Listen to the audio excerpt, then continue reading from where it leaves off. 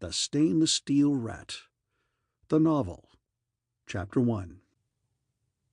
When the office door opened suddenly, I knew the game was up. It had been a money-maker, but it was all over. As the cop walked in, I sat back in the chair and put on a happy grin. He had the same somber expression and heavy foot that they all have, and the same lack of humor. I almost knew to the word what he was going to say before he uttered a syllable. "James Boulevard DiGriz, I arrest you on the charge—" I was waiting for the word charge. I thought it made a nice touch that way. As he said it, I pressed the button that set off the charge of black powder in the ceiling. The crossbeam buckled, and the 3-ton safe dropped through right on the top of the cop's head. He squashed very nicely, thank you. The cloud of plaster dust settled, and all I could see of him was one hand slightly crumpled. It twitched a bit, and the index finger pointed at me accusingly. His voice was a little muffled by the safe and sounded a bit annoyed. In fact, he repeated himself a bit. "On the charge of illegal entry, theft, forgery." He ran on like that for quite a while. It was an impressive list, but I had heard it all before. I didn't let it interfere with my stuffing all the money from the desk drawers into my suitcase. The list ended with a new charge, and I would swear on a stack of 1,000-credit notes that high that there was a hurt note in his voice. In addition, the charge of assaulting a police robot will be added to your record. This was foolish, since my brain and larynx are armored and in my midsection. That I know well, George, but your little two-way radio is in the top of your pointed head, and I don't want you reporting to your friends just yet. One good kick knocked the escape panel out of the wall and gave access to the steps to the basement. As I skirted the rubble on the floor, the robot's fingers snapped out at my leg, but I had been waiting for that, and they closed about 2 inches short. I have been followed by enough police robots to know by now how indestructible they are. You can blow them up or knock them down, and they keep coming after you, dragging themselves by one good finger and spouting saccharine morality all the while. That's what this one was doing. Give up my life of crime and pay my debt to society and such. I could still hear his voice echoing down the stairwell as I reached the basement. Every second was timed now. I had about 3 minutes before they would be on my tail, and it would take me exactly 1 minute and 8 seconds to get clear of the building. That wasn't much of a lead, and I would need all of it. Another kick panel opened out into the label removing room. None of the robots looked up as I moved down the aisle. I would have been surprised if they had. They were all low-grade M-types, short on brains, and good only for simple, repetitive work. That was why I hired them. They had no curiosity as to why they were taking the labels off the filled cans of azote fruits, or what was at the other end of the moving belt that brought the cans through the wall. They didn't even look up when I unlocked the door that was never unlocked that led through the wall. I left it open behind me, as I had no more secrets now. Keeping next to the rumbling belt, I stepped through the jagged hole I had chopped in the wall of the government warehouse. I had installed the belt, too. This and the hole were the illegal acts that I had to do myself. Another locked door opened into the warehouse. The automatic forklift truck was busily piling cans onto the belt and digging fresh ones out of the ceiling-high piles. This forklift had hardly enough brains to be called a robot. It just followed taped directions to load the cans. I stepped around it and dog-trotted down the aisle. Behind me, the sounds of my illegal activity died away. It gave me a warm feeling to still hear it going on full blast like that. It had been one of the nicest little rackets I had ever managed. For a small capital outlay, I had rented the warehouse that backed on the government warehouse.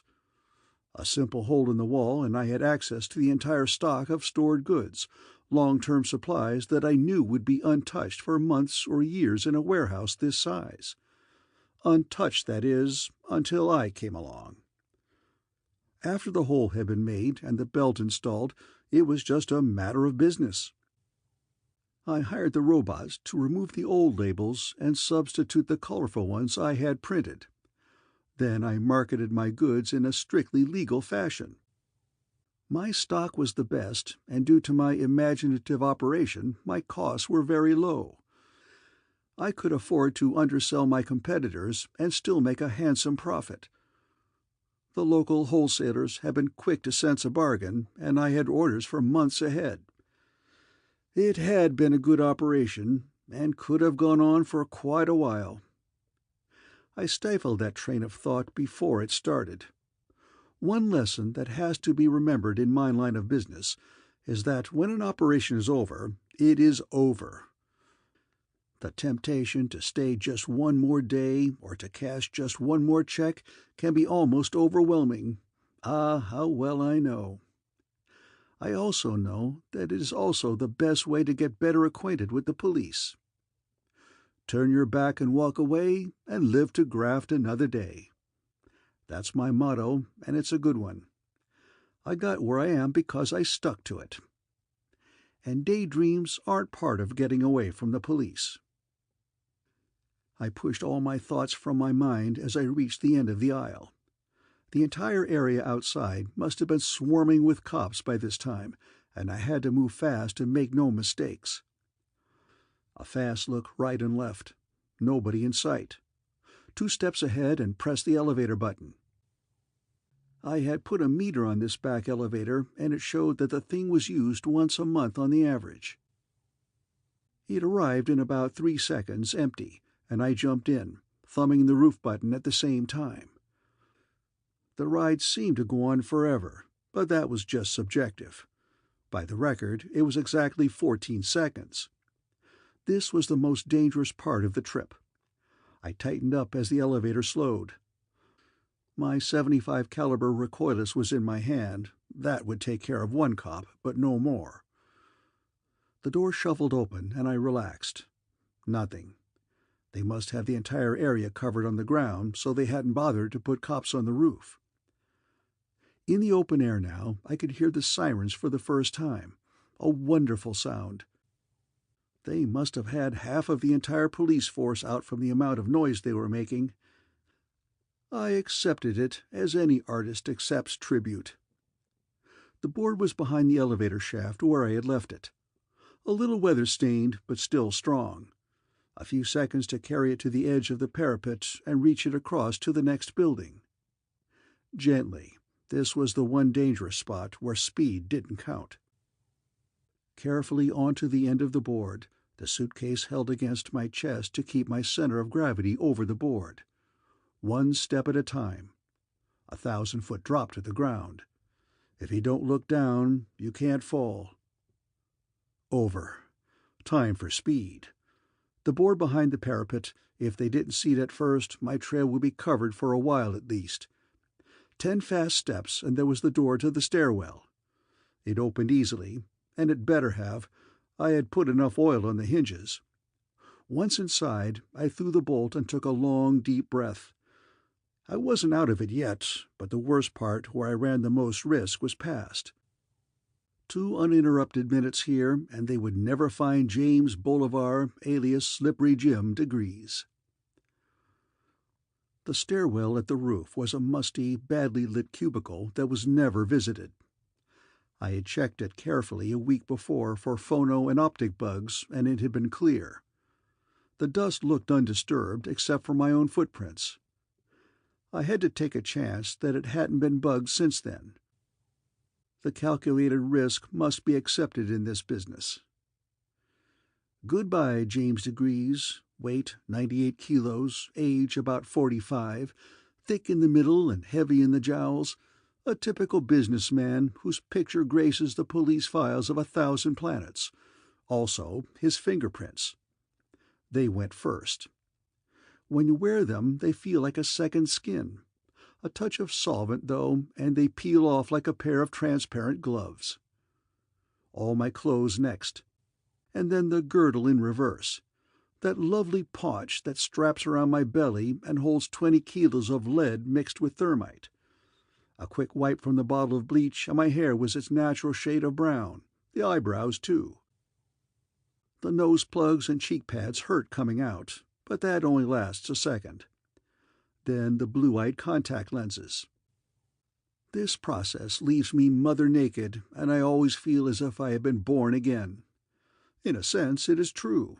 I had become a new man, 20 kilos lighter, 10 years younger, and with a completely different description.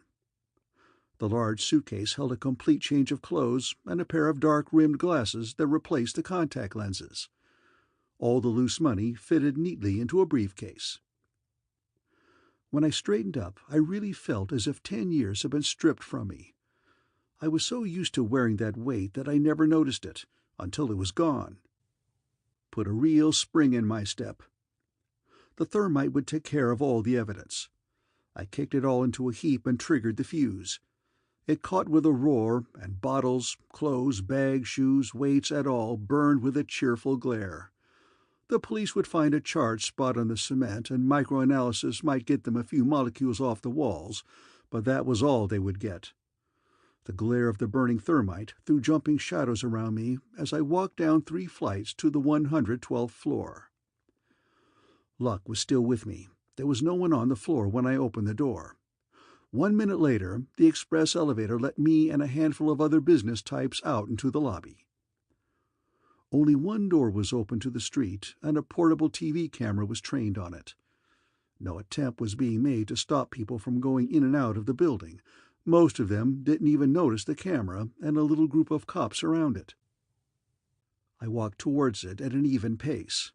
Strong nerves count for a lot in this business.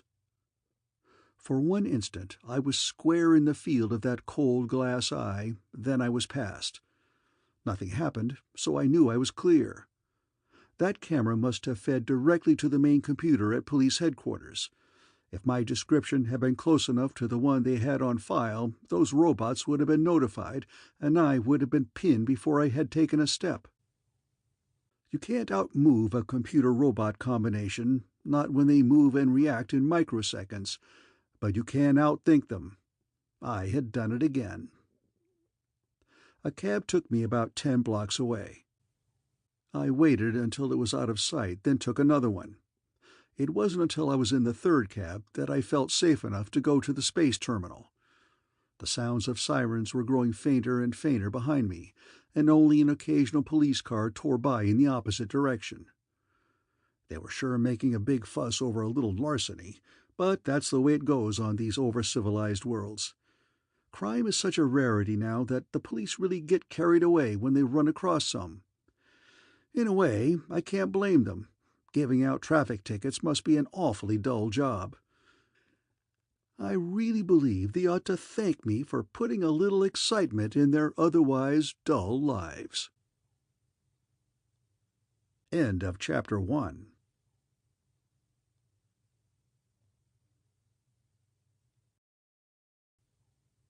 The Stainless Steel Rat, the Novel, Chapter 2. It was a nice ride to the spaceport, being located, of course, far out of town. I had time to lean back and watch the scenery and gather my thoughts. Even time to be a little philosophical. For one thing, I could enjoy a good cigar again. I smoked only cigarettes in my other personality, and never violated that personality, even in the strictest privacy. The cigars were still fresh in the pocket humidor where I had put them 6 months ago. I sucked a long mouthful and blew the smoke out at the flashing scenery. It was good to be off the job, just about as good as being on it. I could never make my mind up which period I enjoyed more. I guess they were both right at the time. My life is so different from that of the overwhelming majority of people in our society that I doubt if I could even explain it to them. They exist in a fat, rich union of worlds that have almost forgotten the meaning of the word crime. There are few malcontents, and even fewer that are socially maladjusted. The few of these that are born, in spite of centuries of genetic control, are caught early and the aberration quickly adjusted. Some don't show their weakness until they are adults. They are the ones who try their hand at petty crime, burglary, shoplifting, or such. They get away with it for a week or two, or a month or two, depending on the degree of their native intelligence. But sure as atomic decay, and just as predestined, the police reach out and pull them in. That is almost the full extent of crime in our organized, dandified society. 99% of it, let's say. It is that last and vital 1% that keeps the police departments in business. That 1% is me, and a handful of men scattered around the galaxy.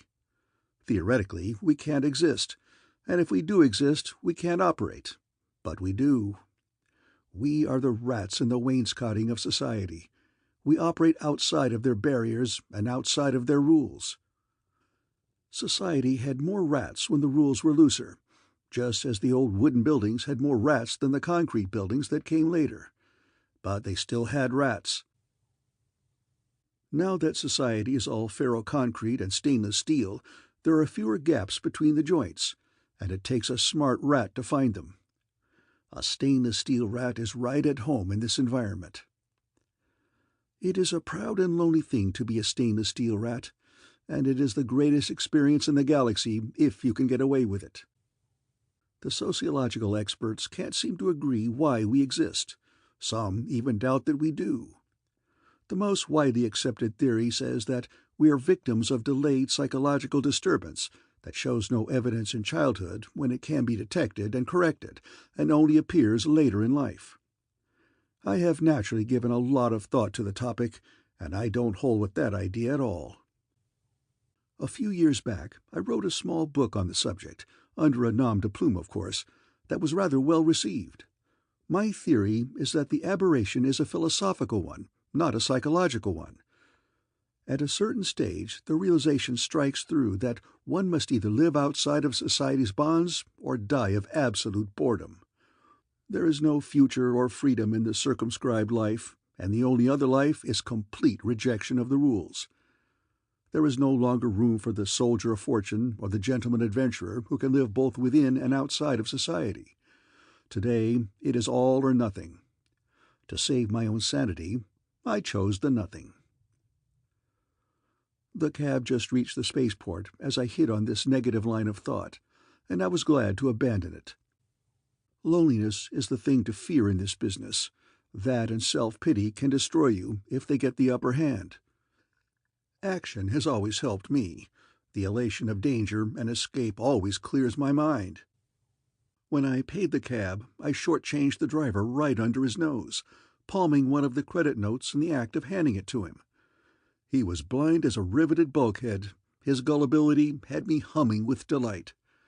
The tip I gave him more than made up the loss, since I only do this sort of petty business to break the monotony. There was a robot clerk behind the ticket window. He had that extra third eye in the center of his forehead that meant a camera. It clicked slightly as I purchased a ticket, recording my face and destination. A normal precaution on the part of the police. I would have been surprised if it hadn't happened. My destination was intersystem, so I doubted if the picture would appear anyplace except in the files. I wasn't making an interstellar hop this time, as I usually did after a big job. It wasn't necessary. After a job, a single world or a small system is too small for more work, but Beta Cygnus has a system of almost 20 planets, all with terrified weather. This planet, 3, was too hot now, but the rest of the system was wide open. There was a lot of commercial rivalry within the system, and I knew their police departments didn't cooperate too well. They would pay the price for that. My ticket was for Maury, number 18, a large and mostly agricultural planet. There were a number of little stores at the spaceport. I shopped them carefully and outfitted a new suitcase with a complete wardrobe and traveling essentials. The tailor was saved for last. He ran up a couple of traveling suits and a formal kilt for me, and I took them into the fitting booth. Strictly by accident, I managed to hang one of the suits over the optic bug in the wall and made undressing sounds with my feet while I doctored the ticket I had just bought. The other end of my cigar cutter was a punch. With it, I altered the keyed holes that indicated my destination. I was now going to Planet 10, not 18, and I had lost almost 200 credits with the alteration.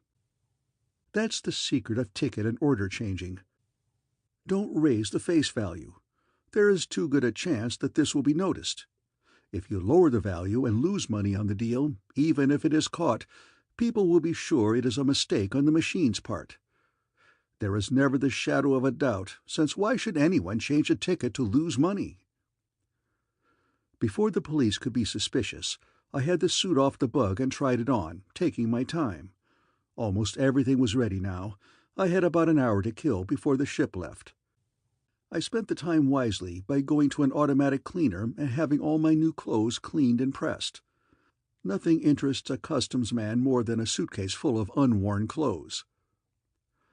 Customs was a snap, and when the ship was about half full, I boarded her and took a seat near the hostess.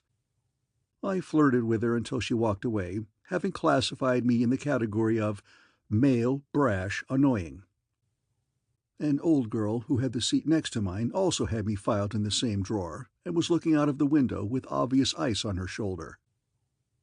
I dozed off happily, since there's one thing better than not being noticed, and that is being noticed and filed into a category. Your description gets mixed up with every other guy in the file, and that is the end of it. When I woke up, we were almost to Planet 10. I half-dozed in the chair until we touched down, then smoked a cigar while my bag cleared customs. My locked briefcase of money raised no suspicions, since I had foresightedly forged paper 6 months ago with my occupation listed as bank messenger.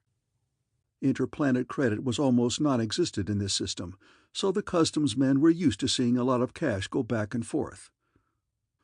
Almost by habit, I confused the trail a little more, and ended up in the large manufacturing city of Brugge, over 1,000 kilometers from the point where I had landed. Using an entirely new set of identification papers, I registered at a quiet hotel in the suburbs. Usually after a big job like this, I rest up for a month or two. This was one time, though, I didn't feel like a rest. While I was making small purchases around town to rebuild the personality of James DiGriz, I was also keeping my eyes open for new business opportunities. The very first day I was out, I saw what looked like a natural, and each day it looked better and better. One of the main reasons I have stayed out of the arms of the law for as long as I have is that I have never repeated myself. I have dreamed up some of the sweetest little rackets, run them off once, then stayed away from them forever after. About the only thing they had in common was the fact that they all made money. About the only thing I hadn't hit to date was out-and-out armed robbery. It was time for a change, and it looked like that was it. While I was rebuilding the paunchy personality of Slippery Jim, I was making plans for the operation. Just about the time the fingerprint gloves were ready, the entire business was planned. It was simple, like all good operations should be. The less details there are, the less things there are that can go wrong. I was going to hold up Mariah's, the largest retail store in the city. Every evening at exactly the same time, an armored car took the day's receipts to the bank. It was a tempting prize, a gigantic sum in untraceable small bills. The only real problem, as far as I was concerned, was how one man could handle the sheer bulk and weight of all that money. When I had an answer to that, the entire operation was ready. All the preparations were, of course, made only in my mind, until the personality of James DiGriz was again ready. The day I slipped that weighted belly back on, I felt I was back in uniform. I lit my first cigarette almost with satisfaction, then went to work. A day or two for some purchases and a few simple thefts, and I was ready. I scheduled the following afternoon for the job. A large tractor truck that I had bought was the key to the operation, along with some necessary alterations I had made to the interior. I parked the truck in an L-shaped alley about a half-mile from Mariah's. The truck almost completely blocked the alley, but that wasn't important, since it was used only in the early morning. It was a leisurely stroll back to the department store. I reached it at almost the same moment that the armored truck pulled up. I leaned against the wall of the gigantic building while the guards carried out the money. My money. To someone of little imagination, I suppose it would have been an awe-inspiring sight. At least 5 armed guards standing around the entrance, 2 more inside the truck, as well as the driver and his assistant. As an added precaution, there were 3 motorcycles purring next to the curb. They would go with the truck as protection on the road. Oh, very impressive. I had to stifle a grin behind my cigarette when I thought about what was going to happen to those elaborate precautions. I had been counting the hand trucks of money as they rolled out of the door. There were always 15, no more, no less. This practice made it easy for me to know the exact time to begin. Just as 14 was being loaded into the armored truck, load number 15 appeared in the store entrance. The truck driver had been counting the way I had. He stepped down from the cab and moved to the door in the rear in order to lock it when loading was finished. We synchronized perfectly as we strolled by each other. At the moment he reached the rear door, I reached the cab. Quietly and smoothly, I climbed up into it and slammed the door behind me. The assistant had just enough time to open his mouth and pop his eyes when I placed an anesthetic bomb on his lap. He slumped in an instant. I was, of course, wearing the correct filter plugs in my nostrils.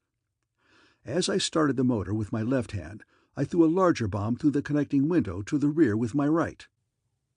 There were some reassuring thumps as the guards there dropped over the bags of change. This entire process hadn't taken 6 seconds. The guards on the steps were just waking up to the fact that something was wrong. I gave them a cheerful wave through the window and gunned the armored truck away from the curb. One of them tried to run and throw himself through the open rear door, but he was a little too late.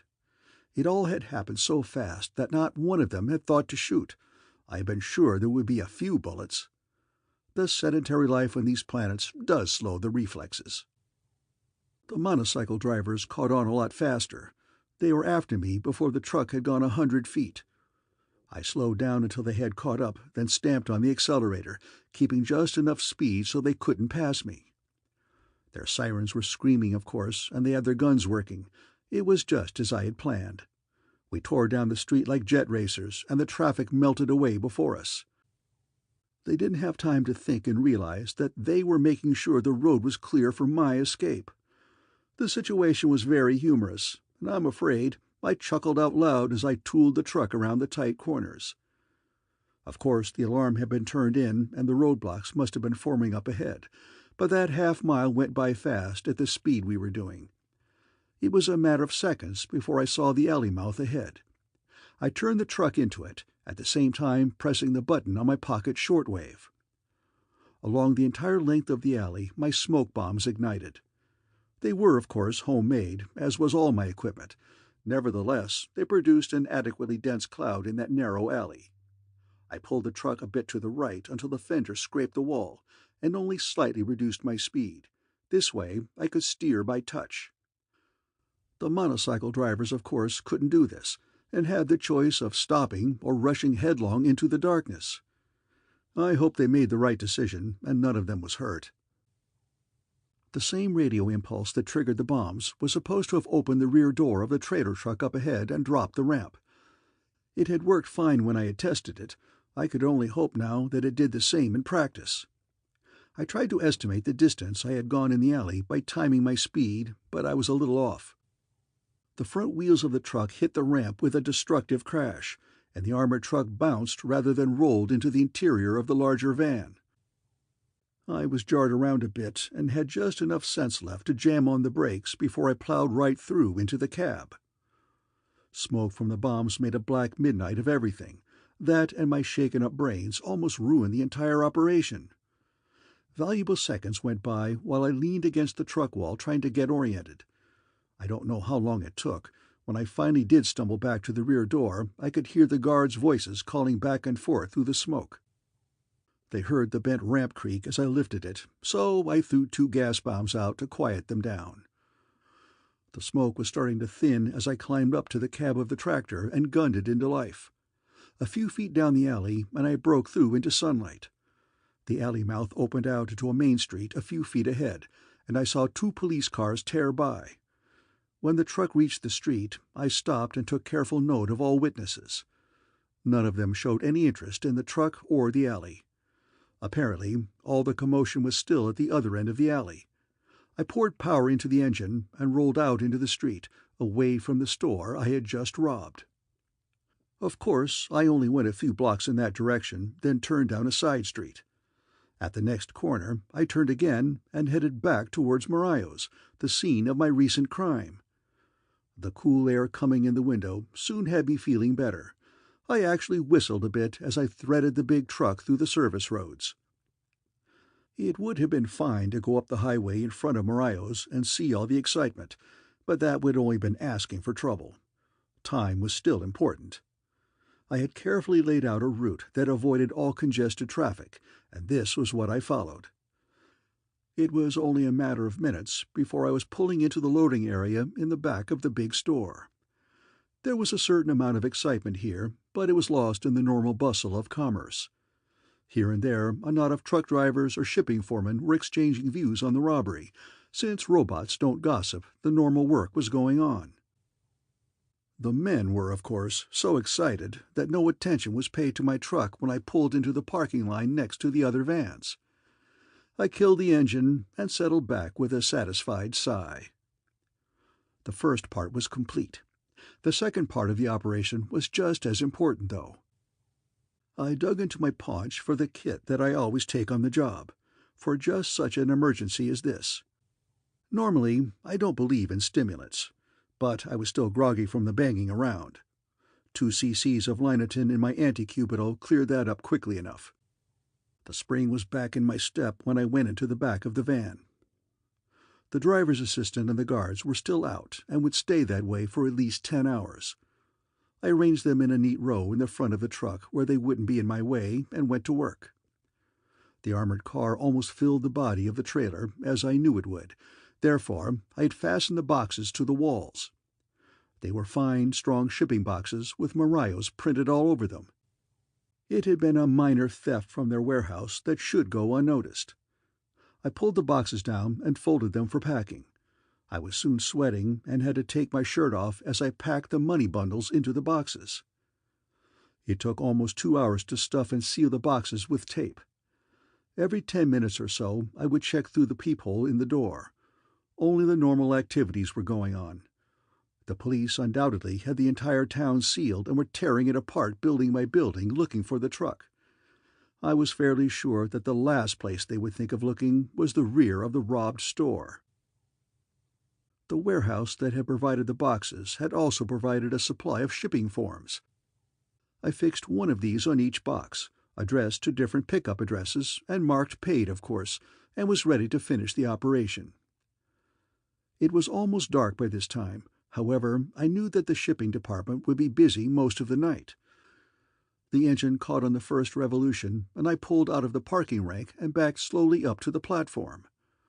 There was a relatively quiet area where the shipping dock met the receiving dock. I stopped the trailer as close to the dividing line as I could. I didn't open the rear door until all the workmen were faced in a different direction. Even the stupidest of them would have been interested in why a truck was unloading the firm's own boxes. As I piled them up on the platform, I threw a tarp over them. It only took a few minutes. Only when the truck gates were closed and locked did I pull off the tarp and sit down on the boxes for a smoke. It wasn't a long wait. Before the cigarette was finished, a robot from the shipping department passed close enough for me to call him. "Over there. The M-19 that was loading these burned out a brake band. You better see that they're taken care of." His eyes glowed with the light of duty. Some of these higher M-types take their job very seriously. I had to step back quickly as the forklifts and M-trucks appeared out of the doors behind me. There was a scurry of loading and sorting, and my haul vanished down the platform. I lighted another cigarette and watched for a while as the boxes were coded and stamped and loaded on the outgoing trucks and local belts. All that was left for me now was the disposing of the truck on some side street and changing personalities. As I was getting into the truck, I realized for the first time that something was wrong. I, of course, had been keeping an eye on the gate, but not watching it closely enough. Trucks had been going in and out. Now the realization hit me like a hammer blow over the solar plexus. They were the same trucks going both ways. A large, red cross-country job was just pulling out. I heard the echo of its exhaust roar down the street, then die away to an idling grumble. When it roared up again, it didn't go away. Instead, the truck came in through the second gate. There were police cars waiting outside that wall, waiting for me. End of Chapter 2.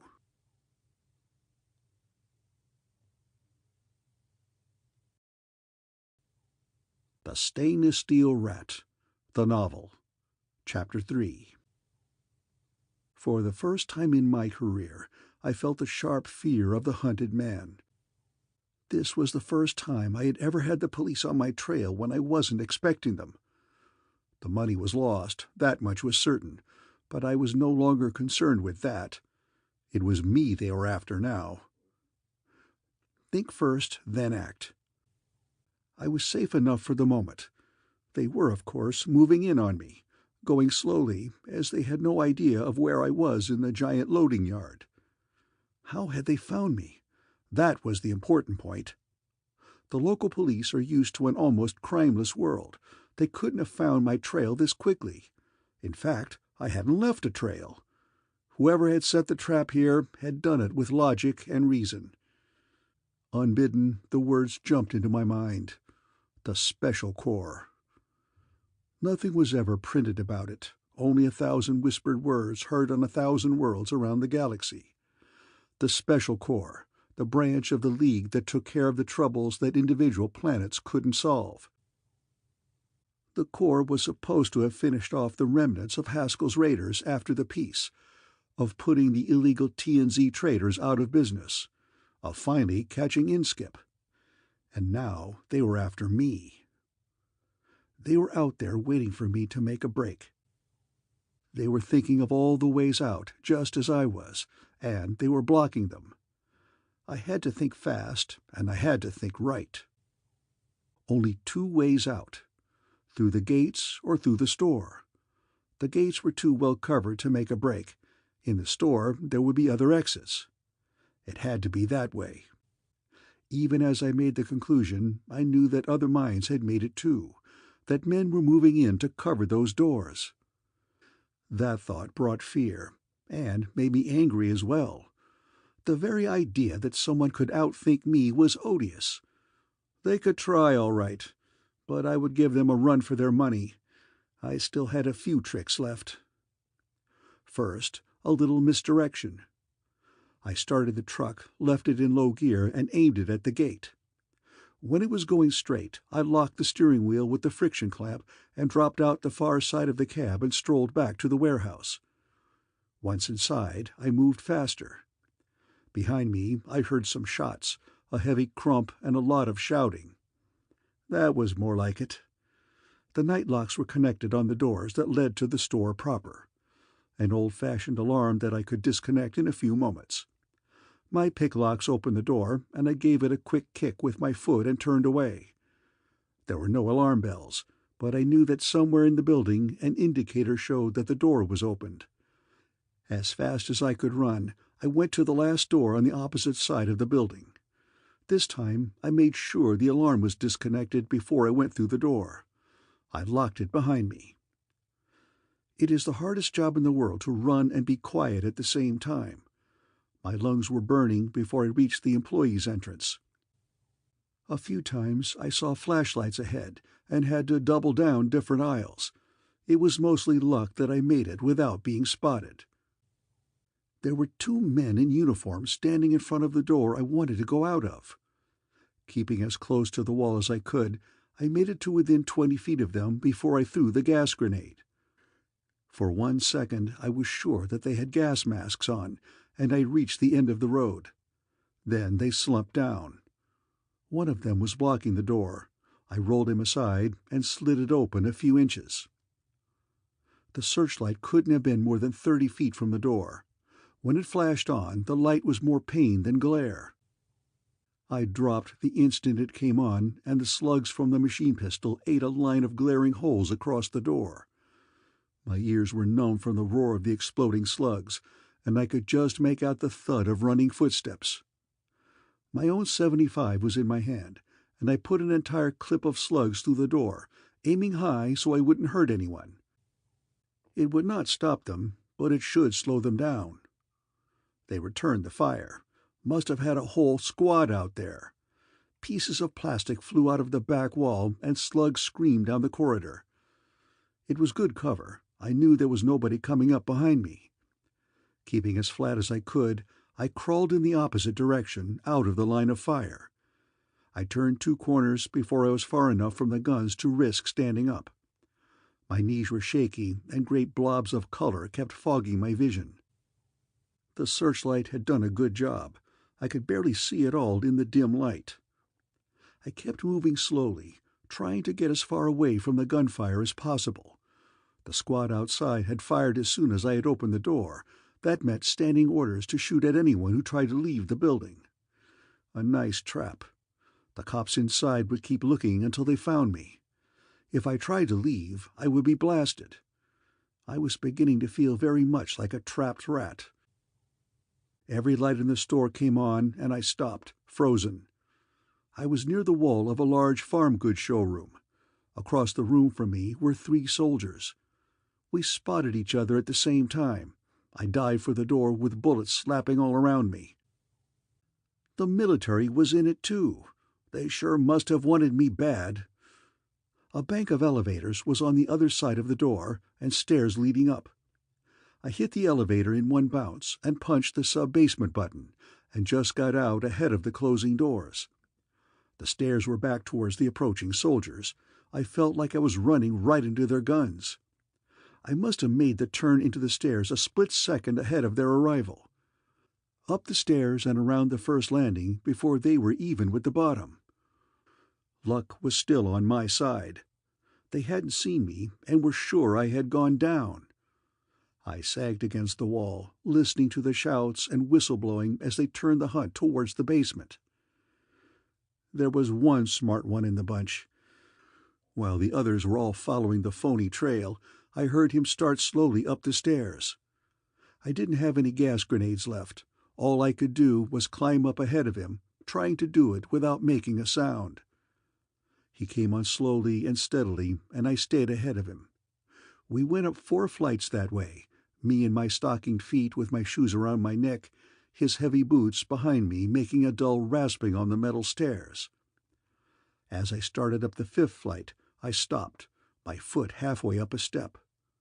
Someone else was coming down, someone wearing the same kind of military boots. I found the door to the hall, opened it behind me, and slipped through. There was a long hall in front of me lined with offices of some kind. I began to run the length of it, trying to reach a turning before the door behind me could open and those exploding slugs tear me in half. The hall seemed endless, and I suddenly realized I would never reach the end in time.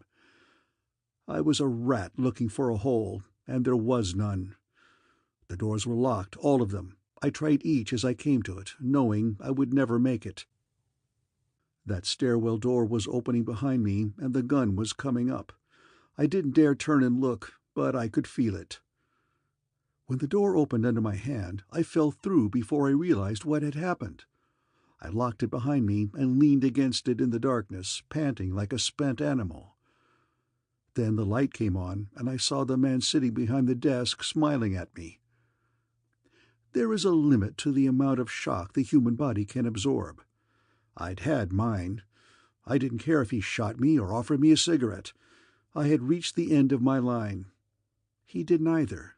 He offered me a cigar instead. "Have one of these, DiGriz. I believe they're your brand." The body is a slave of habit. Even with death a few inches away, it will respond to established custom. My fingers moved of their own volition and took the cigar. My lips clenched it, and my lungs sucked it into life. And all the time my eyes watched the man behind the desk waiting for death to reach out. It must have shown. He waved towards a chair and carefully kept both hands in sight on top of the desk. I still had my gun. It was trained on him. "Sit down, DiGriz, and put that cannon away. If I wanted to kill you, I could have done it a lot easier than herding you into this room."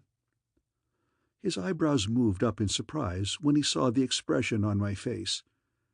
"Don't tell me you thought it was an accident that you ended up here." I had, up until that moment. and the lack of intelligent reasoning on my part brought on a wave of shame that snapped me back to reality. I had been outwitted and outfought. The least I could do was surrender graciously. I threw the gun on the desk and dropped into the offered chair. He swept the pistol neatly into a drawer and relaxed a bit himself. "Had me worried there for a minute, the way you stood there rolling your eyes and waving this piece of field artillery around." "Who are you?" He smiled at the abruptness of my tone. "Well, it doesn't matter who I am. What does matter is the organization that I represent." "The Corps?" "Exactly. The Special Corps. You didn't think I was the local police, did you? They have orders to shoot you on sight. It was only after I told them how to find you that they let the Corps come along on the job. I have some of my men in the building. They're the ones who herded you up here. The rest are all locals with itchy trigger fingers." It wasn't very flattering, but it was true. I had been pushed around like a Class M robot, with every move charted in advance. The old boy behind the desk, for the first time I realized he was about 65, really had my number. The game was over. "All right, Mr. Detective, you have me, so there is no sense in gloating. What's next on the program? Psychological reorientation, lobotomy, or just plain firing squad?" "None of those, I'm afraid.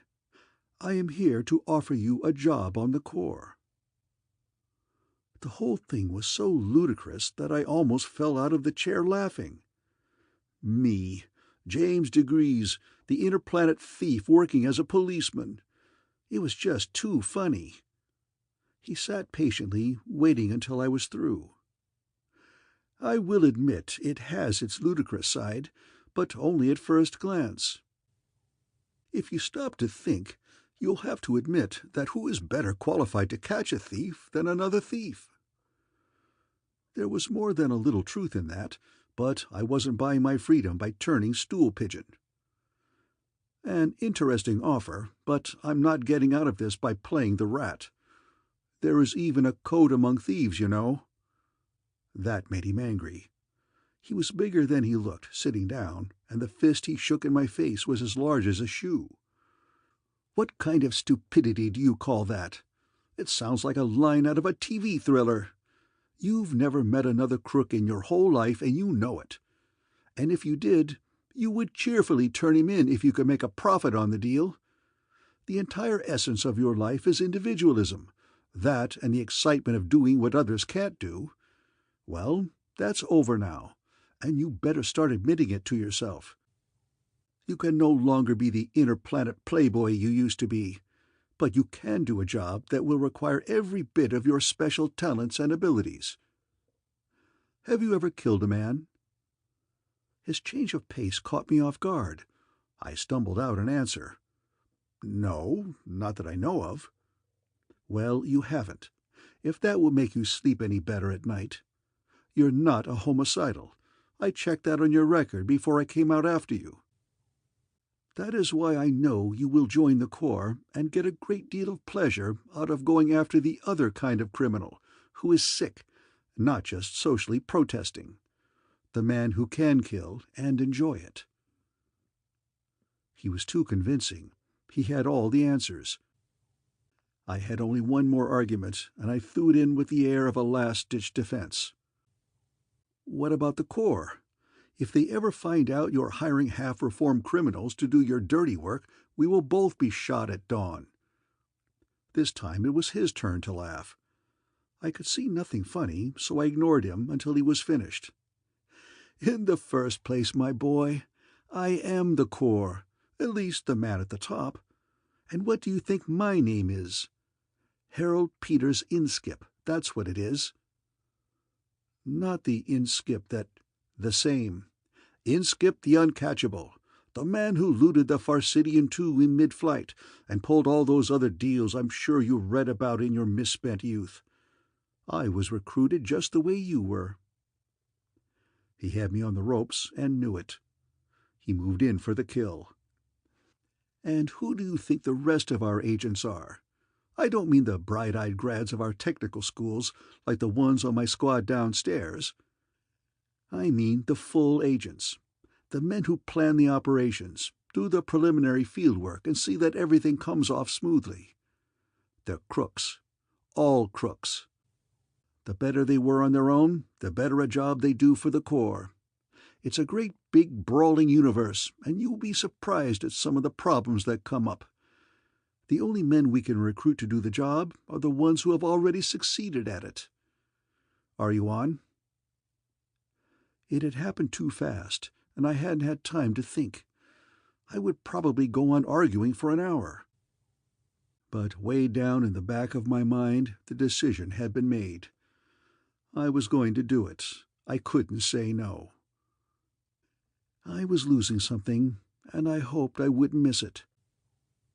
No matter what freedom I had working with an organization, I would still be working with other people.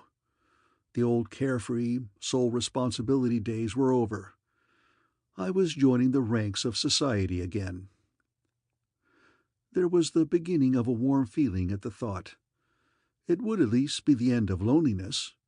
Friendship would make up for what I had lost. End of Chapter 3.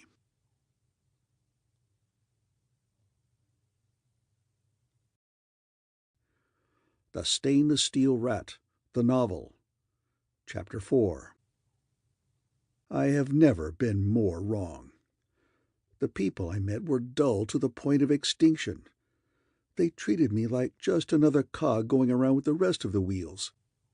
I was coggy all right, and kept wondering how I had ever gotten into this mess. Not really wondering, since the memory was still quite vivid.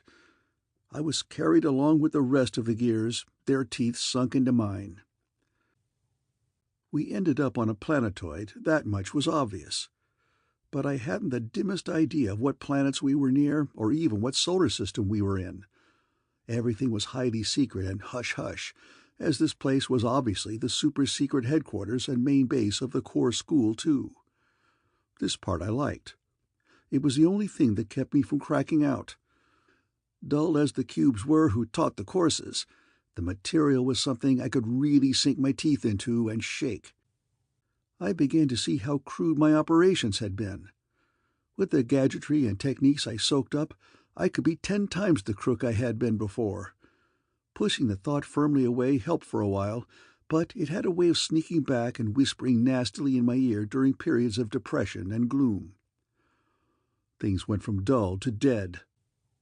Half my time was spent working at the files, learning about the numberless successes and few failures of the Corps.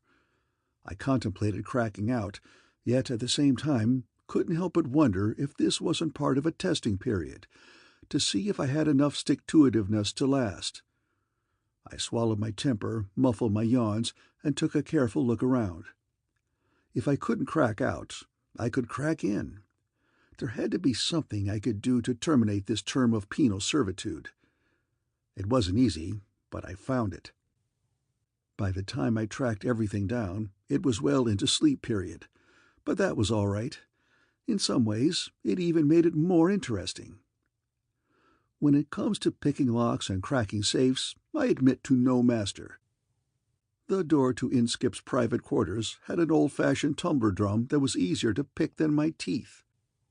I must have gone through that door without breaking step. Quiet as I was, though, Inskip still heard me. The light came on. There he was sitting up in bed, pointing a .75 caliber recoilless at my sternum. "You should have more brains than that, DiGriz," he snarled. "Creeping into my room at night? You could have been shot." "No, I couldn't," I told him, as he stowed the cannon back under his pillow. "A man with a curiosity bump as big as yours will always talk first and shoot later. And besides, none of this pussyfooting around in the dark would be necessary if your screen was open and I could have got a call through." Inskip yawned and poured himself a glass of water from the dispenser unit above the bed. "Just because I head the Special Corps doesn't mean that I am the Special Corps," he said moistly while he drained the glass. "I have to sleep sometime. My screen is open only for emergency calls, not for every agent who needs his hand held." "Meaning I am in the hand-holding category?" I asked with as much sweetness as I could. "Put yourself in any category you damn well please," he grumbled as he slumped down in the bed. "And also, put yourself out in the hall and see me tomorrow during working hours." He was at my mercy, really. He wanted sleep so much, and he was going to be wide awake so very soon. "Do you know what this is?" I asked him, poking a large glossy pick under his long broken nose. One eye opened slowly. "Big warship of some kind. Looks like Empire lines. Now, for the last time, go away," he said. "A very good guess for this late at night," I told him cheerily. "It is a late Empire battleship of the Warlord class. Undoubtedly one of the most truly efficient engines of destruction ever manufactured.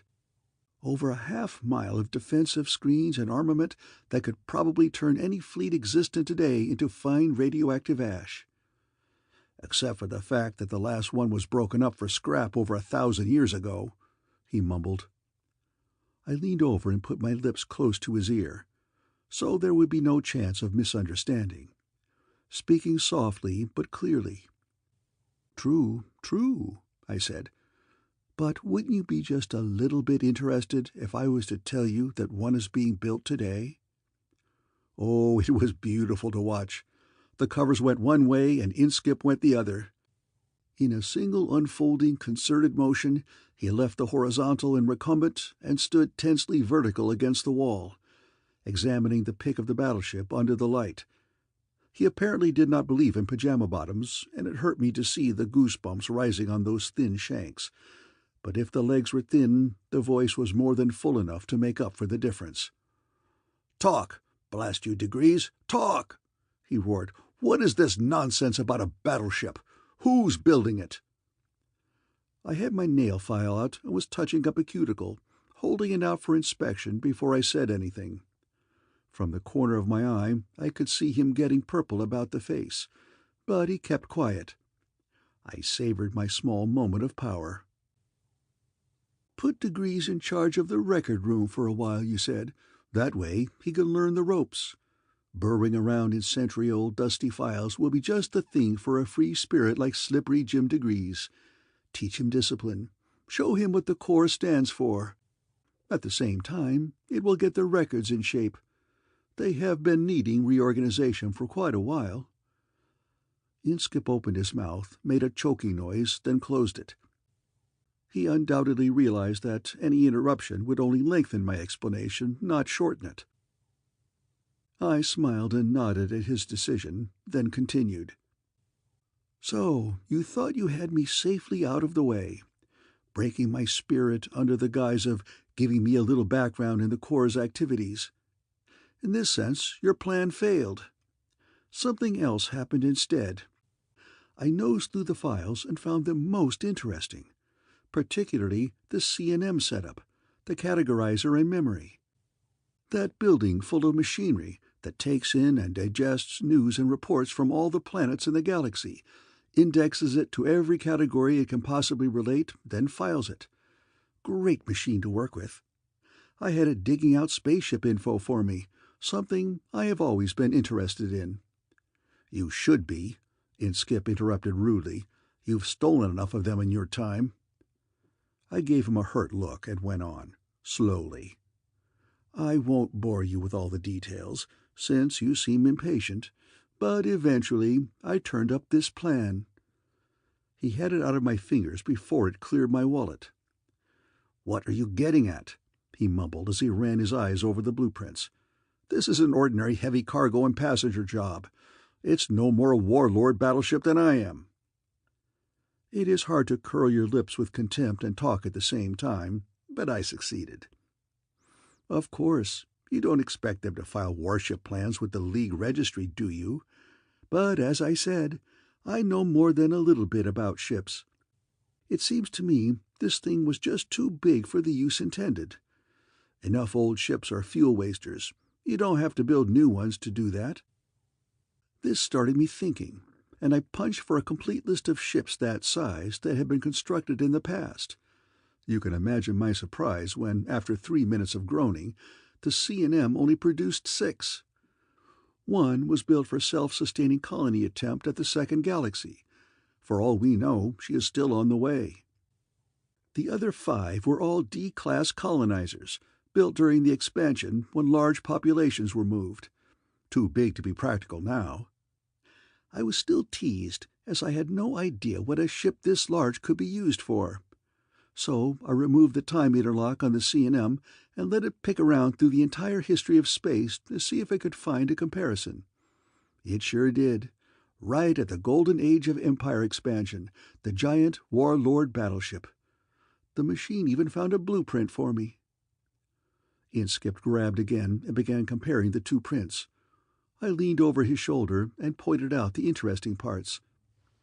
Notice, if the engine room specs are changed slightly to include this cargo hold, there is plenty of room for the brutes needed. This superstructure, obviously just tacked onto the plans, gets thrown away and turrets take its place. The hulls are identical. A change here, a shift there, and the stodgy freighter becomes the fast battle wagon. These changes could be made during construction, then plans filed. By the time anyone in the League found out what was being built, the ship would be finished and launched. Of course, this could all be coincidence. The plans of a newly built ship agreeing to 6 places with those of a ship built 1,000 years ago. But if you think so, I will give you 100-to-1 odds you are wrong, any size bet you name. I wasn't winning any sucker bets that night. Inskip had led just as crooked a youth as I had, and needed no help in smelling a fishy deal. While he pulled on his clothes, he shot questions at me. And the name of the peace-loving planet that is building this bad memory from the past? Citanuvo, second planet of a B star in Corona Borealis. No other colonized planets in the system. Never heard of it, Inskip said as we took the private drop chute to his office. Which may be a good or a bad sign. Wouldn't be the first time trouble came from some out-of-the-way spot I never even knew existed. With the automatic disregard for others of the truly dedicated, he pressed the scramble button on his desk. Very quickly, sleepy-eyed clerks and assistants were bringing files and records. We went through them together. Modesty prevented me from speaking first, but I had a very short wait before Inskip reached the same conclusion I had. He hurled a folder the length of the room and scowled out at the harsh dawn light. "The more I look at this thing," he said, "the fishier it gets. This planet seems to have no possible motive or use for a battleship. But they are building one. That I will swear on a stack of 1,000 credit notes as high as this building. Yet what will they do with it when they have it built? They have an expanding culture, no unemployment, a surplus of heavy metals and ready markets for all they produce. No hereditary enemies, feuds or the like. If it wasn't for this battleship thing, I would call them an ideal League planet. I have to know more about them." "I've already called the spaceport, in your name, of course," I told him.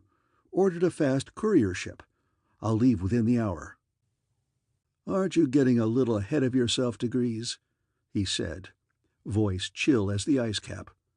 "I still give the orders, and I'll tell you when you're ready for an independent command." I was sweetness and light because a lot depended on his decision. "Just trying to help, Chief. Get things ready in case you wanted more info. And this isn't really an operation, just a reconnaissance. I can do that as well as any of the experienced operators, and it may give me the experience I need so that someday I too will be qualified to join the ranks." "All right," he said. "Stop shoveling it on while I can still breathe. Get out there. Find out what is happening. Then get back. Nothing else. And that's an order." By the way he said it, I knew he thought there was little chance of its happening that way. And he was right. End of Chapter 4.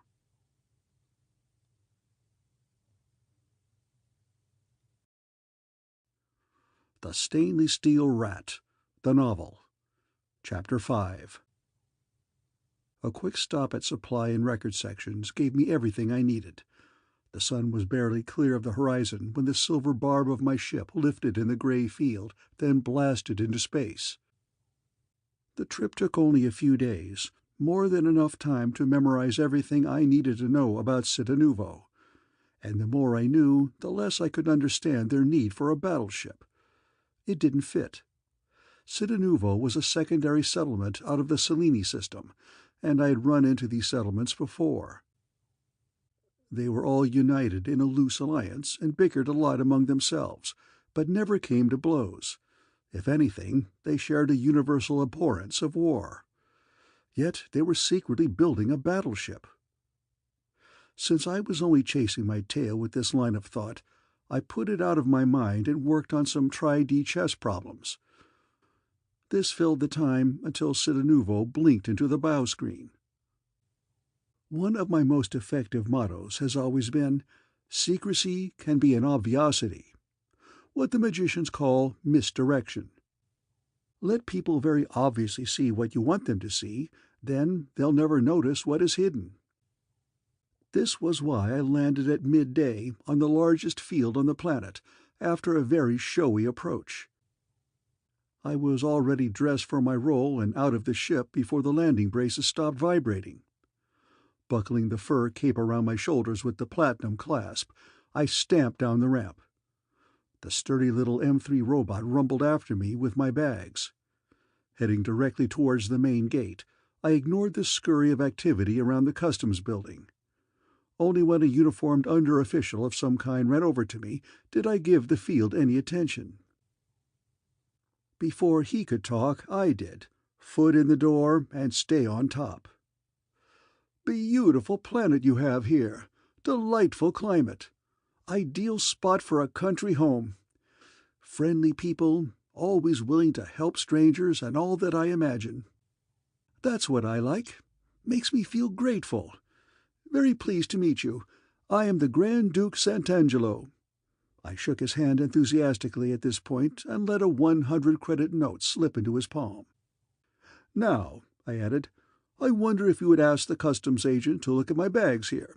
Don't want to waste time, do we? The ship is open. They can check that whenever they please. My manner, clothes, jewelry, the easy way I passed money around, and the luxurious sheen of my bags could mean only one thing. There was little that was worth smuggling into or out of Cittanuvo. Certainly nothing a rich man would be interested in. The official murmured something with a smile, spoke a few words into his phone, and the job was done. A small wave of customs men hung stickers on my luggage, peeked into one or two for conformity's sake, and waved me through. I shook hands all around, a rustling hand clasp, of course, then was on my way. A cab was summoned, a hotel suggested. I nodded agreement and settled back while the robot loaded the bags about me. The ship was completely clean. Everything I might need for the job was in my luggage. Some of it quite lethal and explosive, and very embarrassing if it were discovered in my bags. In the safety of my hotel suite, I made a change of clothes and personality, after the robot had checked the rooms for bugs. And very nice gadgets, too, these core robots. It looked and acted like a moron M3 all the time. It was anything but. The brain was as good as any other robot brain I have known, plus the fact that the chunky body was crammed with devices and machines of varying use. It chugged slowly around the room, moving my bags and laying out my kit, and all the time following a careful route that covered every inch of the suite. When it had finished, it stopped and called the all clear. All rooms checked. Results negative except for one optic bug in that wall. Should you be pointing like that? I asked the robot. Might make people suspicious, you know. Impossible, the robot said with mechanical surety. I brushed against it, and it is now unserviceable. With this assurance, I pulled off my flashy clothes and slipped into the midnight black dress uniform of an admiral in the League Grand Fleet. It came complete with decorations, gold bullion, and all the necessary documents. I thought it a little showy myself, but it was just the thing to make the right impression on Cittanuvo. Like many other planets, this one was uniform conscious. Delivery boys, street cleaners, clerks, All had to have characteristic uniforms. Much prestige attached to them, and my black dress outfit should rate as high as any uniform in the galaxy. A long cloak would conceal the uniform while I left the hotel, but the gold-encrusted helmet and a briefcase of papers were a problem. I had never explored all the possibilities of the pseudo-M3 robot. Perhaps it could be of help. "You there, short and chunky," I called. "Do you have any concealed compartments or drawers built into your steel hide? If so, let's see." For a second, I thought the robot had exploded. The thing had more drawers in it than a battery of cash registers. Big, small, flat, thin, they shot out on all sides. One held a gun, and 2 more were stuffed with grenades. The rest were empty. I put the hat in one, the briefcase in another, and snapped my fingers. The drawer slid shut, and its metal hide was as smooth as ever. I pulled on a fancy sports cap, buckled the cape up tight, and was ready to go. The luggage was all booby-trapped and could defend itself. Guns, gas, poison needles, the usual sort of thing. In the last resort, it would blow itself up. The M3 went down by a freight elevator. I used a back stairs, and we met in the street. Since it was still daylight, I didn't take a heli, but rented a ground car instead. We had a leisurely drive out into the country and reached President Ferraro's house after dark. As befitted the top official of a rich planet, the place was a mansion. But the security precautions were ludicrous, to say the least.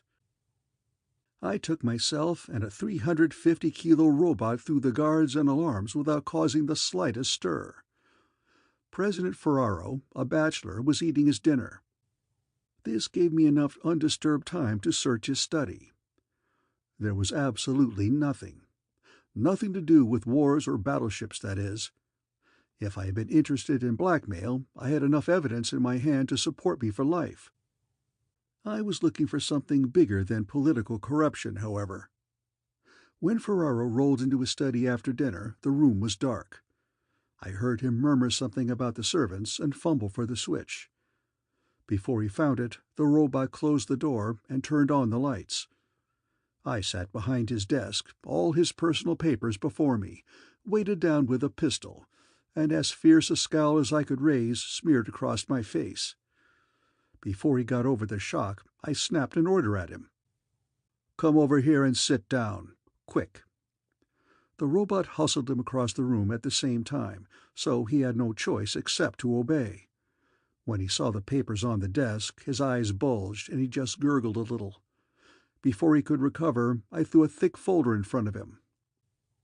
"I am Admiral Thar, League Grand Fleet. These are my credentials. You had better check them." Since they were as good as any real admiral's, I didn't worry in the slightest. Ferraro went through them as carefully as he could in his rattled state, even checking the seals under UV. It gave him time to regain a bit of control, and he used it to bluster. "What do you mean by entering my private quarters and burglaring?" "You're in very bad trouble," I said in as gloomy a voice as I could muster. Ferraro's tanned face went a dirty gray at my words. I pressed the advantage. "I am arresting you for conspiracy, extortion, theft, and whatever other charges develop after a careful review of these documents. Seize him." This last order was directed at the robot, who was well briefed in its role. It rumbled forward and locked its hand around Ferraro's wrist, handcuff style. He barely noticed. "I can explain," he said desperately. "Everything can be explained. There is no need to make such charges. I don't know what papers you have there, so I wouldn't attempt to say they are all forgeries. I have many enemies, you know. If the League knew the difficulties faced on a backward planet like this—" "That will be entirely enough," I snapped, cutting him off with a wave of my hand. "All those questions will be answered by a court at the proper time. There is only one question I want an answer to now. Why are you building that battleship?" The man was a great actor. His eyes opened wide, his jaw dropped, He sank back into the chair as if he had been tapped lightly with a hammer. When he managed to speak, the words were completely unnecessary. He had already registered every evidence of injured innocence. "What battleship?" he gasped. "The Warlord-class battleship that is being built at the Cenerentola space yards, disguised behind these blueprints." I threw them across the desk to him and pointed to the one corner. "Those are your initials there, authorizing construction." Ferraro still had the baffled act going as he fumbled with the papers, examined the initials and such. I gave him plenty of time. He finally put them down, shaking his head. "I know nothing about any battleship. These are the plans for a new cargo liner. Those are my initials. I recall putting them there." I phrased my question carefully, as I had him right where I wanted him now. "You deny any knowledge of the Warlord battleship that is being built from these modified plans?" "These are the plans for an ordinary passenger freighter, that is all I know." His words had the simple innocence of a young child's. Was he ever caught? I sat back with a relaxed sigh and lit a cigar. "Wouldn't you be interested in knowing something about that robot who is holding you?" I said. He looked down, as if aware for the first time that the robot had been holding him by the wrist during the interview. "That is no ordinary robot. It has a number of interesting devices built into its fingertips. Thermocouples, galvanometers, things like that. While you talked, it registered your skin temperature, blood pressure, amount of perspiration and such. In other words, it is an efficient and fast-working lie detector. We will now hear all about your lies." Ferraro pulled away from the robot's hand as if it had been a poisonous snake. I blew a relaxed smoke ring. "Report," I said to the robot. "Has this man told any lies?" "Many," the robot said. "Exactly 74% of all statements he made were false." "Very good," I nodded, throwing the last lock on my trap. "That means he knows all about this battleship." "The subject has no knowledge of the battleship," the robot said coldly. "All of his statements concerning the construction of this ship were true." Now it was my turn for the gaping and eye-popping act while Ferraro pulled himself together. He had no idea I wasn't interested in his other hanky-panky, but could tell I had had a low blow. It took an effort, but I managed to get my mind back into gear and consider the evidence. If President Ferraro didn't know about the battleship, he must have been taken in by the cover-up job. But if he wasn't responsible, who was? Some militaristic clique that meant to overthrow him and take power? I didn't know enough about the planet, so I enlisted Ferraro on my side. This was easy, even without the threat of exposure of the documents I'd found in his files. Using their disclosure as a prod, I could have made him jump through hoops. It wasn't necessary. As soon as I showed him the different blueprints and explained the possibilities, he understood. If anything, he was more eager than I was to find out who was using his administration as a cat's paw. By silent agreement, the documents were forgotten. We agreed that the next logical step would be the Cenerentola space yards. He had some idea of sniffing around quietly first, trying to get a line to his political opponents. I gave him to understand that the League, and the League Navy in particular, wanted to stop the construction of the battleship. After that, he could play his politics. With this point understood, he called his car and squadron of guards, and we made a parade to the shipyards. It was a 4-hour drive, and we made plans on the way down. The space yard manager was named Rocca, and he was happily asleep when we arrived, but not for long. The parade of uniforms and guns in the middle of the night had him frightened into a state where he could hardly walk. I imagine he was as full of petty larceny as Ferraro. No innocent man could have looked so terror-stricken. Taking advantage of the situation, I latched my motorized lie detector onto him and began snapping the questions. Even before I had all the answers, I began to get the drift of things. They were a little frightening, too. The manager of the space yard that was building the ship had no idea of its true nature. Anyone with less self-esteem than myself, or who had led a more honest early life, might have doubted his own reasoning at that moment. I didn't. The ship on the ways still resembled a warship to 6 places. And knowing human nature the way I do, that was too much of a coincidence to expect. Occam's razor always points the way. If there are 2 choices to take the simpler. In this case, I chose the natural acquisitive instinct of man as opposed to blind chance and accident. Nevertheless, I put the theory to the test. Looking over the original blueprints again, the big superstructure hit my eye. In order to turn the ship into a warship, that would have to be one of the first things to go. "Raka," I barked in what I hoped was authentic old space dog manner. "Look at these plans, at this space-going front porch here. Is it still being built onto the ship?" He shook his head at once and said, "No, the plans were changed. We had to fit in some kind of new meteor-repelling gear for operating in the planetary debris belt." I flipped through my case and drew out a plan. "Does your new gear look anything like this?" I asked, throwing it across the table to him. He rubbed his jaw while he looked at it. "Well," he said hesitatingly, "I don't want to say for certain. After all, these details aren't in my department. I'm just responsible for final assembly, not unit work. But this surely looks like the thing they installed. Big thing. Lots of power leads." It was a battleship, all right, no doubt of that now. I was mentally reaching around to pat myself on the back when the meaning of his words sank in. "Installed?"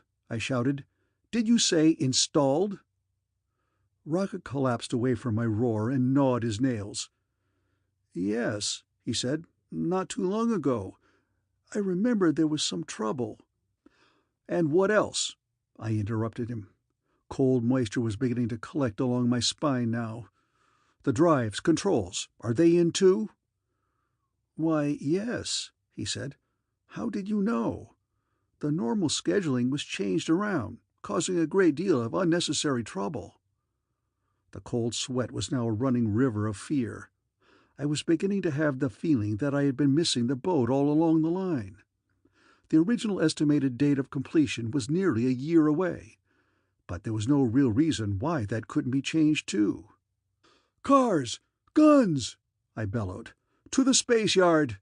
If that ship is anywhere near completion, we are in big, big trouble." All the board guards had a great time with the sirens, lights, accelerators on the floor, and that sort of thing. We blasted a screaming hole through the night right to the space yard and through the gate. It didn't make any difference. We were still too late. A uniformed watchman frantically waved to us, and the whole convoy jerked to a stop. The ship was gone. Raka couldn't believe it. Neither could the president. They wandered up and down the empty ways where it had been built. I just crunched down in the back of the car, chewing my cigar to pieces and cursing myself for being a fool. I had missed the obvious fact, being carried away by the thought of a planetary government building a warship. The government was involved, for sure, but only as a pawn. No little planet-bound political mind could have dreamed up as big a scheme as this. I smelled a rat, a stainless steel one. Someone who operated the way I had done before my conversion. Now that the rodent was well out of the bag, I knew just where to look, and had a pretty good idea of what I would find. Raka, the space yard manager, had staggered back and was pulling at his hair, cursing and crying at the same time. President Ferraro had his gun out and was staring at it grimly. It was hard to tell if he was thinking of murder or suicide. I didn't care which. All he had to worry about was the next election, when the voters in the political competition would carve him up for losing the ship. My troubles were a little bigger. I had to find the battleship before it blasted its way across the galaxy. "Rocca," I shouted, "get into the car. I want to see your records, all of your records, and I want to see them right now." He climbed wearily in and had directed the driver before he fully realized what was happening. Blinking at the sickly light of dawn brought him slowly back to reality. "But, Admiral, the hour. Everyone will be asleep." I just growled, but it was enough. Rocca caught the idea from my expression and grabbed the car phone. The office doors were open when we got there.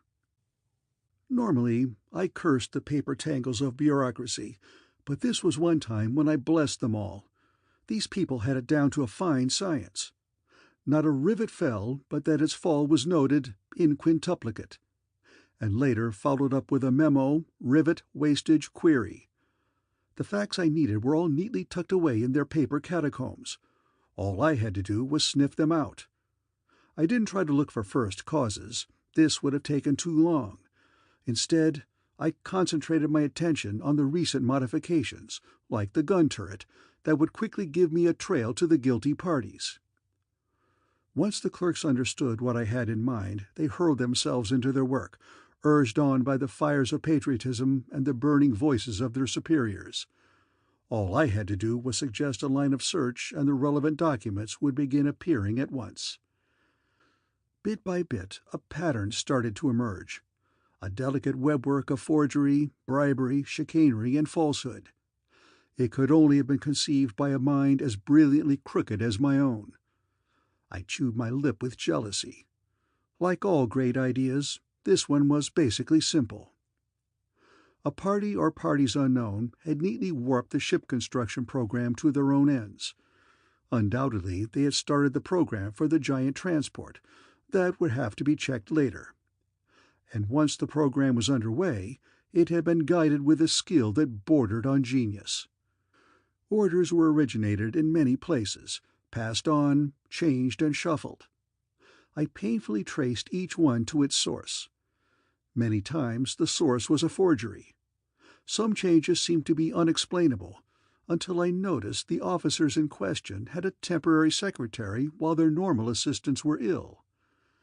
All the girls had had food poisoning, a regular epidemic it seemed. Each of them in turn had been replaced by the same girl. She stayed just long enough in each position to see that the battleship plan moved forward one more notch. This girl was obviously the assistant to the mastermind who originated the scheme.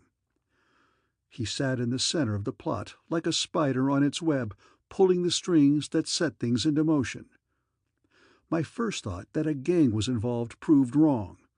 All my secondary suspects turned out to be simple forgeries, not individuals. In the few cases where forgery wasn't adequate, my mysterious X had apparently hired himself to do the job. X himself had the permanent job of assistant engineering designer. One by one, the untangled threads ran to this office. He also had a secretary whose illnesses coincided with her employment in other offices. When I straightened up from my desk, the ache in my back stabbed like a hot wire. I swallowed a painkiller and looked around at my drooping, sack-eyed assistants, who had shared the sleepless 72-hour task. They sat or slumped against the furniture, waiting for my conclusions. Even President Ferraro was there, his hair looking scraggly where he had pulled out handfuls. "You found them? The criminal ring?" he asked, his fingers groping over his scalp for a fresh hold. "I have found them, yes," I said hoarsely, "but not a criminal ring. An inspired master criminal, who apparently has more executive ability in one earlobe than all your bribe-bloated bureaucrats, and his female assistant. They pulled the entire job by themselves. His name, or undoubtedly pseudonym, is Pepe Nero. The girl is called Angelina. Arrest them at once! Guards! Guards!" Ferraro's voice died away as he ran out of the room. I talked to his vanishing back.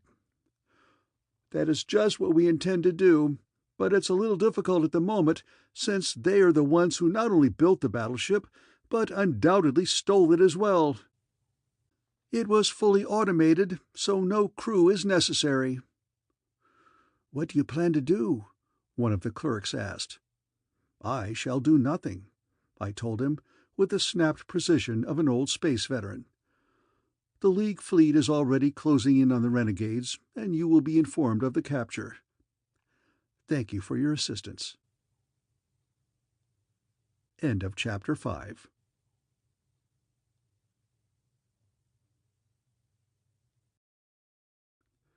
The Stainless Steel Rat, the novel, Chapter 6. I threw them as snappy a salute as I could muster, and they filed out.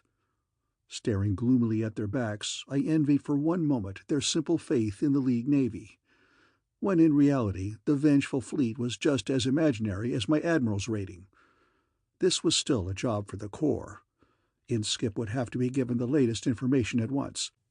I had sent him a psigram about the theft, but there was no answer as yet. Maybe the identity of the thieves would stir some response out of him. My message was in code, but it could be quickly broken if someone wanted to try hard enough. I took it to the message center myself. The Psi-man was in his transparent cubicle, and I locked myself in with him. His eyes were unfocused as he spoke softly into a mic, pulling in a message from somewhere across the galaxy. Outside, the rushing transcribers copied, coded, and filed messages, but no sound penetrated the insulated wall. I waited until his attention clicked back into the room and handed him the sheets of paper. "League Central 14. Rush," I told him. He raised his eyebrows, but didn't ask any questions. Establishing contact only took a few seconds, as they had an entire battery of Psi-men for their communications. He read the code words carefully, shaping them with his mouth but not speaking aloud, the power of his thoughts carrying across the light-years of distance. As soon as he was finished, I took back the sheet, tore it up, and pocketed the pieces. I had my answer back quickly enough. Inskip must have been hovering around, waiting for my message. The mic was turned off to the transcribers outside, and I took the code groups down in shorthand myself. XYBB, DFIL, FDNO, and if you don't come back. The message broke into the clear at the end, and the Psi-man smiled as he spoke the words. I broke the point off my stylus and growled at him not to repeat any of this message, as it was classified, and I would personally see him shot if he did. That got rid of the smile, but didn't make me feel any better. The decoded message turned out not to be as bad as I had imagined. Until further notice, I was in charge of tracking and capturing the stolen battleship. I could call on the League for any aid I needed. I would keep my identity as an admiral for the rest of the job. I was to keep him informed of progress. Only those ominous last words in clear kept my happiness from being complete. I had been handed my long-awaited assignment, but translated into simple terms, my orders were to get the battleship or it would be my neck. Never a word about my efforts in uncovering the plot in the first place. This is a heartless world we live in. This moment of self-pity relaxed me, and I immediately went to bed. Since my main job now was waiting, I could wait just as well as sleep. And waiting was all I could do. Of course, there were secondary tasks, such as ordering a naval cruiser for my own use and digging for more information on the thieves, but these really were secondary to my main purpose, which was waiting for bad news.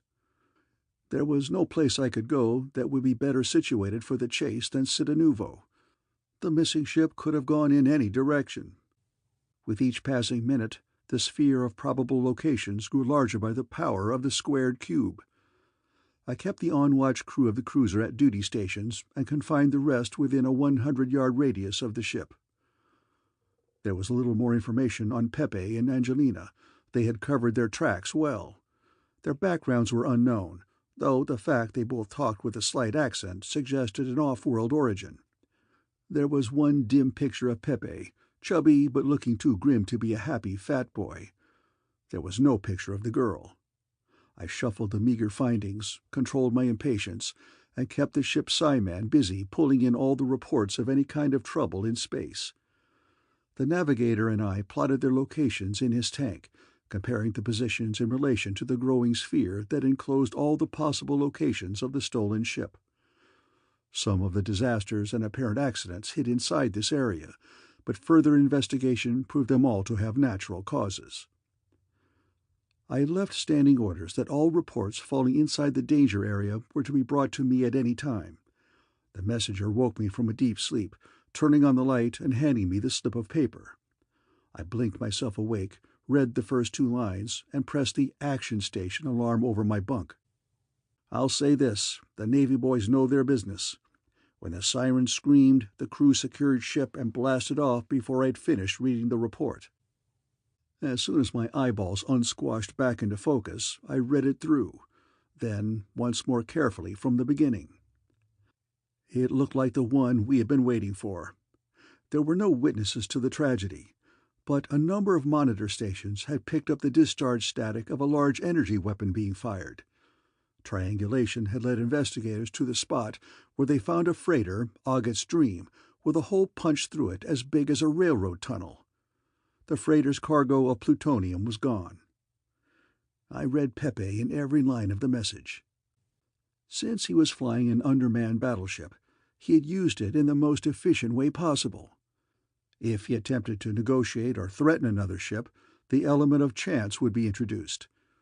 So he had simply roared up to the unsuspecting freighter and blasted her with the monster guns his battleship packed. All 18 men aboard had been killed instantly. The thieves were also murderers. I was under pressure now to act, and under a greater pressure not to make any mistakes. Roly-Poly Pepe had shown himself to be a ruthless killer. He knew what he wanted, then he reached out and took it, destroying anyone who stood in his way. More people would die before this was over. It was up to me to keep that number as small as possible. Ideally, I should have rushed out the fleet with guns blazing and dragged him to justice. Very nice, and I wished it could be done that way. Except, where was he? A battleship may be gigantic on some terms of reference, but in the immensity of the galaxy it is microscopically infinitesimal. As long as it stayed out of the regular lanes of commerce and clear of detector stations and planets, it would never be found. Then, how could I find it, and having found it, catch it, when the infernal thing was more than a match for any ship it might meet? That was my problem. It had kept me awake nights and talking to myself days, since there was no easy answer. I had to construct a solution, slowly and carefully. Since I couldn't be sure where Pepe was going to be next, I had to make him go where I wanted him to. There were some things in my favor. The most important was the fact I'd forced him to make his play before he was absolutely ready. It wasn't chance that he left the same day I arrived on Citanuvo. Any plan as elaborate as his certainly included warning of approaching danger. The drive on the battleship, as well as controls and primary armament, had been installed weeks before I showed up. Much of the subsidiary work remained to be done when the ship had left. One witness of the theft had graphically described the power lines and cables dangling from the ship's locks when she lifted. My arrival had forced Pepe off balance. Now I had to keep pushing until he fell. This meant I had to think as he did, fall into his plan, think ahead, then trap him. Set a thief to catch a thief. A great theory, only I felt uncomfortably on the spot when I tried to put it into practice. A drink helped, as did a cigar. Puffing on it, staring at the smooth bulkhead, relaxed me a bit. After all, there aren't many things you can do with a battleship. You can't run a big con, blow safes, or make Bermudex with it. It's hell on jets for space piracy, but that's about all. Great, but why a battleship? I was talking to myself, normally a bad sign, but right now I didn't care. The mood of space piracy had seized me, and I had been going along fine, until this glaring inconsistency jumped out and hit me square in the eye. Why a battleship? Why all the trouble and years of work to get a ship that 2 people could just barely manage? With 1/10 of the effort, Pepe could have had a cruiser that would have suited his purposes just as well. Just as good for space piracy, that is, but not for his purposes. He had wanted a battleship, and he had gotten himself a battleship, which meant he had more in mind than simple piracy. What? It was obvious that Pepe was a monomaniac, an egomaniac, as psychotic as a shorted computer. Someday the mystery of how he had slipped through the screen of official testing would have to be investigated. That wasn't my concern now. He still had to be caught. A plan was beginning to take shape in my head, but I didn't rush it. First, I had to be sure that I knew him well. Any man that can con an entire world into building a battleship for him, then steal it from them, is not going to stop there. The ship would need a crew, a base for refueling, and a mission.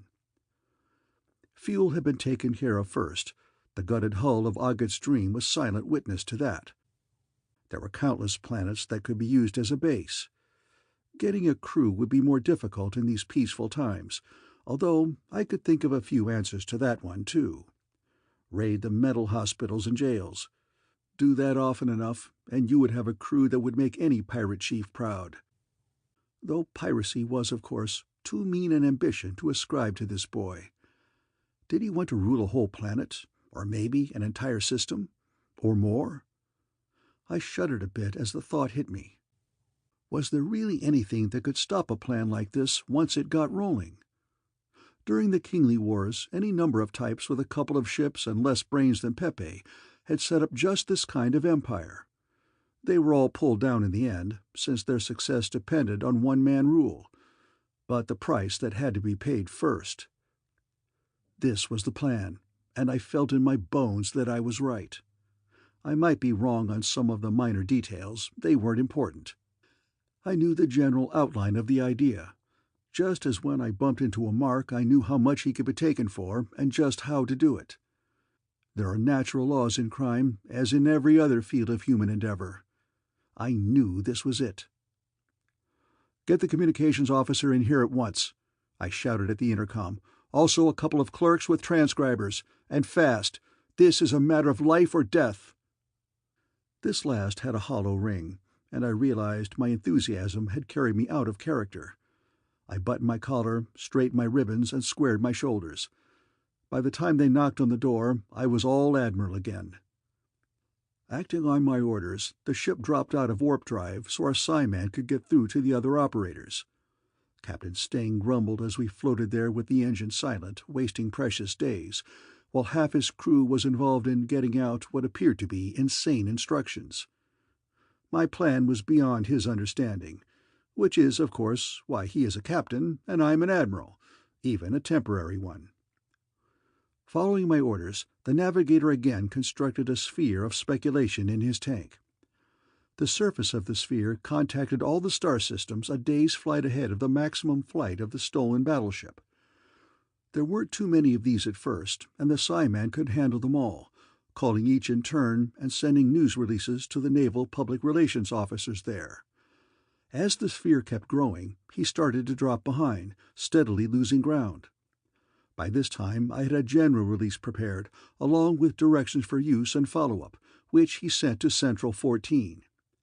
The battery of Psi-men there contacted the individual planets, and all we had to do was keep adding to the list of planets. The release and follow-ups all harped on one theme. I expanded on it, waxed enthusiastic, condemned it, and worked it into an interview. I wrote as many variations as I could, so it could be slipped into as many different formats as possible. In one form or another, I wanted the basic information in every magazine, newspaper, and journal inside that expanding sphere. "What in the devil does this nonsense mean?" Captain Sting asked peevishly. He had long since given up the entire operation as a futile one, and spent most of the time in his cabin worrying about the effect of it on his service record. Boredom or curiosity had driven him out, and he was reading one of my releases with horror. "Billionaire to found own world? Space yacht filled with luxuries to last 100 years?" The captain's face grew red as he flipped through the stack of notes. What connection does this tripe have with catching those murderers?" When we were alone, he was anything but courteous to me, having assured himself by not too subtle questioning that I was a spurious admiral. There was no doubt I was still in charge, but our relationship was anything but formal. "This tripe and nonsense," I told him, "is the bait that will snag our fish. A trap for Pepe and his partner in crime." "Who is this mysterious billionaire?" "Me," I said. "I've always wanted to be rich." "But this ship, the space yacht, where is it?" "Being built now in the naval shipyard at Udrydde. We're almost ready to go there now, soon as this batch of instructions goes out." Captain Steng dropped the releases onto the table, then carefully wiped his hands off to remove any possible infection. He was trying to be fair and considerate of my views, and not succeeding in the slightest. "It doesn't make sense," he growled. "How can you be sure this killer will ever read one of these things? And if he does, why should he be interested? It looks to me as if you're wasting time while he slips through your fingers. The alarm should be out and every ship notified, the Navy alerted and patrol set on all space lanes." Which he could easily avoid by going around, or better yet, not even bother about, since he can lick any ship we have. "That's not the answer," I told him. "This Pepe is smart, and as tricky as a fixed gambling machine. That's his strength, and his weakness as well.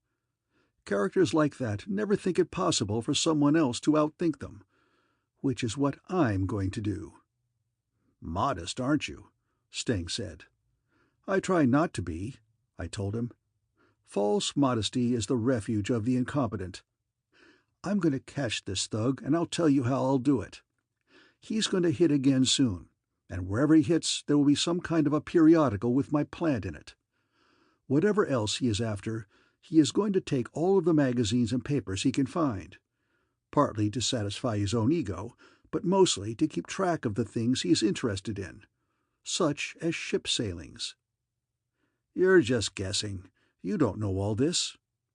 His automatic assumption of my incompetence was beginning to get me annoyed. I bridled my temper and tried one last time.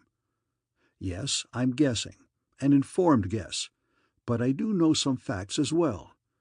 Aghat's dream was cleaned out of all reading matter. That was one of the first things I checked. We can't stop the battleship from attacking again, but we can see to it that the time after that she sails into a trap." "I don't know," the captain said. "It sounds to me like—" I never heard what it sounded like, which is all right, since he was getting under my skin, and I might have been tempted to pull my pseudo-rank. The alarm sirens cut his sentence off, and we foot-raced to the communications room. Captain Steng won by a nose. It was his ship, and he knew all the shortcuts. The Psi-man was holding out a transcription, but he summed it up in one sentence. He looked at me while he talked, and his face was hard and cold. "They hit again, knocked out a Navy supply satellite, 34 men dead." "If your plan doesn't work, Admiral," the captain whispered hoarsely in my ear, "I'll personally see that you're flayed alive." "If my plan doesn't work, Captain, there won't be enough of my skin left to pick up with a tweezer. Now, if you please, I'd like to get to Udrydde and board my ship as soon as possible." The easygoing hatred and contempt of all my associates had annoyed me, thrown me off balance. I was thinking with anger now, not with logic.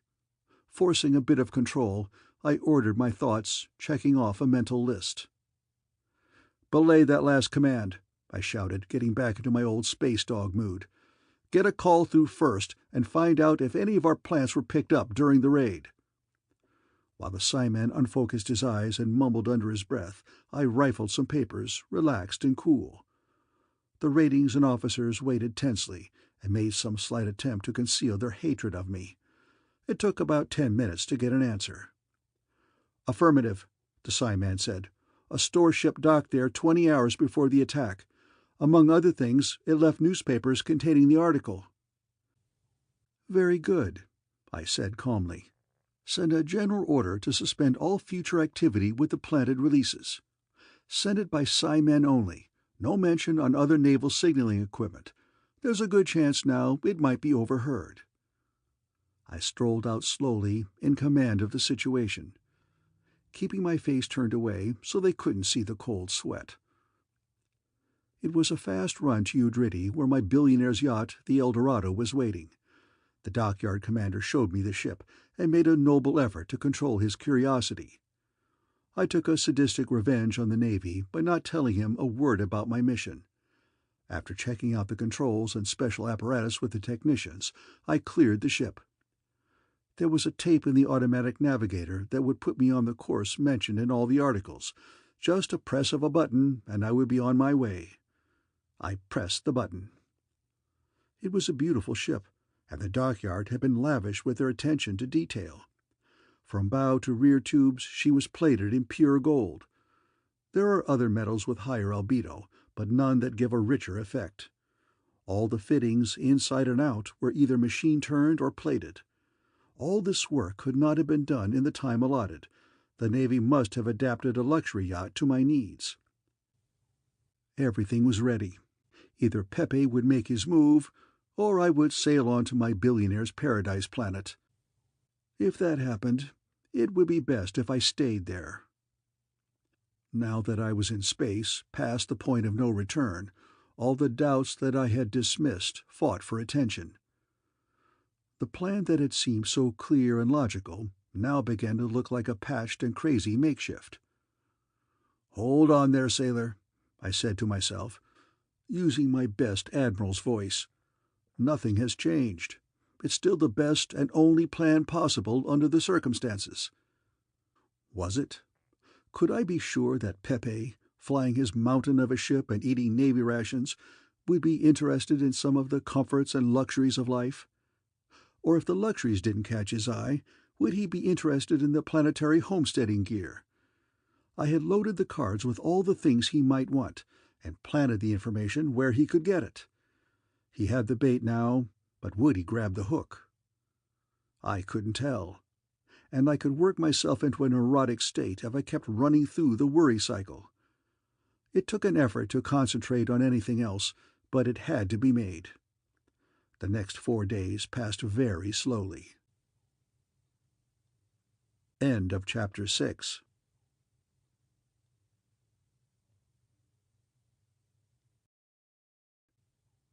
The Stainless Steel Rat, the novel, Chapter 7.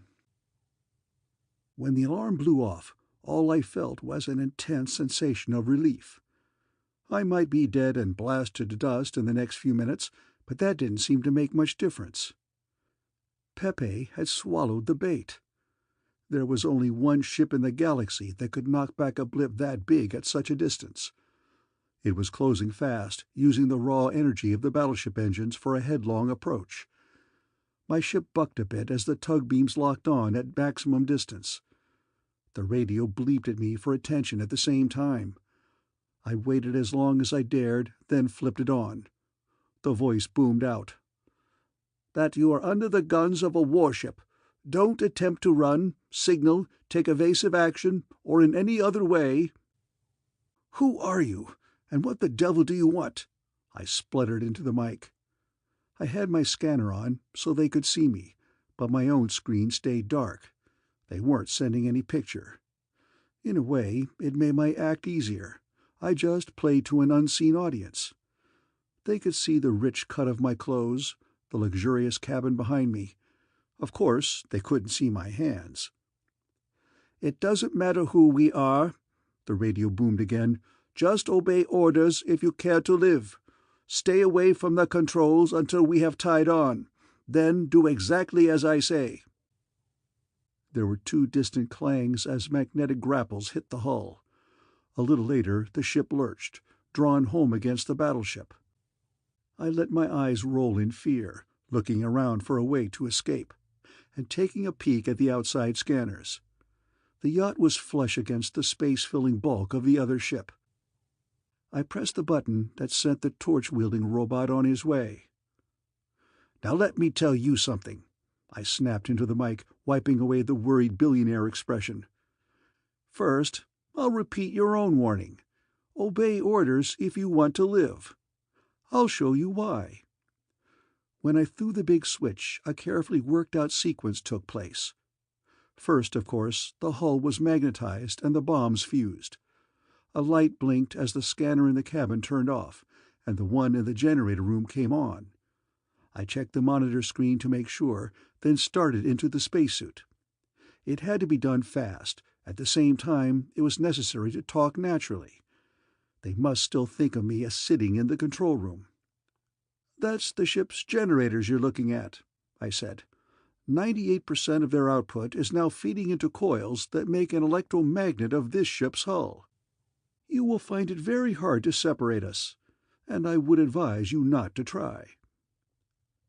The suit was on, and I kept the running chatter up through the mic in the helmet, relaying to the ship's transmitter. The scene in the monitor receiver changed. "You are now looking at a hydrogen bomb that is primed and aware of the magnetic field holding our ships together. It will, of course, go off if you try to pull away." I grabbed up the monitor receiver and ran toward the airlock.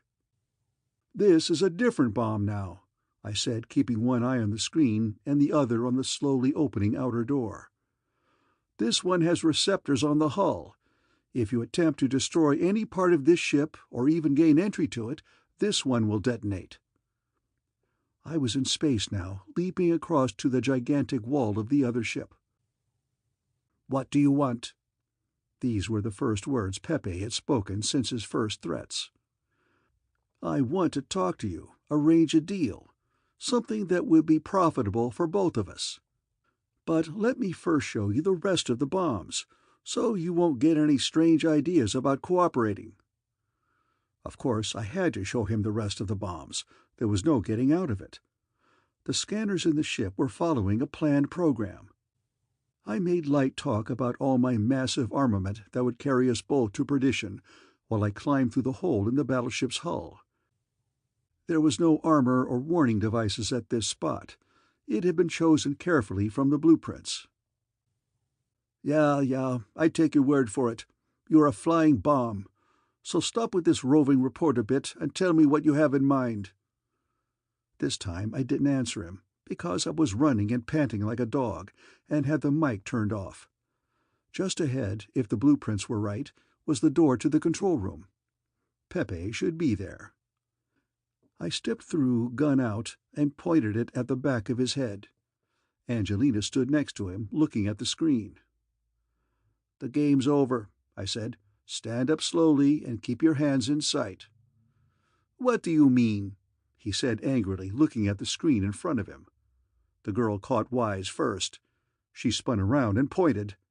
"He's here!" They both stared, gaped at me, caught off guard and completely unprepared. "You're under arrest, Crime King," I told him, "and your girlfriend." Angelina rolled her eyes up and slid slowly to the floor.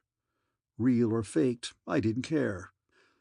I kept the gun on Pepe's pudgy form while he picked her up and carried her to an acceleration couch against the wall. What will happen now?" He quavered the question. His pouchy jaws shook, and I swear there were tears in his eyes. I was not impressed by his acting, since I could clearly remember the dead men floating in space.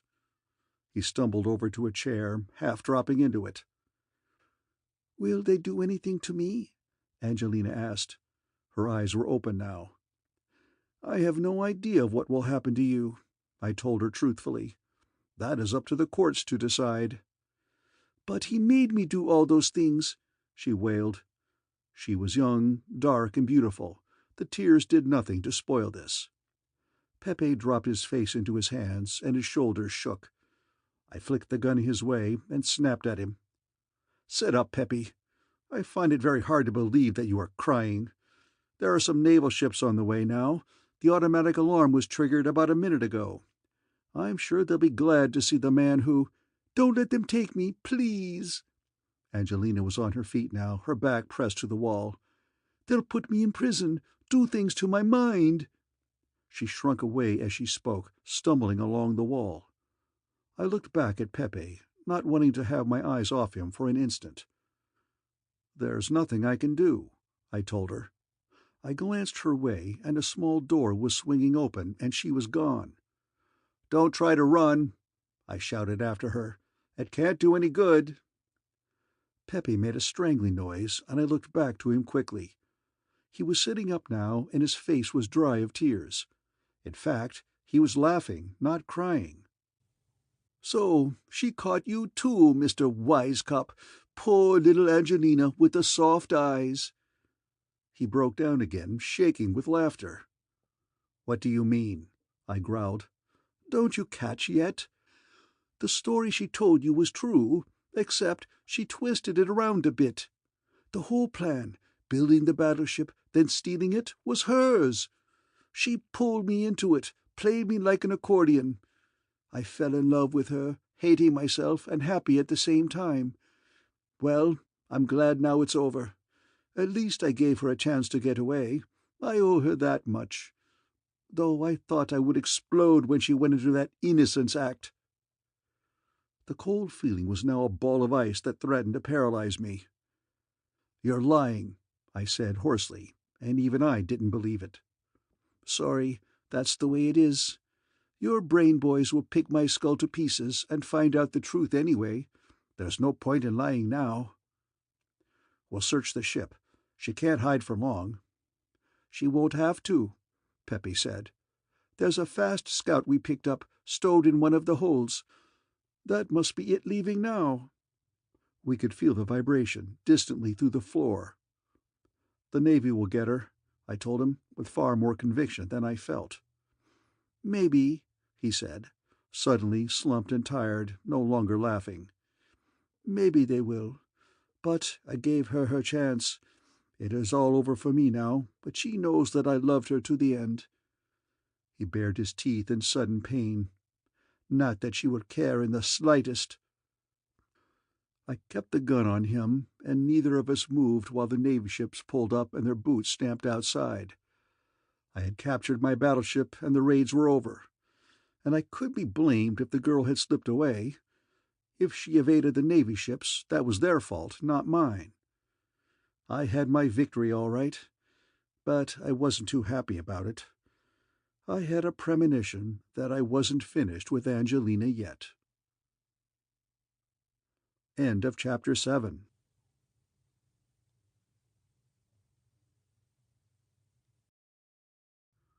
The Stainless Steel Rat, the Novel, Chapter 8.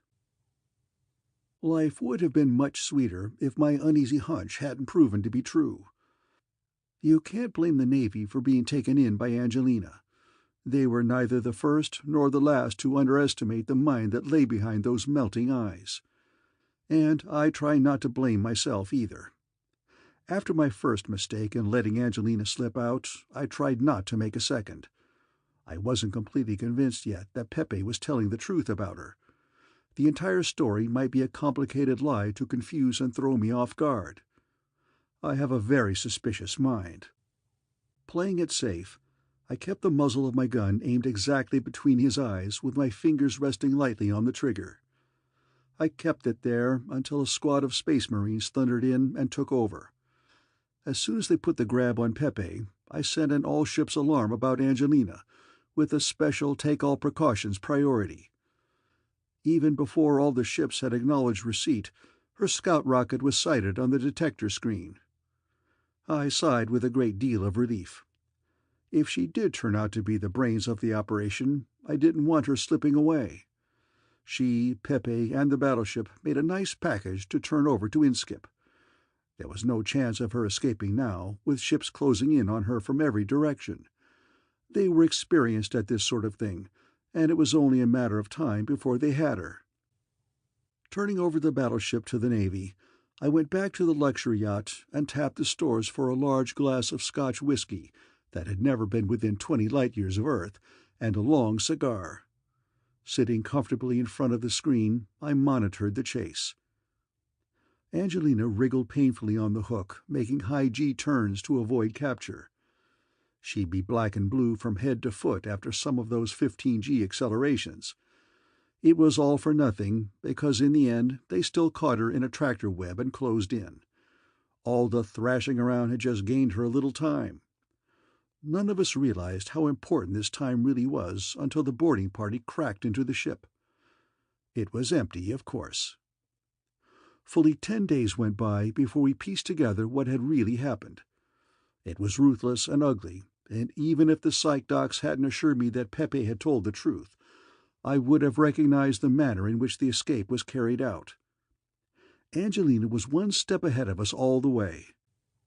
When she had escaped from the battleship and the scout rocket, she had made no attempt to flee. Instead, she must have gone at full blast to the nearest Navy ship, a 12-man pocket cruiser. They, of course, had no idea what had really happened aboard the battleship, as I hadn't put out the general alarm yet. I should have done that as soon as she had escaped. If I had, 12 good men might still be alive. We'll never know what story she told them, but it was obvious they weren't on their guard. Probably something about being a prisoner and escaping during the fighting. In any case, she took the ship. 5 of the men were dead of gas poisoning, the others shot. We discovered this when the cruiser was later found drifting and inert parsecs away. After capturing the cruiser, she had set the controls on the scout ship for evasion tactics and launched it. While we were all merrily chasing it, she simply let her ship drop behind the chase and vanished from the fleet. Her trail blurs there, though it is obvious she must have captured another ship. What this ship was and where she went in it was a complete mystery. Back in Corps headquarters, I found myself trying to explain all this to Inskip. He had a cold eye and hardened manner, and I found myself trying to justify my actions. "Can't win 'em all," I said. "I brought home your battleship and Pepe. May his personality rest in peace now that it has been erased. Angelina tricked me and got away. I'll admit that. But she did a much better job of fooling the boys in the Navy." "Why so much venom?" Inskip asked me in an arid voice. "No one's accusing you of dereliction of duty. You sound like a man with a guilty conscience. You did a good job, a fine job, a great job, for a first assignment." "You're doing it again," I howled, "prodding my conscience to see how soft it is, like keeping him around." I pointed to Pepe Nero, who was sitting near us in the restaurant, eating slowly, mumbling to himself with vacant-eyed dullness. His old personality had been stripped from his mind and a new one implanted. Only the body remained of the old Pepe who had loved Angelina and stolen a battleship. "The psychs are working on a new theory of body personality," Inskip said blandly. "So why not keep him around here under observation? If any of his criminal tendency should develop in the new personality, we'll be in a wonderful spot to recruit him for the Corps. Does he bother you?" "Not him," I snorted. "After the massacres he pulled for his psychotic girlfriend, you could grind him into hamburger for all I care. But he does remind me that she is still out there somewhere, free and planning new mischief. I want to go after her." "Well, you're not," Inskip said. "You've asked me before, and I have refused before. The topic is now closed." "But I could—" "You could what?" He gave me a nasty chuckle. "Every law officer in the galaxy has a pic of her, and there's a continual search going on. How could you possibly do more than they are already doing?" "I couldn't, I guess," I grumbled. "So the hell with it, as you say." I pushed my plate away and stood and stretched as naturally as I could. "I'm going to get a large jug of liquid refreshment and go to my quarters and nurse my sorrows." "You do that, and forget Angelina. Come to my office at 0900 hours tomorrow, and you better be sober." "Slave driver," I moaned, going out the door and turning down the hall towards the residence wing. As soon as I was out of sight, I took a side ramp that led to the spaceport. That's one lesson I had already learned from Angelina. When you have a plan, put it into action instantly. Don't let it lie around and get stale and have other people start thinking about it themselves. I was putting myself up against the shrewdest man in the business right now, and the thought alone was enough to make me sweat. I was going against Inskip's direct orders, walking out on him and the Corps. Not really walking out, since I only wanted to finish the job I had started for them. but I was obviously the only one who would look at it that way. There were tools, gadgets, and a good deal of money in my quarters that would come in very handy on this job.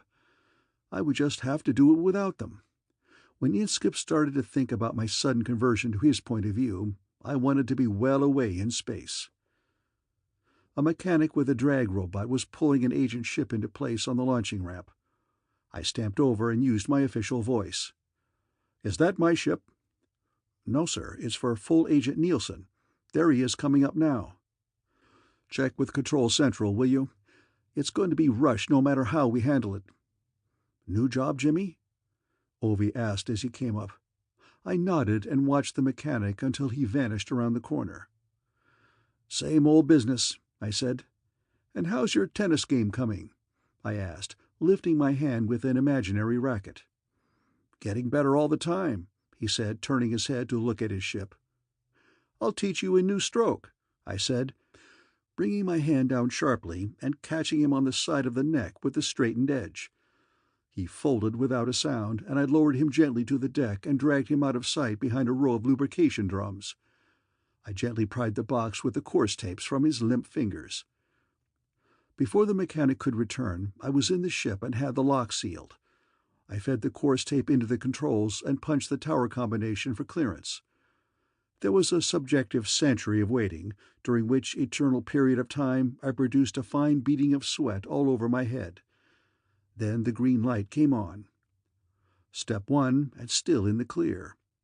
As soon as the launching acceleration stopped, I was out of the chair and attacking the control panel with the screwdriver ready in my hand. There was always a remote control unit here so that any core ship could be flown from a distance. I had discovered it on my first flight in one of these ships, since I have always maintained that there is a positive value to being nosy. I disconnected the input and output leads, then dived for the engine room. Perhaps I am too suspicious, or have too low an opinion of mankind, or of Inskip, who had his own rules on most subjects. Someone more trusting than I would have ignored the radio-controlled suicide bomb built into the engine. This could be used to scuttle the ship in case of capture. I didn't think they would use it on me, except as a last resort. Nevertheless, I still wanted it disconnected. The bomb was an integral part of the engine mounting, a solid block of Bermudex built into the casing. The lid dropped off easily enough, and inside there was a maze of circuits all leading to a fuse screwed into the thick metal. It had a big hex head on it, and I scraped my knuckles trying to get a wrench around it and turn it in the close quarters. With the last grate of bruised flesh and knuckle bones, I twisted it free. It hung down from its wire leads, a nerve drawn from a deadly tooth. Then it exploded with a loud bang and a cloud of black smoke. With most unnatural calm, I looked from the cloud of dispersing smoke back to the black hole in the Bermudex charge. This would have turned the ship and its contents into a fine dust. "Inskip," I said, but my throat was dry and my voice cracked, and I had to start again. "Inskip, I get your message. You thought you were giving me my discharge. Accept instead my resignation from the Special Corps." End of Chapter 8.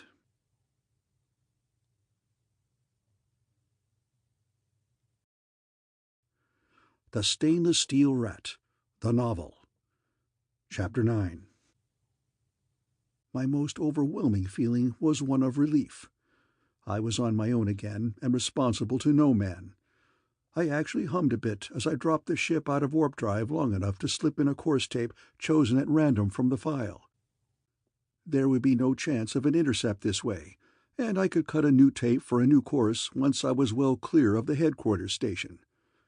A course to where? I wasn't sure yet. That would require a bit of research, though there was no doubt about what I would be doing. Looking for Angelina.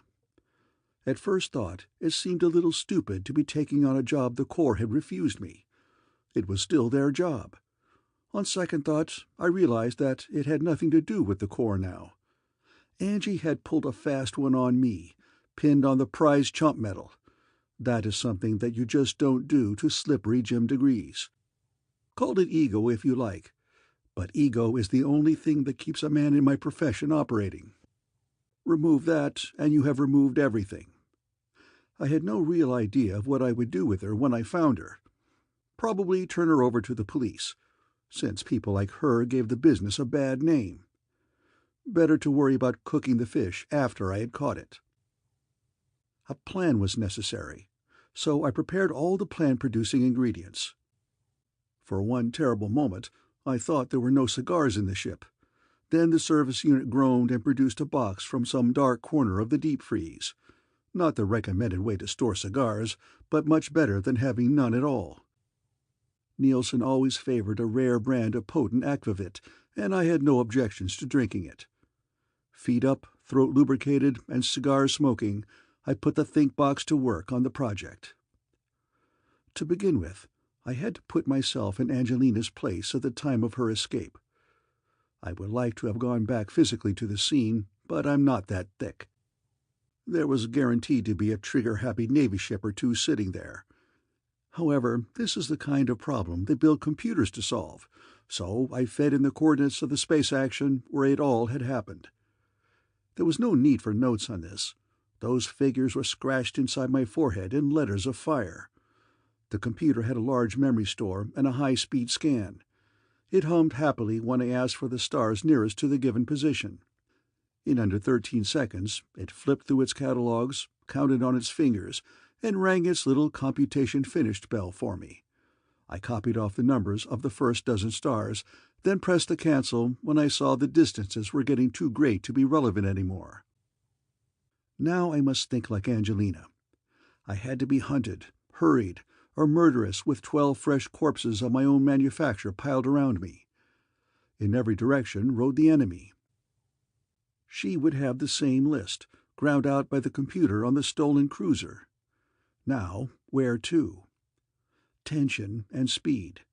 Get going somewhere away from here. A glance at the list, and the answer seemed obvious. The two nearest stars were in the same quadrant of the sky, within 15 degrees of each other. They were roughly equidistant. What was more important was the fact that star number 3 was in a different sector of the sky and twice as far away.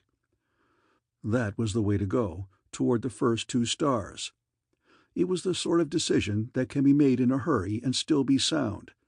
Head toward suns and worlds and the lanes where other ships could be found. The cruiser would have to be gotten rid of before any planets were approached. The faster the better, since every ship in the galaxy would be looking for it. Then meet another ship, Ship X, and capture it. Abandon the cruiser and do what? My tenuous line of logic was ready to snap at this point, so I strengthened it with some aquavit and a fresh cigar. With my eyes half closed in reverie, I tried to rebuild the flight. Captured the new ship and head for a planet. As long as she was alone in space, Angelina was in constant danger. A planetfall and a change of personality were called for. When I looked up those two target stars in the catalog, the planetary choice was obvious. A barbaric-sounding place named Freiburg. There were a half-dozen other settled planets around the two suns, but all eliminated themselves easily. Either too lightly settled, so that a stranger would be easily spotted, or organized and integrated so well that it would be impossible to be around long without some notice being taken. Freiburg shared none of these difficulties. It had been in the League for less than 200 years, and would be in a happily chaotic state. A mixture of the old and new, pre-contact culture and post-contact civilization. The perfect place for her to slip into quietly and lose herself until she could appear with a fresh identity. Reaching this conclusion produced a double glow of satisfaction. This was more than a mental exercise in survival, since I was now roughly in the same place Angelina had been. The incident with the scuttling charge was a strong indication of the value the Corps put on their ships, and the low value they placed on deserters. Freiburg was a place that would suit me perfectly. I retired happily with a slight buzz on and a scorched mouth from the dehydrated cigars. When I dragged myself back to consciousness, it was time to drop out of warp space and plot a new course. Except there was one thing I had to do first. A lot of the little facts I knew had not been picked up in the core. One fact, normally of interest only to warp drive technicians, concerns the curious propagation of radiation in warp space. Radio waves in particular. They just don't go anyplace. If you broadcast on one frequency, you get a strong return signal on all frequencies, as if the radio waves have been squeezed out thin and bounced right back. Normally of no interest, this exotic phenomena is just the thing to find out if your ship is bugged. I put nothing beyond the Special Corps, and bugging their own ships seemed a logical precaution. A concealed radio, transmitting on a narrow band, would lead them right to me wherever I went. This I had to find out before getting near any planets. There was a squeal and a growl from the speaker, and I cursed my former employers. But before I wasted my time looking for a transmitter, I ought to be sure one was there. Whatever was producing the signal seemed too weak to be picked up at any distance. Some quick work with a few sheets of shielding showed that my mysterious signal was nothing more than leaking radiation from the receiver itself. After it was shielded, the ether was quiet. I enjoyed a sigh of justified satisfaction and dropped out of warp. Once I had a course plotted, the trip wasn't a long one. I took the opportunity to scrounge through the ship's equipment and put together a kit for future use. The elaborate make-up and appearance alteration machinery begged to be used, and of course I did. Rebuilding the working personality of Slippery Jim was a positive pleasure. As the nose plugs and cheek pads slipped into place and the dye seeped into my hair, I sighed and relaxed with happiness, an old warhorse getting back on the job. Then I scowled, growled at myself in the mirror, and began to remove the disguise as carefully as I had assumed it. It has always been axiomatic with me that there is no relaxation in this line of business, and anything done by rote usually leads to disaster. Inskip knew my old working personality only too well, and they would surely be looking for me under that description as well as my normal one. The second time around, I took a little more care with the disguise and built up an entirely different appearance. A simple one, with facial and hair changes, that would be easily maintained. The more elaborate a job of makeup is, the more time it takes to keep it accurate. Freiburg was a big question mark so far, and I didn't want to be loaded with any extra responsibilities like this. I wanted to go in relaxed, sniff around, and see if I could pick up Angelina's trail. There were still 2 subjective days left in warp drive, and I put these to good use making some simple gadgetry that might come in handy. Pinhead grenades, tie-clasped pistols, ring drills, the usual thing. I only brushed away the scraps and cleaned the shop up when the ship signaled the end of the trip. The only city on Freiburg with a ground-controlled spaceport was at Freiberbad, which was situated on the shore of an immense lake, the only sizable body of fresh water on the planet. Looking at the sunlight glinting from it, I had the sudden desire for a swim. This urge must have been the genesis of my idea to drown the stolen ship. Leave it at the bottom of a deep spot in the lake, and it would always be handy if needed. I made planetfall over a jagged mountain range and picked up not as much as a beep on the radar. Coming in over the lake after dark, I detected navigation radar from the spaceport, but my ship wouldn't get too far inshore. A rainstorm, cut through with hail, shortened visibility and removed my earlier bathing desire. There was a deep underwater channel not too far from shore, and I touched down above it while I put my kit together. It would be foolish to carry too much, but some of the core gear was too valuable to leave behind. Sealing it in a waterproof cover, I strapped it to my spacesuit and opened the airlock. Rain and darkness washed over me as I struck out for the unseen shore. I imagined, rather than heard, the gurgle behind me as the ship sank gently to the bottom. Swimming in a spacesuit is about as easy to manage as making love in free fall. I churned my way to shore in a state of near exhaustion. After crawling out of the suit, I had a great deal of pleasure watching it burn to a cinder under the heat of 3 thermite bombs. I particularly enjoyed kicking the resultant hissing slag into the lake. The rain hammered down and washed all traces of the burning away. Apparently, even the fierce light of the thermite had gone unobserved in the downpour. Huddling under a waterproof sheet, I waited damply and miserably for dawn. Sometime during the night I dozed off without meaning to, because it was already light when I woke up. Something was very wrong, and before I could remember what had woken me, the voice called again. "Going to Friberbad? Of course, where else is there to go? I'm going there myself. Got a boat. Old boat, but a good boat. Beats walking." The voice went on, but I wasn't listening. I was cursing myself for being caught unaware by this joker with the long playing voice. He was riding in a small boat just offshore. The thing was low in the water, with bales and bundles, and the man's head stuck above the top of everything.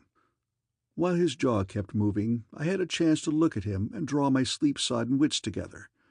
He had a wild and bristly beard that stuck out in all directions, and tiny dark eyes hidden under the most decrepit hat I had ever seen. Some of my startled panic ebbed away. If this oddball wasn't a plant, the accidental meeting might be turned to my benefit. When Mattress Face stopped to drag in a long overdue breath, I accepted his offer and reached for the gunwale of the boat and drew it closer. I picked up my bundle, getting my hand on my gun butt as I did it, and jumped in. There didn't seem to be any need for caution. Zug, that was his name, I plucked it out of the flowing stream of his monologue, bent over an outboard motor clamped to the stern, and coaxed it to life. It was a tired-looking atomic heat exchanger, simple but efficient. No moving parts. It simply sucked in cold lake water, heated it to a boil, and shot it out through an underwater jet. Made almost no sound while running, which was how the rig had slid up without wakening me. Everything about Zug seemed normal. I still wasn't completely convinced and kept my gun close to my hand, but if it was normal, I had hit a piece of luck. His cataract of words washed over me, and I began to understand why. Apparently he was a hunter, bringing his pelts to market after months of solitude and silence. The sight of a human face had induced a sort of verbal diarrhea, which I made no attempt to stop. He was answering a lot of questions for me. One thing that had been a worry were my clothes. I had finally decided to wear a one-piece ship suit, done in neutral gray. You see this kind of outfit, with minor variations, on planets right across the galaxy. It had passed unnoticed by Zug, which wasn't really saying much, since he was anything but a clothes fancier. He must have made his jacket himself out of the local fur. It was purplish black, and must have been very fine before the grease and twigs had been rubbed in. His pants were made of machine-woven cloth, and his boots were the same as mine, of eternine plastic. If he was allowed to walk around loose in this outfit, mine would surely never be noticed. What I could see of Zug's equipment bore out the impression gained from his clothes. The old and new mixed together. A world like Freiburg, not too long in the League, would be expected to be like that. The electrostatic rifle leaning against a bundle of steel bolts for the crossbow made a typical picture. Undoubtedly, the voice of the wilderness here could use both weapons with equal facility. I settled down on the soft bundles and enjoyed the voyage and the usual pleasures of the misty dawn, bathed continually in a flow of words. We reached Friberbad before noon. Zug had more of an ambition to talk than to be talked to, and a few vague remarks of mine about going to the city satisfied him. He greatly enjoyed the food concentrates from my pack, and reciprocated by producing a flask of some noxious homebrew he had distilled in his mountain retreat. The taste was indescribably awful, and left the mouth feeling as if it had been rasped by steel wool soaked in sulphuric acid. But the first few drinks numbed, and after that we enjoyed the trip, until we tied up at a fish-smelling dock outside the city. We almost swamped the boat getting out of it, which we thought hysterically funny, and which will give you some indication of our mental state at the time. I walked into the city proper and sat in a park until my head cleared. The old and new pressed shoulders here, plastic-fronted buildings wedged in between brick and plaster, steel, glass, wood, and stone all mixed with complete indifference. The people were the same, dressed in a strange mixture of types and styles. I took more notice of them than they did of me. A news robot was the only thing that singled me out for attention. It blattered its dull offerings in my ear and waved a board with the printed headlines until I bought a paper to get rid of it.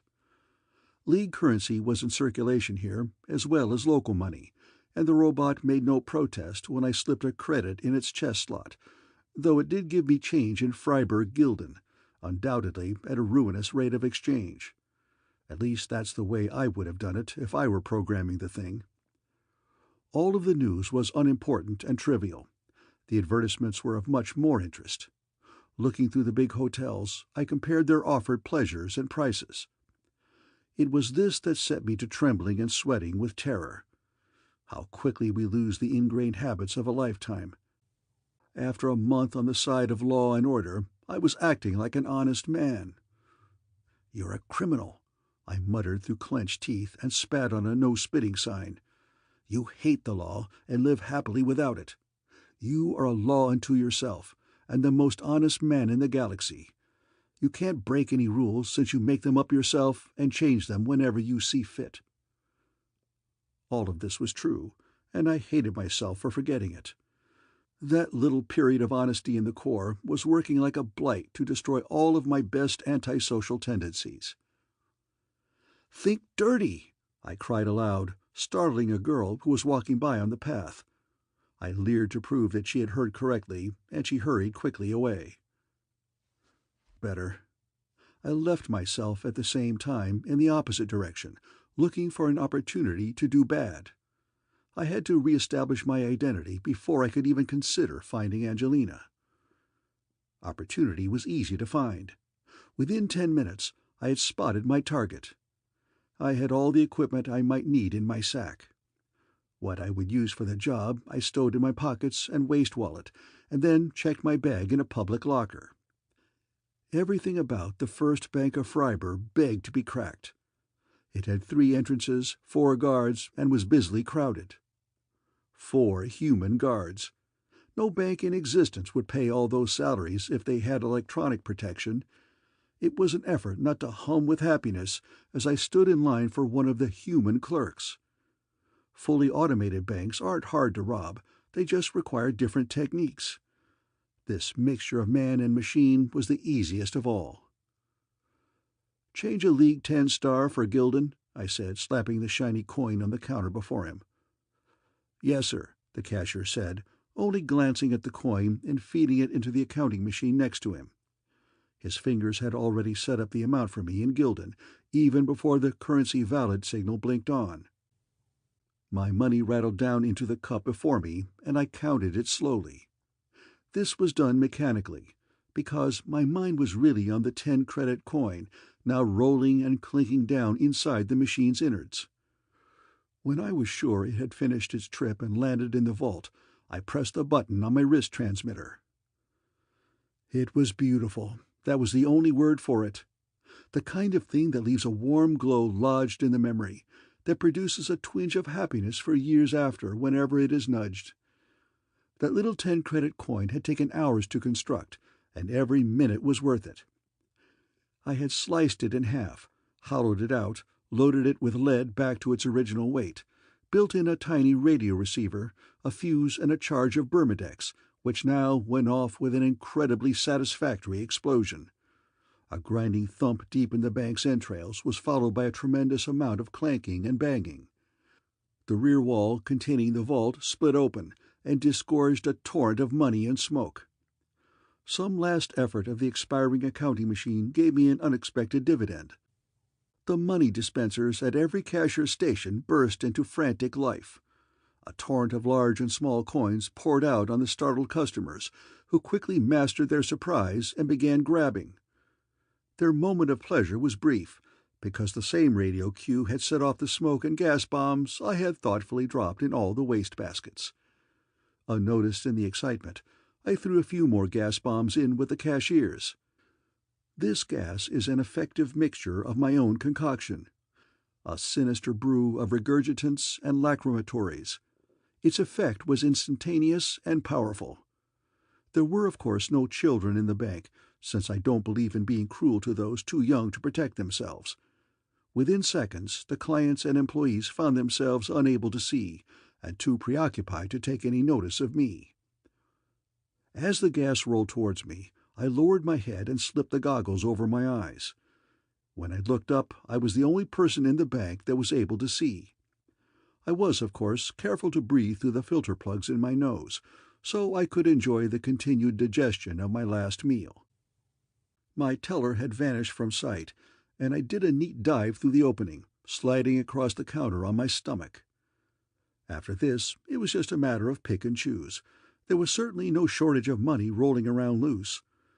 I ignored the small stuff and went to the source, the riven vault out of which poured a golden torrent. Within 2 minutes I had filled the bag I had brought and was ready to leave. The smoke near the doors was thinning a bit, but a few more grenades took care of that. Everything was working perfectly and under control, except for one fool of a guard who was making a nuisance of himself. His tiny brain realized dimly that something wrong was going on, so he was staggering in circles, firing his gun. It was a wonder he hadn't hit anyone yet. I took the gun away and hit him on the head with it. The smoke was densest near the doors, making it impossible to see out. It was just as impossible, of course, to see in, so no one in the street had any real idea of what had happened. They, of course, knew something was wrong. 2 policemen had rushed in with guns drawn, but were now as helpless as the rest. I organized the relief of the sufferers then, and began pulling and guiding them to the door. When I had enough of a crowd collected, I joined them, and we all crawled out into the street together. I put the goggles in my pocket and kept my eyes closed until I had groped clear of the gas. Some worthy citizens helped me, and I thanked them, tears streaming down my face from the fringes of the gas, and went my way. That's how easy it is. That's how easy it always is if you plan ahead and don't take foolish risks. My morale was high, and the blood sang in my veins. Life was deliciously crooked and worth living again. Finding Angelina's trail now would be simplicity itself. There was nothing I couldn't do. Staying on the crest of this emotional wave, I rented a room in a spaceman's hotel near the port, cleaned up, and strode forth to enjoy the pleasures of life. There were many rough-and-ready joints in the area, and I made the rounds. I had a steak in one and a drink apiece in each of the others. If Angelina had come to Freiburg, she would surely have passed, at least briefly, through this area. The trail would be here, I felt that in my bones. Crooked bones once again, and sympathetic to her own lawlessness. "How's about buying a girl a drink?" the tart said spiritlessly, and I shook my head no with the same lack of interest. The hostesses, pallid creatures of the night, were coming out as the evening progressed. I was getting a good share of proposition since I had taken care to look like a spaceman on leave, always a good source of revenue for these women. This one was the latest of a number who had approached me. A little better looking than most, at least better constructed. I watched her walking away with interest that bordered on admiration. Her skirt was short, tight, and slashed high upon the sides. High heels lent a rotating motion to this, producing a most effective result. She reached the bar and turned to survey the room, and I couldn't help but appreciate the rest of her. Her blouse was made of thin strips of shimmering fabric, joined together only at the tops and bottoms. They separated to reveal enticing slices of creamy skin whenever she moved, and I'm sure had the desired effect on masculine libidos. My eyes finally reached her face, a long trip since I had started the survey at her ankles, and she was quite attractive, almost familiar. Exactly at this instant my heart gave a grinding thud in my chest, and I grew rigid in my chair. It seemed impossible, yet it had to be true. She was Angelina. End of Chapter 9.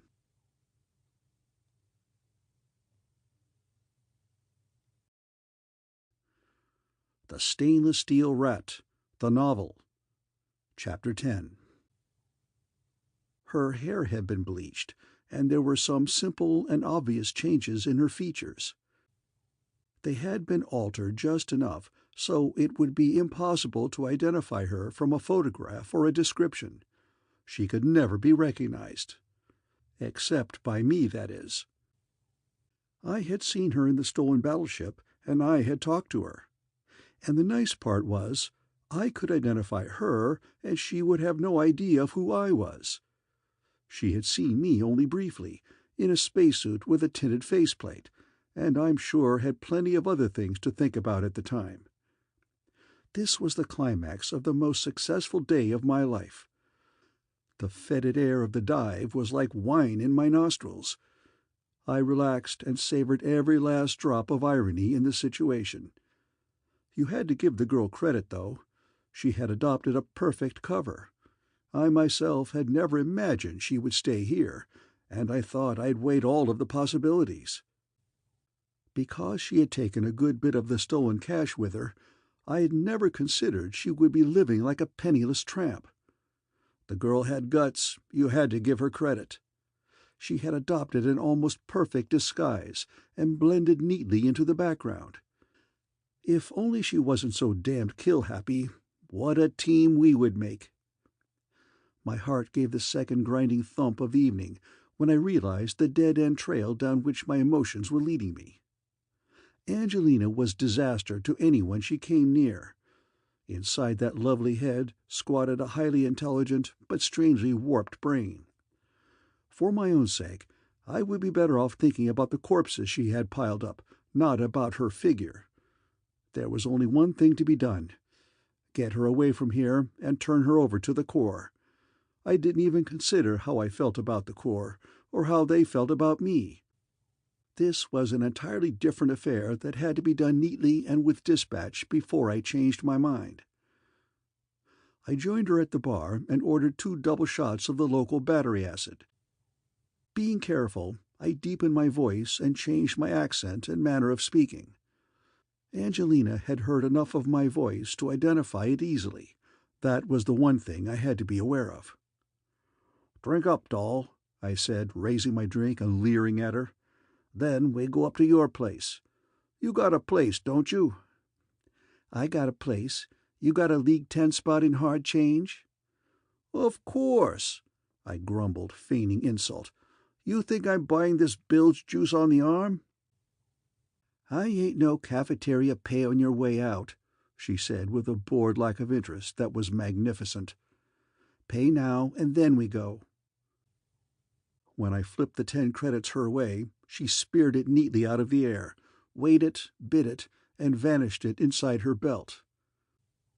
I looked on with frank admiration, which she would mistake for carnal interest, but was in reality appreciation of the faultless manner with which she played her role. Only when she turned away did I make myself remember that this was business, not pleasure, and I had a stern duty to perform. My resolution was wavering, and I screwed it tight again with a memory of the corpses floating in space. Draining my glass, I followed her marvelous rotation out of the bar and down a noisome alley. The dark decrepitude of the narrow passage jarred my reflexes awake. Angelina played her part well, but I doubted if she bedded down with all the space tramps who hit this port. There was a good chance that she had a confederate around who had a strong right arm with a heavy object clutched tightly in his hand. Or perhaps I'm naturally suspicious. My hand was on the gun in my pocket, but I didn't need to use it. We treaded across another street and turned into a hallway. She went first, and we didn't talk. No one came near us, or even bothered to notice us. When she unlocked her room, I relaxed a bit. It was small and tawdry, but offered no possible hiding place for an accomplice. Angelina went straight to the bed, and I checked the door to see if it really was locked. It was. When I turned around, she was pointing a .75 caliber recoilless automatic at me, so big and ugly that she had to hold it in both tiny hands. "What the hell is the racket?" I blustered, fighting back the sick sensation that I had missed an important clue someplace along the line. My hand was still on the gun in my pocket, but trying to draw it would be instant suicide. "I'm going to kill you without ever even knowing your name," she said sweetly, with a cute smile that showed even white teeth. "But you have this coming for ruining my battleship operation." Still she didn't fire, but her grin widened until it was almost a laugh. She was enjoying the uncontrolled expressions on my face as I recognized the fact that I had been outthought all the way along the line, that the trapper was the trappee, that she had me exactly precisely where she wanted me, and there wasn't a single bloody damn thing I could do about it. Angelina finally had to laugh out loud, a laugh clear and charming as a silver bell, as she watched me reach these sickening conclusions one after another. She was an artist to her fingertips, and waited just long enough for me to understand everything. Then, at the exact and ultimate moment of my maximum realization and despair, she pulled the trigger. Not once, but over and over again. 4 tearing, thundering bullets of pain directly into my heart, and a final slug directly between my eyes. End of Chapter 10.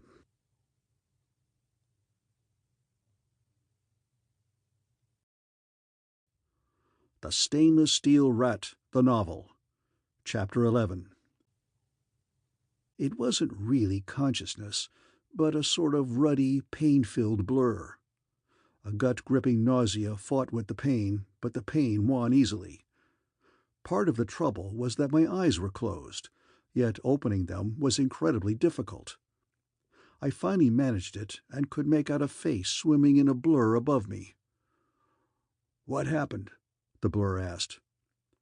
"I was going to ask you the same thing," I said, and stopped, surprised at how weak and bubbly my voice was. Something brushed across my lips, and I saw a red-stained pad as it went away. After I blinked some sight back into my eyes, Blurface turned out to be a youngish man dressed in white. A doctor, I suppose, and I was aware of motion. We must be driving in an ambulance. "Who shot you?" the doctor asked. "Someone reported the shots, and you'll be pleased to know we got there just in the old nick of time. You've lost a lot of blood, some of which I've replaced, have multiple fractures of the radius and ulna, an extensive bullet wound in your forearm, a further wound in your right temple, possible fracture of the skull, extremely probable fractures in your ribs, and the possibility of internal injuries. Someone got a grudge against you? Who?" Who? My darling Angelina, that's who. Temptress, sorceress, murderess, that's who tried to kill me. I remembered now. The wide black muzzle of the gun looking big enough to park a spaceship in. The fire blasting out of it, the slugs hammering into me, and the pain as my expensive, guaranteed bulletproof underwear soaked up the impact of the bullets, spreading it across the entire front of my body. I remembered the hope that this would satisfy her, and the despair of hope as the muzzle of that reeking gun lifted to my face. I remembered the last instant of regret as I put my arms before my face and threw myself sideways in a vain attempt at escape. The funny thing is, that escape attempt had worked. The bullet that had smashed my forearm must have been deflected enough by the bone to carom off my skull, instead of catching it point-blank and drilling on through. All this had produced satisfactory quantities of blood and an immobile body on the floor. That had caused Angelina's mistake, her only one. The boom of the gun in that tiny room, my apparent corpse, the blood, it must have all rattled the female side of her, at least a bit. She had to leave fast before the shots were investigated, and she had not taken that extra bit of time to make sure. "Lie down," the doctor said. "I'll give you an injection that will knock you out for a week if you don't lie down." Only when he said this did I realize I was half sitting up in the stretcher and chuckling in a particularly dirty laugh. I let myself be pushed down easily, since my chest was drenched in pain whenever I moved. Right at that moment, my mind began ticking over plans for making the most of the situation. Ignoring the pain as well as I could, I looked around the ambulance, looking for a way to capitalize on the bit of luck that had kept me still alive while she thought I was dead. We pulled up at the hospital then, and there was nothing much I could do in the ambulance except steal the stylus and official forms from the rack above my head. My right arm was still good, though it hurt like fire whenever I moved. A robot snapped the wheels down on my stretcher, latched onto it, and wheeled it inside. As it went by the doctor, he slipped some papers into a holder near my head and waved goodbye to me. I gave him back a gallant smile as I trundled into the butcher shop. As soon as he was out of sight, I pulled out the papers and scanned them quickly. Here lay my opportunity, if I had enough time to grab it. There was the doctor's report in quadruplicate. Until these forms were fed into the machinery, I didn't exist. I was in a statistical limbo out of which I would be born into the hospital. Stillborn if I had my way. I pushed my pillow off onto the corridor floor, and the robot stopped. He paid no attention to my writing and didn't seem to mind stopping 2 more times to rescue the pillow, giving me time to finish my forgery. This Dr. McVibblegs, at least that's what his signature reads like, had a lot to learn about signing papers. He had left acres of clear space between the last line of the report and his signature. I filled this with a very passable imitation of his handwriting. Massive internal hemorrhage, shock, I wrote. Died en route. This sounded official enough. I quickly added, all attempts resuscitation failed. I had a moment of doubt about spelling this jawbreaker, but since Dr. McVibblegs thought there were 2 P's in multiple, he could be expected to muff this one too. This last line made sure there wouldn't be any hanky-panky with needles and electric prods to jazz some life back into the corpse. We turned out of the corridor just as I slipped the forms back into their slot and lay back trying to look dead. "Here's a DOA, Sven," someone called out, rustling the papers behind my head. I heard the robot rolling away, untroubled by the fact that his writing, pillow-shedding patient was suddenly dead. This lack of curiosity is what I like about robots. I tried to think dead thoughts, and hoped the right expression was showing on my face. Something jerked at my left foot, and my boot and sock were pulled off. A hand grabbed my foot. "How tragic," this sympathetic soul said. "He's still warm. Maybe we should put him on the table and get the revival team down." What a nosy, mealy-mouthed, interfering sod he was. "Nah," the voice of a wiser and cooler head said from across the room. "They tried the works in the ambulance. Slide him in the box." A terrifying pain lanced through my foot, and I almost gave the whole show away. Only the fiercest control enabled me to lie unmoving while this clown grimly tightened the wire around my big toe. There was a tag hanging from the wire, and I heartily wished the same tag was hung from his ear secured by the same throttling wire. Pain from the toe washed up and joined the ache in my chest, head, and arm, and I fought for corpse-like rigidity as the stretcher trundled along. Somewhere behind me, a heavy door opened and a wave of frigid air struck my skin. I allowed myself a quick look through my lashes. If the corpses in this chop shop were stashed into individual freezers, I was about to be suddenly restored to life. I could think of a lot more pleasant ways of dying than in an icebox with a door handle on the outside. Lady Luck was still galloping along at my shoulder because my toe amputator was dragging me, stretcher and all, into a good-sized room. There were slabs on all sides, and a number of dearly departed had already arrived before me. With no attempt at gentleness, I was slid onto a freezing surface. Footsteps went away from me across the room, the door closed heavily, and the lights went out. My morale hit bottom at this moment. I had been through a lot for one day, and was thoroughly battered, bruised, contused, and concussed. Being locked in a black room full of corpses had an unusually depressing effect on me.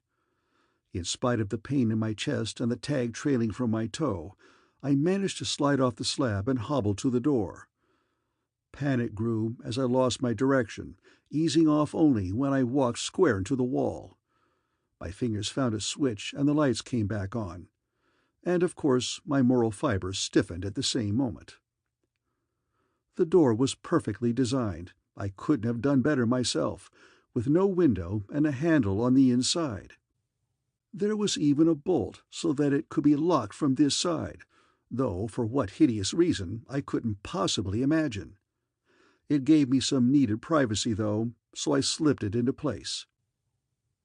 Although the room was full, no one was paying any attention to me.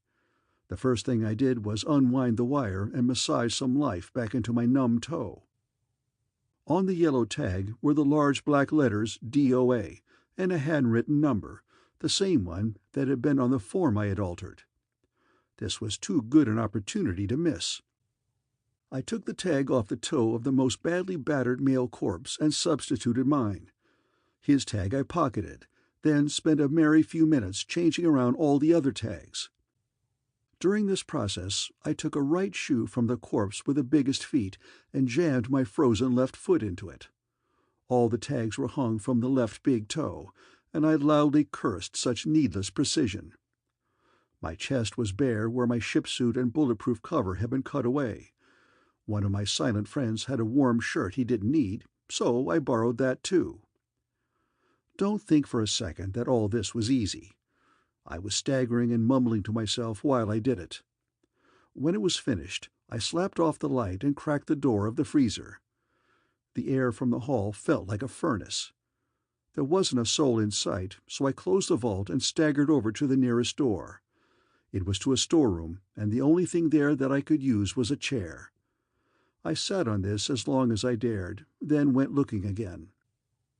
The next door was locked, but the third one opened into a dark room where I could hear someone breathing evenly in his sleep. This was more like it. Whoever this sack-time artist was, he surely knew his sleeping trade. I rifled the room and fumbled with the clothes I found and put them on clumsily, yet he never heard a sound. Which was probably the best thing for him, because I was in a skull-fracturing humor. The novelty of this little affair had worn off, and all I could think about was the pain. There was a hat, too, so I put this on and checked out. I saw people at a distance, but no one was watching when I pushed open an emergency exit and found myself back on the rain-drenched streets of Friberbad. End of Chapter 11.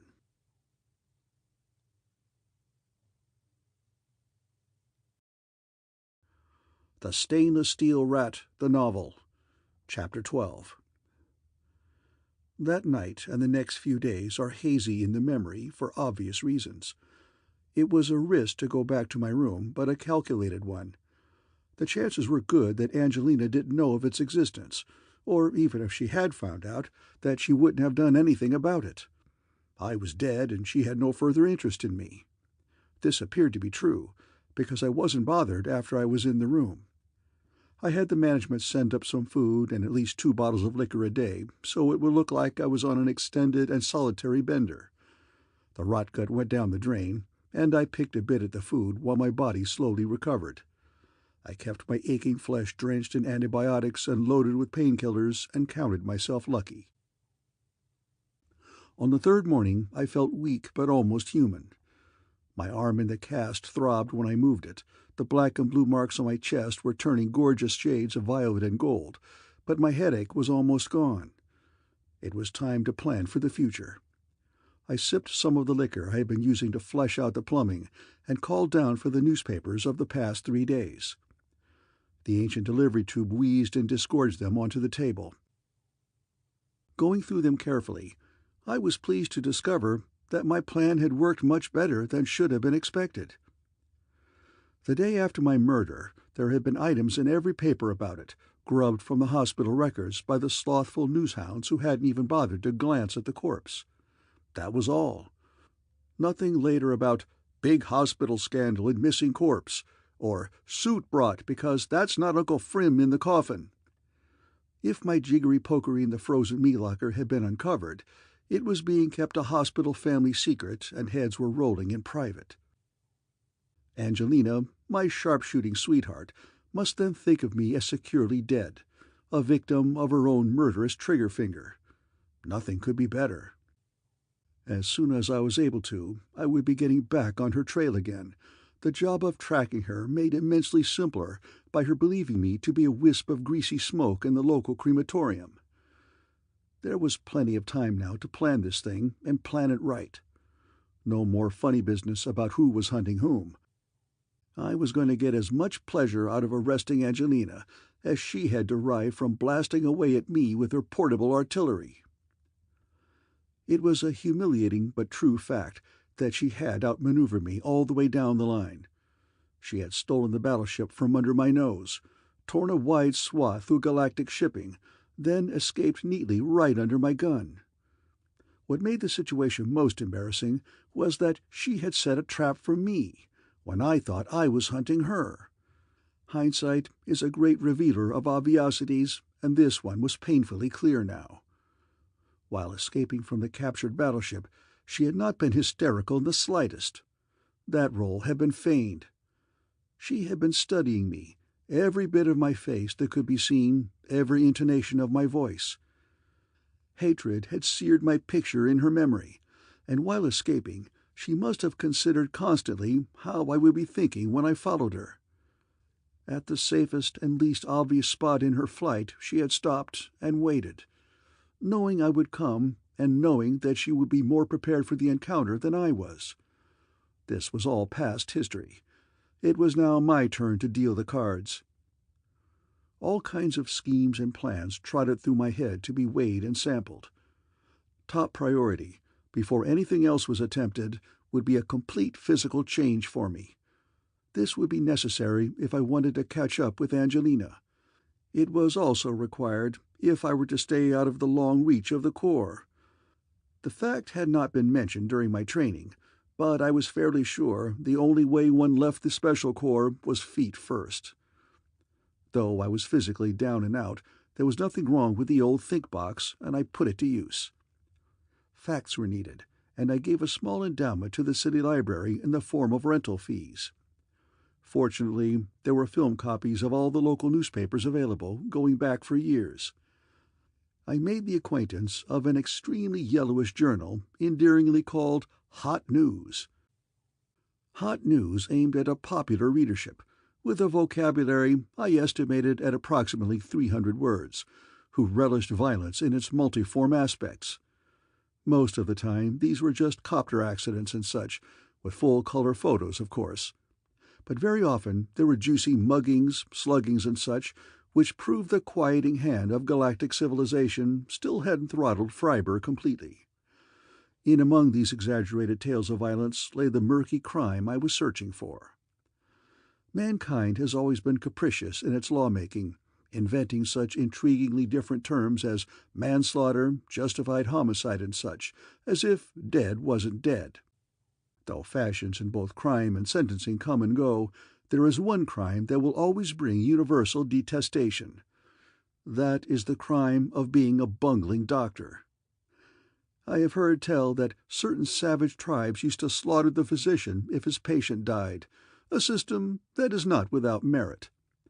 This single-minded loathing of the butchering quack is understandable. When ill, we deliver ourselves completely into the doctor's hands. We give a complete stranger the opportunity to toy with that which we value most. If this trust is violated, there is naturally a hotness of temper among the witnesses or survivors. Ordinary citizen Wolf Sifternitz had formerly been the highly esteemed Dr. Sifternitz. Hot News explained in overly lavish detail how he had mixed the life of playboy and surgeon until finally the knife in his twitching fingers had cut that instead of this, and the life of a prominent politician had been shortened by a number of no doubt profitable years. We must give Wolf credit for the fact that he made an attempt to sober up before going to work, so that it was DTs, not drunkenness, that caused the fatal twitch. His license was removed, and he must have been fined most of his savings, since there were later references to his having been involved in more sordid medical affairs. Life had treated Wolf hard and dirty. He was just the man I was looking for. On my first rubber-leg trip out of my room, I took the liberty of paying him a professional call. To a person of my abilities, tracking down a pseudo-legal stranger in a foreign city on a far planet presents no problems. Just a matter of technique, and I am rich in technique. When I hammered on the stained wooden door in the least wholesome section of town, I was ready to take the first step in my new plan. "I have some business for you, Wolf. I told the bleary-eyed Stewie who opened the door. "Get the hell lost," he said, and tried to close the door in my face. My carefully placed shoe prevented this, and it took almost no effort at all to push it past him. "I don't do medical work," he mumbled, looking at my bandaged arm. "Not for police stoolies, I don't. So get the hell lost." "Your conversation is both dull and repetitious," I told him, because it was. "I am here to offer you a strictly legitimate business deal with value given for money received. The mere fact that it happens to be illegal should bother neither of us, least of all you." I ignored his mumbled protests and looked into the next room. "According to information of great reliability, you live here in unmarried bliss with a girl named Zena. What I have to say is not for her undoubtedly shell-like ears. Where is she?" "Out!" he shouted. "And you too, out!" He clutched a tall bottle by the neck and raised it threateningly. "Would you like that?" I asked, and dropped a thick wad of fresh banknotes on the table. "And that? And that?" I followed with 2 more bundles. The bottle slipped from his loose fingers and fell to the floor, while his eyes bulged out further and further, as if they were on pistons. I added a few more bundles to the pile until I had his undivided attention. It really didn't take much discussion. Once he had assured himself that I really meant to go through with the proposition, it was just a matter of settling the details. The money had an instantly sobering effect on him, and though he had a tendency to twitch and vibrate, there was nothing wrong with his reasoning powers. "Just one last problem," I said as I started to leave. "What about the worthy Zena? Are you going to tell her about this?" "You crazy?" Volf asked with undisguised surprise. "I suppose that means you won't tell her. Since only you and I are going to know about this operation, how are you going to explain your absence or where the money has come from?" This was even more shocking to him. "Explain? To her? She isn't going to see either me or the money once I leave here, which will be no more than 10 minutes from now." "I see," I said, and I did. I also thought it was rather uncharitable of him, since the unlucky Zena had been supporting him by practicing a trade that most women shun. I made a mental note to see what could be done to even the score a little. In the future, though. Right now, I had to see to the dissolution of James Bolivar DiGriz. Sparing no expense, I ordered all the surgical and operating room equipment that Wolf could suggest. Whenever possible, I bought robot-control devices, since he would be working alone. Everything was loaded in a heavy carrier rented for the occasion, and we drove out to the house in the country together. Neither of us would trust the other out of his sight, which was of course understandable. Financial payments were the hardest to arrange, since the pure-hearted Dr. Wolf was sure I would bash in his skull and take back all of my money once the job was finished, never realizing, of course, that as long as there were banks, I would never be broke. The safeguards were finally arranged to his satisfaction, and we began our solitary and important business. The house was lonely and self-contained, perched on the cliff above a far reach of the lake.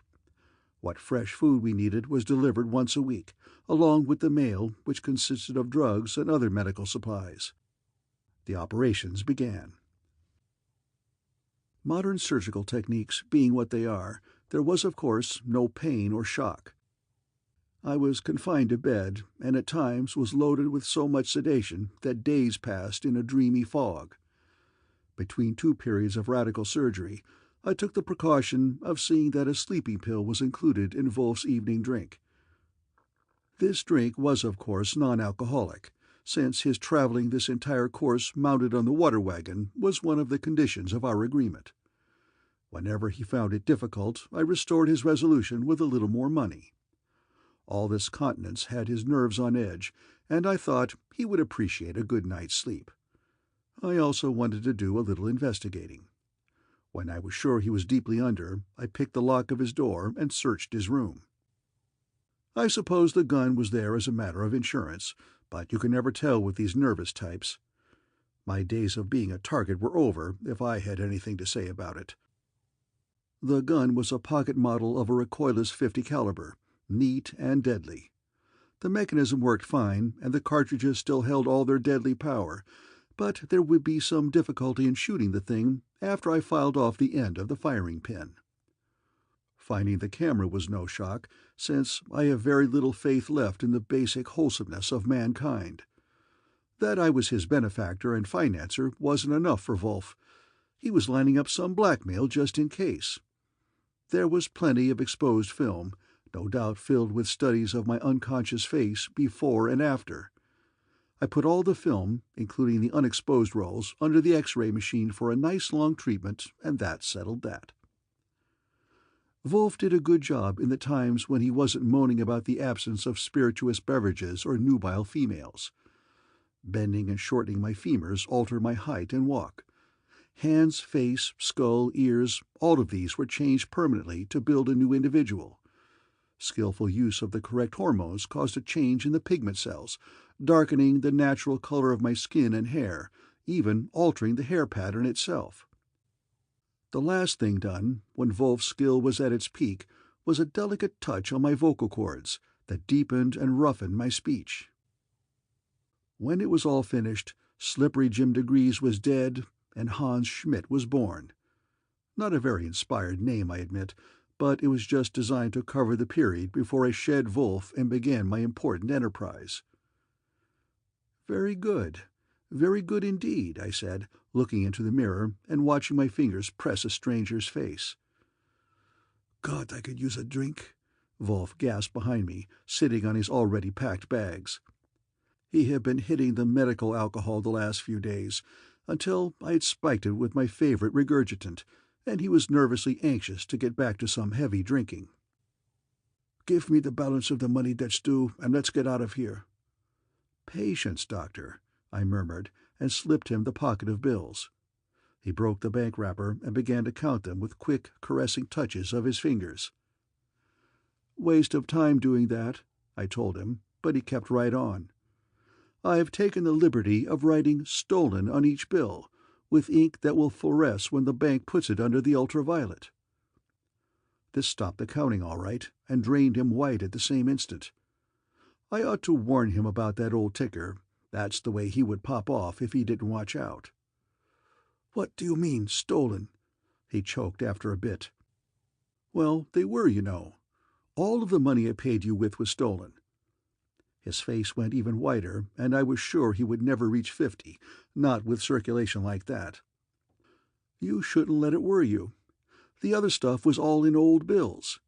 I've passed a lot of it without any trouble. But why? He finally squeezed out. Sensible question, Doctor. I've sent the same amount, in untampered bills, of course, to your old friend Zena. I felt you owed her that much at least, after all she has done for you. Fair is fair, you know. He glared at me while I tossed all the machines, surgical supplies, and such off the cliff. I was careful not to have my back to him when he was too close. Other than this, all the precautions had already been taken. When I glanced up by chance and saw that a covert smile had replaced the earlier expression, I knew it was time to reveal the rest of my arrangements. An air cab will be here in a few minutes. We'll leave together. I regret to inform you that there won't be enough time after we arrive in Freiberbad for you to seek out Zena and thrash her as planned and get the money back. His guilty start proved that he was really an amateur at this sort of thing. I continued, hoping he would be grateful for this complete revelation of how to do things in an efficient criminal manner. I've timed everything rather carefully from here on in. Today is a bit unusual in that there are two starships leaving the port within minutes of each other. I've booked a ticket on one for myself. Here is your ticket on the other. I've paid in advance for it, though I don't expect you to thank me. He took the ticket with all the spirited interest of an old maid picking up a dead snake. The need for speed, if you will pardon the rhyme, is urgent. A few minutes after your ship leaves, an envelope will be delivered to the police describing your part in this operation. Dear Dr. Wolf digested all this as we waited for the copter to arrive, and from his sickening expression I saw he could find no flaws in the arrangements. During the entire flight he huddled away from me in his chair and never said a word. Without a bon voyage or even a curse, he made for his ship upon our arrival, and I watched him board it. I, of course, merely went in the direction of mine and turned off before entering it. I had as much intention of leaving Freiburg as I had of informing the police that an illegal operation had taken place. The last thing I wanted was attention. Both little eyes had merely been devices to make sure that the alcoholic doctor went away and stayed away before he began his solitary journey to cirrhosis. There was no reason for me to leave, in fact, every reason for me to stay. Angelina was still on this planet, and I wanted no interference while I tracked her down. Perhaps it was presumptuous of me to be so positive, yet I felt I knew Angelina very well by this time. Our crooked little minds rotated in many of the same cycles of dishonesty. Up to a certain point, I felt I could predict her reactions with firm logic. Firstly, she would be very happy about my bloody destruction. She got the same big bang out of corpses that most girls get from new clothes. Thinking me dead would make following her that much easier. I knew she would take normal precautions against the police and other agents of the Corps, but they wouldn't know she was on Freiburg. There was nothing to connect my death with her presence. Therefore, she didn't have to run again, but could stay on this planet under a new cover and changed personality. That she would want to stay here, I had very little doubt. Freiburg was a planet that seemed designed for illegal operation. In my years of knocking around the known universe, I had never before come up against a piece of fruit so ripe for plucking. A heady mixture of the old and the new. In the old, caste-ridden, feudalistic Freiburg, a stranger would have been instantly recognized and watched. On the modern League planets, computers, mechanization, robots, and an ever-vigilant police force left very little room for illegal operations. It was only when these two different cultures are mixed and merged that imaginative operations became really possible. This planet was peaceful enough. You had to give the League societics experts credit for that much. Before they brought in the first antibiotic pill or punch card computer, they saw to it that law and order were firmly instituted. Nevertheless, the opportunities were still there if you knew where to look. Angelina knew where to look, and so did I. Except, after weeks of futile investigation, I finally faced the brutal fact that we were both looking for different things. I can't deny the time was spent pleasantly, since I uncovered countless opportunities for fine jobs and lucrative capers. If it hadn't been for the pressure of finding Angelina, I do believe I could have had the time of my life in this crook's paradise. This pleasure was denied me because the pressure to catch up with Angelina nagged at me constantly, like an aching tooth. Finding intuition wanting, I tried mechanical means.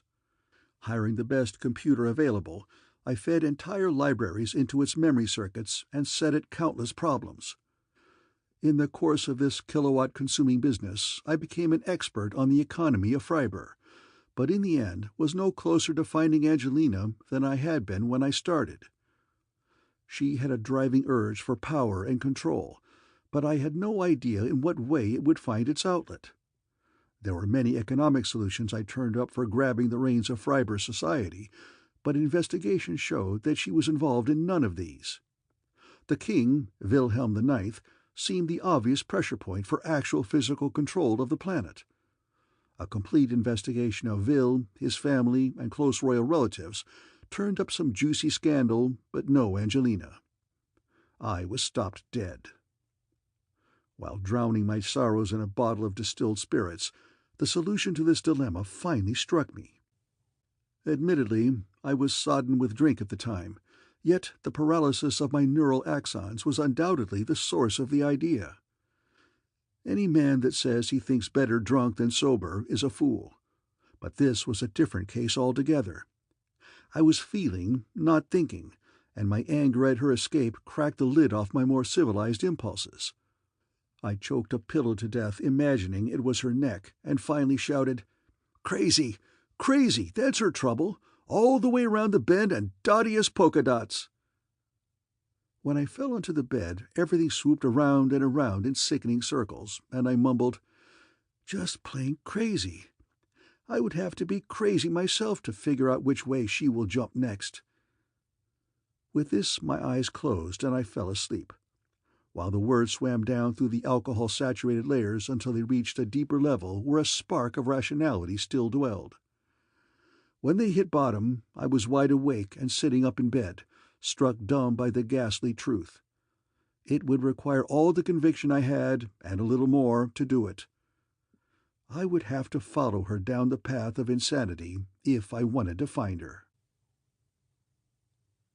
End of Chapter 12.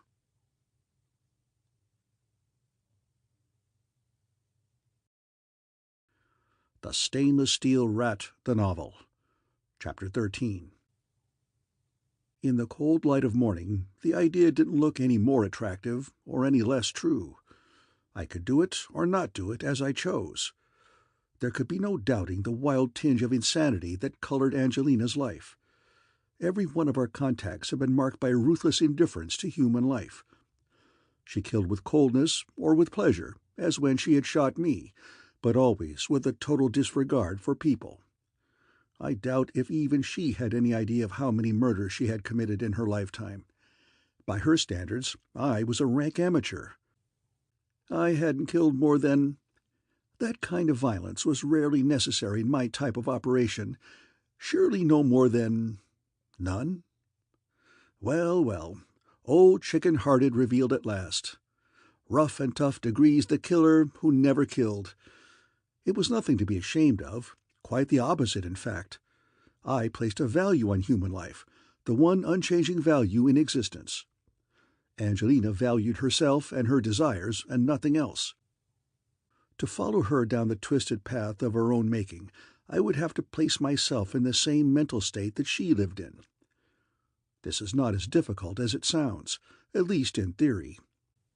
I have had some experience with the psychotomimetic drugs, and was well aware of their potency. Centuries of research have produced drugs that can simulate any mental condition in the user. Like to be paranoid for a day? Take a pill. You too can go round the bend, friend. It is a matter of record that people have actually tried these concoctions for kicks, but that bored with life I don't want to be. There would have to be a lot stronger reason before I would subject my delicate gray cells to this kind of jarring around. Like finding Angelina, for instance. About the only good thing about these pixelation producers is the accepted fact that the effects are only temporary. When the drug wears off, so do the hallucinations. I hoped. Nowhere in the texts I studied did they mention a devil's brew such as the one I was concocting. It was a laborious task hunting down all of Angelina's fascinating symptoms in the textbooks and trying to fit them into an inclusive psychotic pattern. I even called in some professional help to aid in analyzing her case, not mentioning, of course, to what use I intended to put the information. In the end, I had a bottle of slightly smoky liquid and a taped recording of auto-hypnotic suggestions to play into my ears while the shot was taking effect. All that remained was screwing my courage to the sticking place, as they say in the classics. Not really all that remained. I wanted to take some precautions first. I rented a room in a cheap hotel and left orders not to be disturbed at any time. This was the first time I had ever tried this particular type of nonsense, and since I had no idea of how foggy my memory would be, I left a few notes around to remind me of the job. After a half-day of this kind of preparation, I realized I was making excuses. Well, it's not easy to deliberately go insane, I told my rather pale reflection in the mirror. The reflection agreed, but that didn't stop either of us from rolling up our sleeves and filling large hypodermic needles with murky madness. "Here's looking at you," I said, and slipped the needle gently in the vein and slowly pushed the plunger home. The results were anticlimactic, to say the least. Outside of a ringing in my ears and a twinge of headache that quickly passed, I felt nothing. I knew better than to go out, though, so I read the newspaper for a while until I felt tired. The whole thing seemed a little foolish and pretty much of a letdown. I went to sleep with the tape player whispering softly in my ears such ego-building epigrams as, You are better than everyone else, and you know it, and people who don't know it had better watch out. And they are all fools, and if you were in charge, things would be different. And why aren't you in charge? It's easy enough." Waking up was uncomfortable because of the pain in my ears where the earphones were still plugged in, my own stupid voice droning away at me. Nothing had changed, and the whole futile experiment was a waste, and waste makes me angry. The earphones broke in my hands, and I felt better. Felt much better still when I'd stamped the tape player into a tangle of rubble. My face rasped when I ran my hand over it. I had been days without a shave. Rubbing in the dip cream, I looked into the mirror over the sink, and an odd fact struck me for the first time. This new face fitted me a lot better than the old one.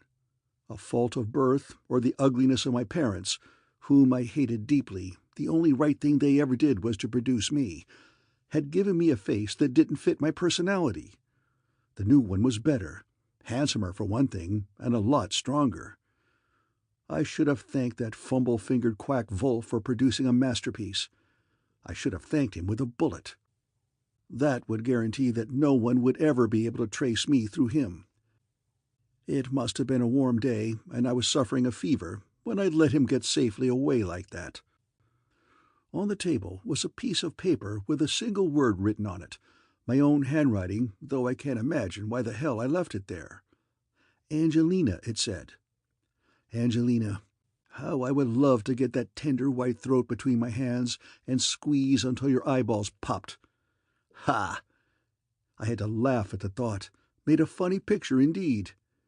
Yet I shouldn't be so flippant about it. Angelina was important. I was going to find her, and nothing was going to stop me. She had made a fool of me, and had tried to kill me. If anyone deserved to die, it was her. It was an awful waste in some ways, yet it had to be done. I shredded the note into fine pieces. All at once, the room was very oppressing, and I wanted out. What made me doubly angry was the fact the key was missing. I remembered taking it out, but had no idea where I had put it.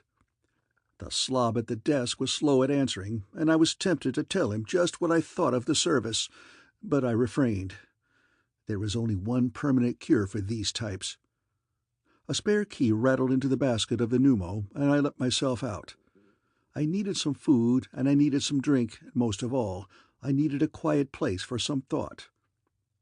A nearby spot provided all three, after I had chased the hookers away. They were all dogs, and Angelina just playing a role had been better than this entire crowd lumped together. Angelina. She was on my mind tonight with a vengeance. The drinks warmed my gut, and Angelina warmed my memory. To think that I had actually once considered turning her in or possibly killing her. What a waste. The only intelligent woman I had ever run across. And all woman. I'll never forget the way she walked in that dress. Once she had been tamed a bit, what a team we could make.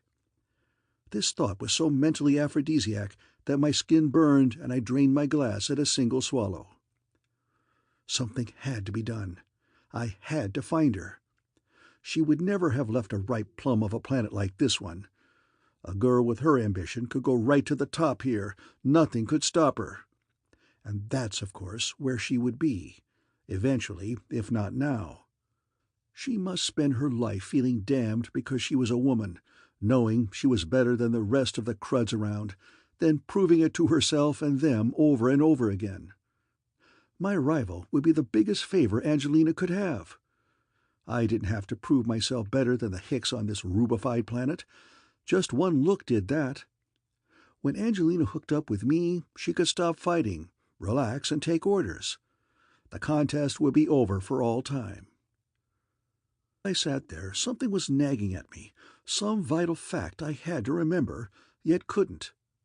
For a second I fumbled with the memory before I realized what it was. The injection would be wearing off soon.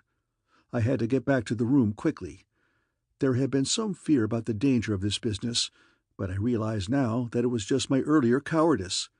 This stuff was no more dangerous than aspirin. And at the same time, it was the galaxy's greatest pickup. New worlds of possibilities were opening up to me. My mind was clearer and my thoughts more logical. I wasn't going back to the old muddlehead stuff. At the bar, I paid the bartender, my fingers tapping impatiently while he slothfully made change for me. "A wise guy?" I asked, loud enough for everyone in the joint to hear. "A customer is in a hurry, so that's your chance to shortchange him. This is 2 guildens short." I held the money out in my palm, and when he bent to count it, I came up quick with the hand and let him have the whole thing right in the face, bills, coins, thumb, and fingers. At the same time, I told him, in a low voice so no one else could hear, just what I thought of him. Freiburg slang is rich in insults, and I used the best on him. I could have done more, but I was in a hurry to get back to the hotel room, and teaching him a lesson would take time. When I turned to go, I kept an eye behind me in a mirror across the room, and it's a good thing I did. He pulled a length of pipe out from under the bar and raised it over my head. Of course, I stood still to give him a nice target and not throw off his aim, only stepping aside as the arm came down, just moving enough to let the pipe skin by me. It was no trick at all to grab the arm, keep it going down, and break the bone across the edge of the bar.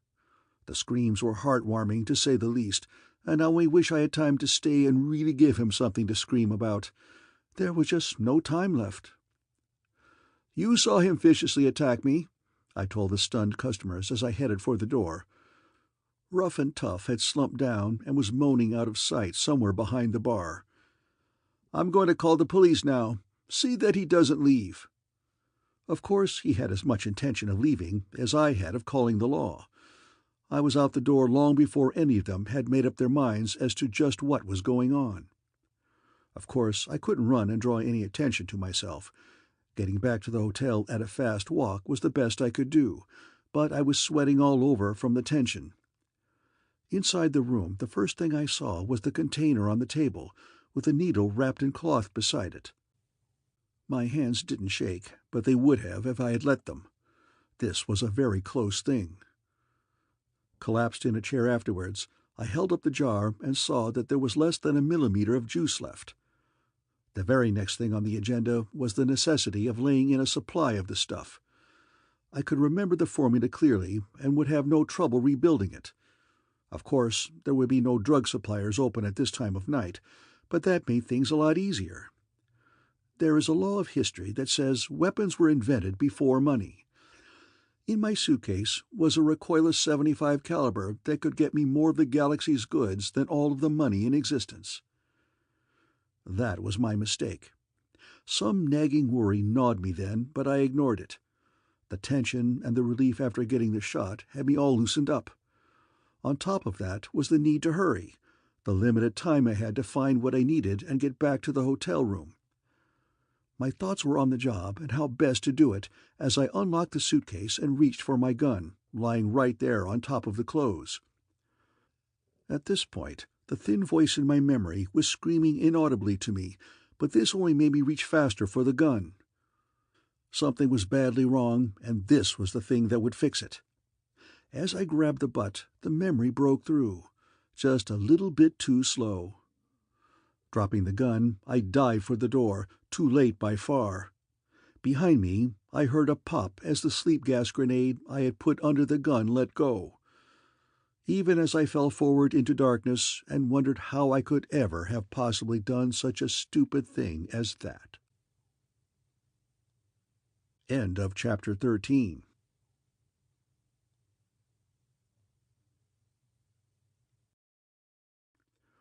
The Stainless Steel Rat, the Novel, Chapter 14. Coming out of the gas, my first feeling was one of regret. It is a truism that the workings of the mind are a source of constant astonishment. The effects of my devil's brew had worn off. There was nothing wrong with my memory, now that the post-hypnotic blocks I had put on it had been removed.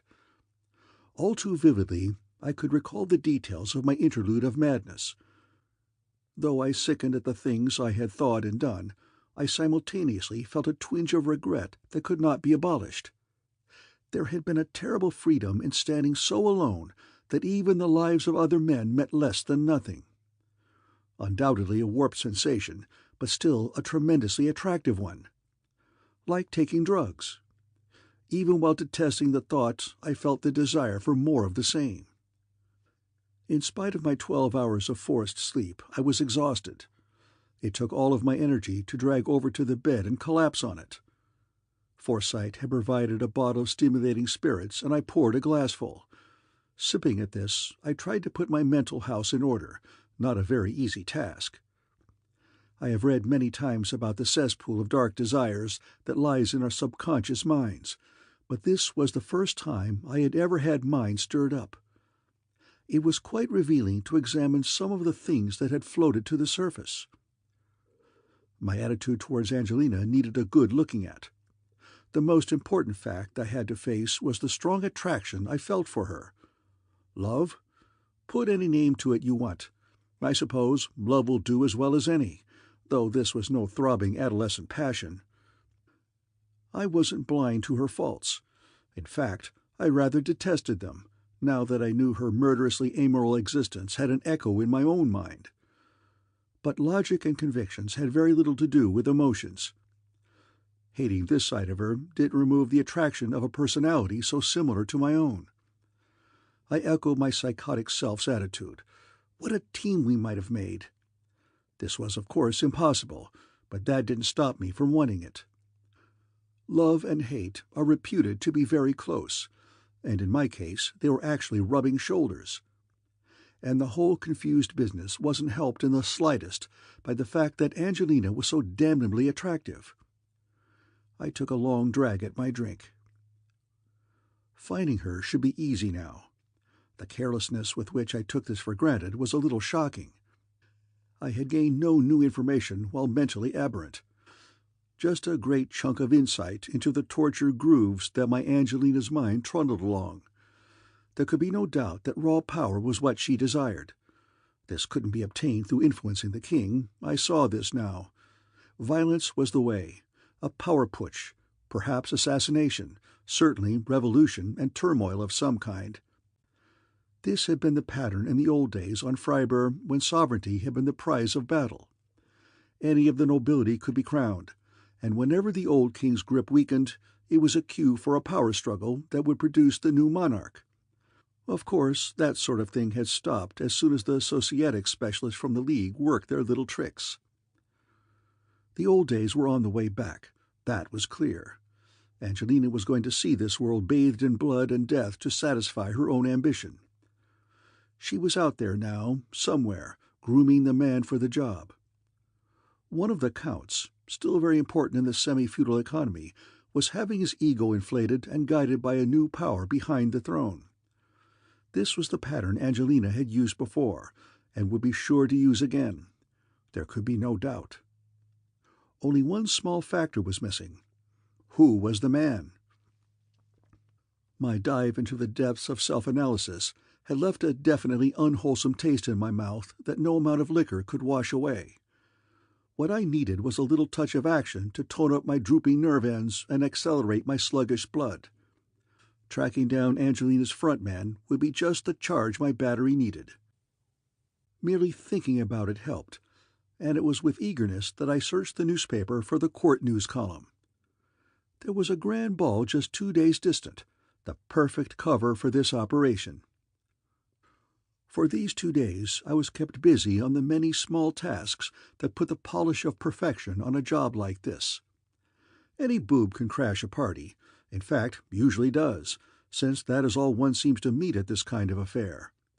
It takes a unique talent like mine to construct a cover personality that is unshakable. Research supplied me with a homeland, a distant province poor in everything except a thick dialect that provided the base for most Freiburg jokes.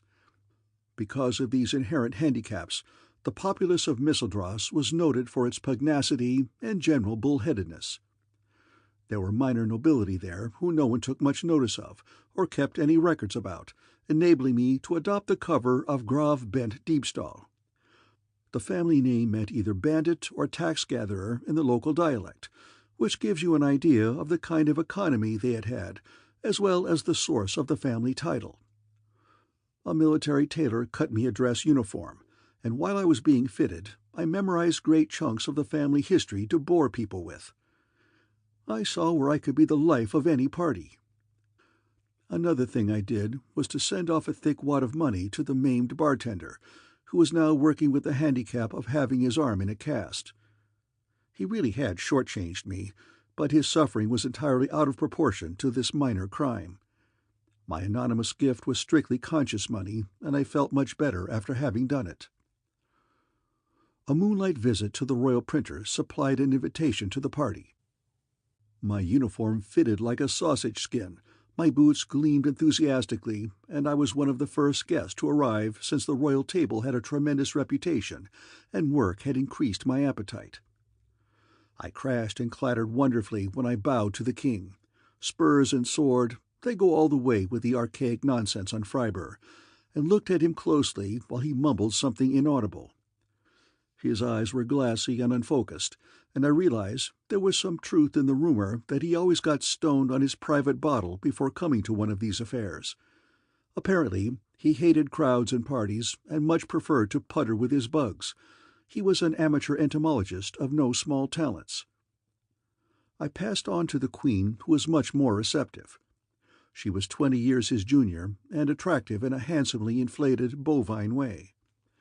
Rumor also had it that she was bored by his beetles and much preferred Homo sapiens to Lepidoptera. I tested this calumny by giving her hand an extra little squeeze when I held it, and Queenie squeezed back with an expression of great interest. I moved on to the buffet. While I ate, the guests continued to arrive. Watching them as they entered didn't interfere with my demolishing the food or sampling all of the wines. I had finished stoking up by the time the rest were just starting, so I could circulate among them.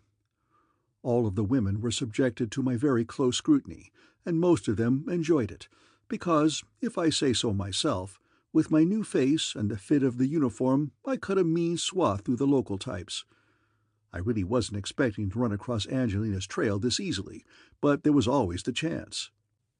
Only a few of the women even remotely resembled her, but it took only a few words each time to settle the fact that they were true blue blood and not my little interstellar killer. This task was made simpler by the fact that the Freiburg beauties ran heavily towards the flesh, and Angelina was a neat and petite package. I went back to the bar. "You have been given a royal command," an adenoidal voice said in my ear while fingers plucked at my sleeve. I turned and gave my best scowl to the character who still clutched the fabric. "Let go this suit, or I push your buck-toothed face the punch bowl in," I growled in my thickest Missildrossian accent. He let go as if he had grabbed something hot and got all red and excited-looking. "That's better," I added, cutting off his next words. "Now, who wants to see me? The king?" "Her Majesty, the Queen," he managed to squeeze out between thin lips. "That's good. I want to see her too. Show the way." I forged a way through the crowd while my new friend clattered behind, trying to pass me. I stopped before I reached the group around Queen Helda and let him get ahead all out of breath and sweating. "Your Majesty, this is the Baron." "Graf, not Baron," I cut in with my hideously rich accent. "Graf Bent Diebstahl, from a poor provincial family, cheated centuries ago of our rightful title by thieving and jealous counts." I scowled straight at my guide as if he had been put in the plot, and he turned the flush on again. "I don't recognize all of your honors, Graf Bent," the Queen said in her low voice that reminded me of pastures on a misty morn. She pointed to my manly chest, to the row of decorations I had purchased from a curio dealer just that morning. "Galactic medals, Your Majesty. A younger son of the provincial nobility, his family impoverished by the greedy and corrupt, can find little opportunity to advance himself here on Freiburg. That is why I took service off-planet and served for the best years of my youth in the Stellar Guard.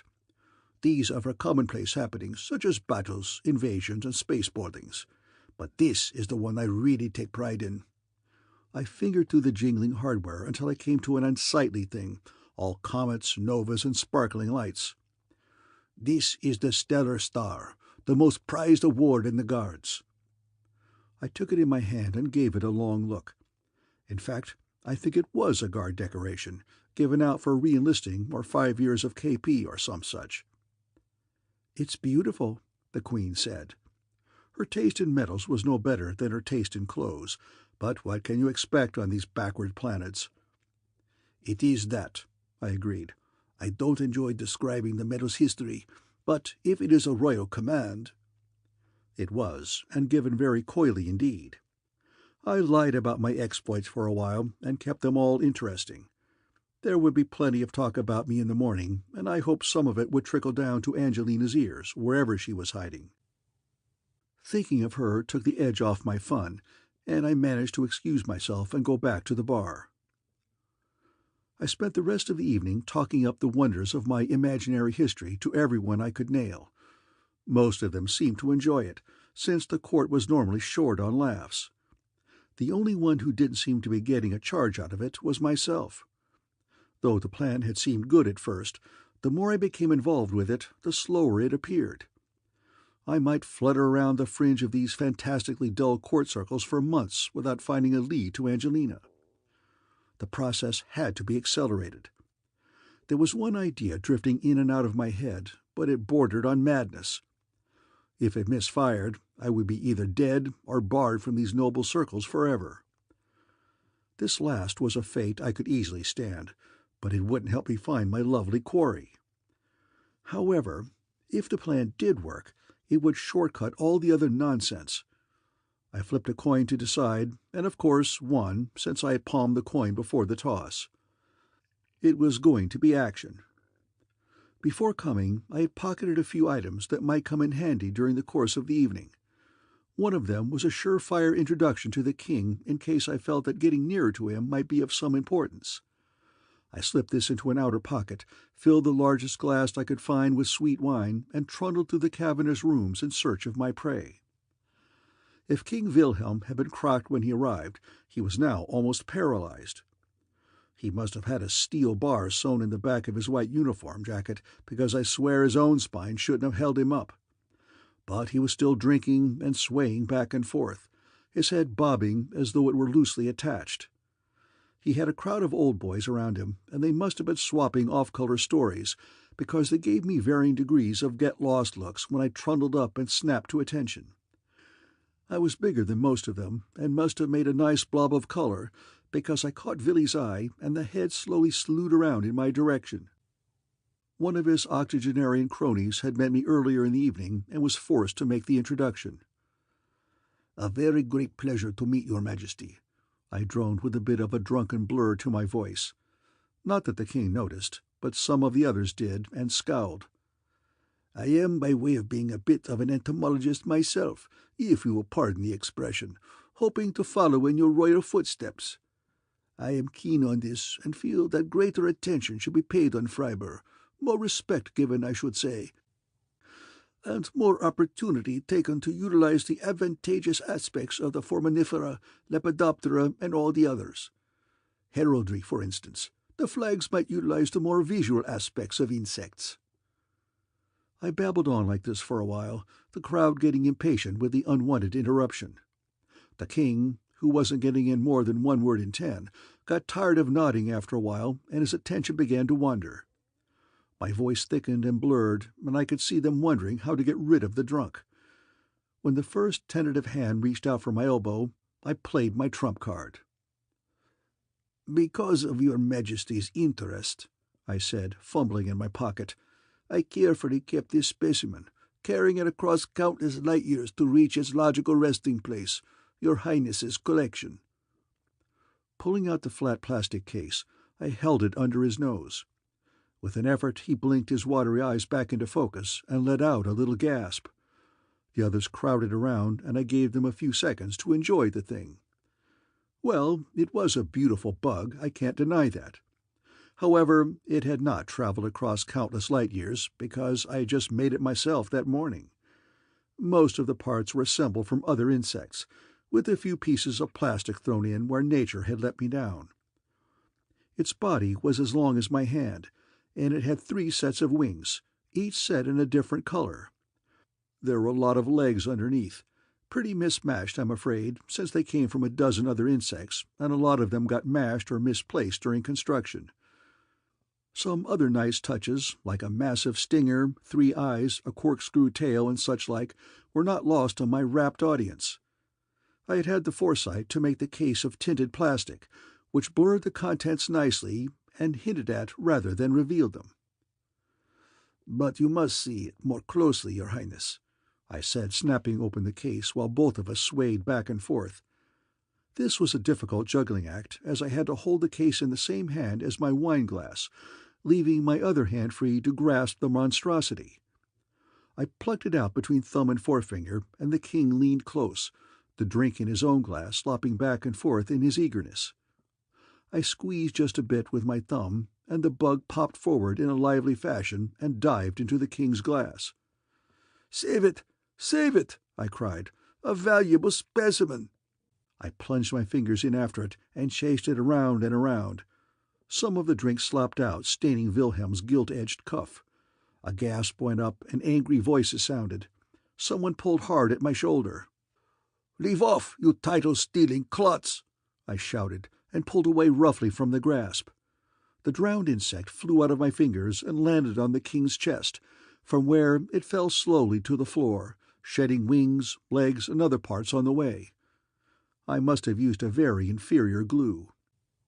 When I leaped to grab the dropping corpse, the forgotten drink in my other hand splashed red and sticky onto the king's jacket. A howl of anger went up from the crowd. I'll say this much for the king: he took it well. Stood there swaying like a tree in the storm, but offering no protest outside of mumbling, I say, a few times. Not even when I rubbed the wine in with my handkerchief, treading on his toes by accident as the crowd behind me pushed too close. One of them pulled hard at my arm, then let go when I shrugged. My arm struck against Wilhelm the Ninth's noble chest, and his royal upper plate popped out on the floor to add to the fun. Fun it was, too, once the old boys got cleared away. The younger nobility leapt to their majesties' defense, and I showed them a thing or two about mix-it-up fighting that I had learned on a number of planets. They made up in energy what they lacked in technique, and we had a really good go-around. Women screamed, strong men cursed, and the king was half carried out of the fracas. After that, things got dirty, and I did too. I couldn't blame them, but that didn't stop me from giving just as good as I received. My last memory is of a number of them holding me while another one hit me. I got him in the face with the shoe on my free leg, but they grabbed that too, and his replacement turned off all the lights. End of Chapter 14.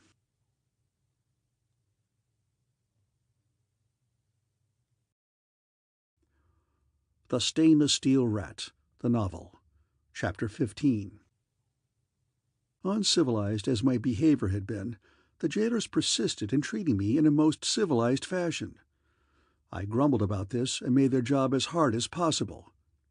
I hadn't voluntarily entered prison in order to win a popularity contest. Pulling all those gags on the poor old king had been a risk.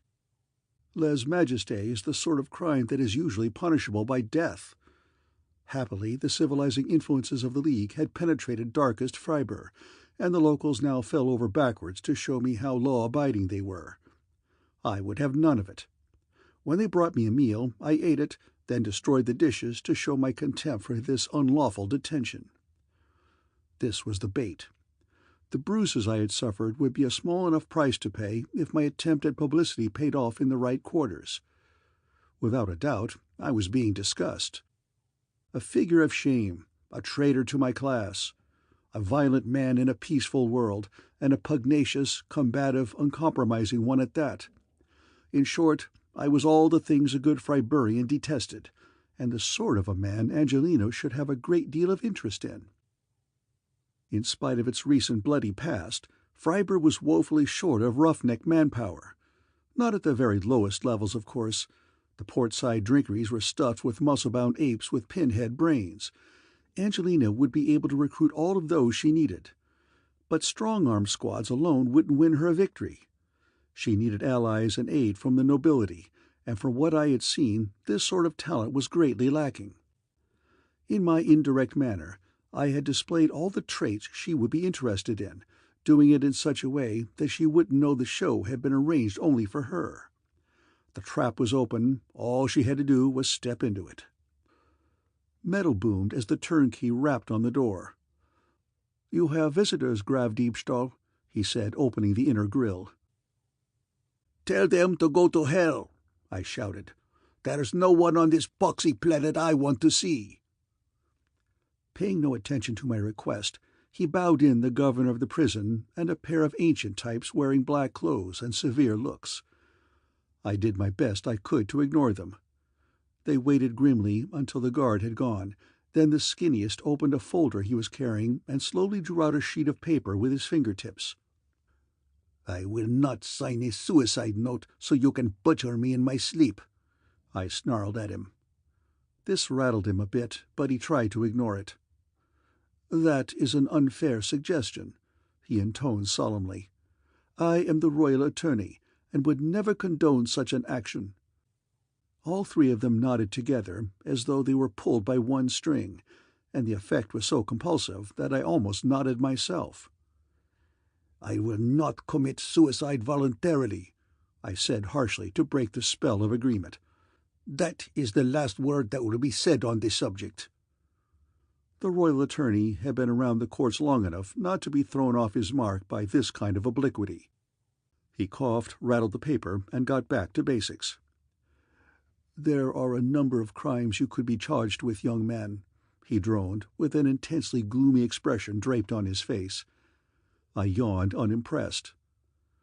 "I hope this will not have to be done," he went on, "since it would only cause harm to all concerned. The king himself does not wish to see this happen, and in fact has pressed upon me his earnest desire to have this affair ended quietly now. His desire for peace has prevailed upon us all, and I am here now to put his wish into action.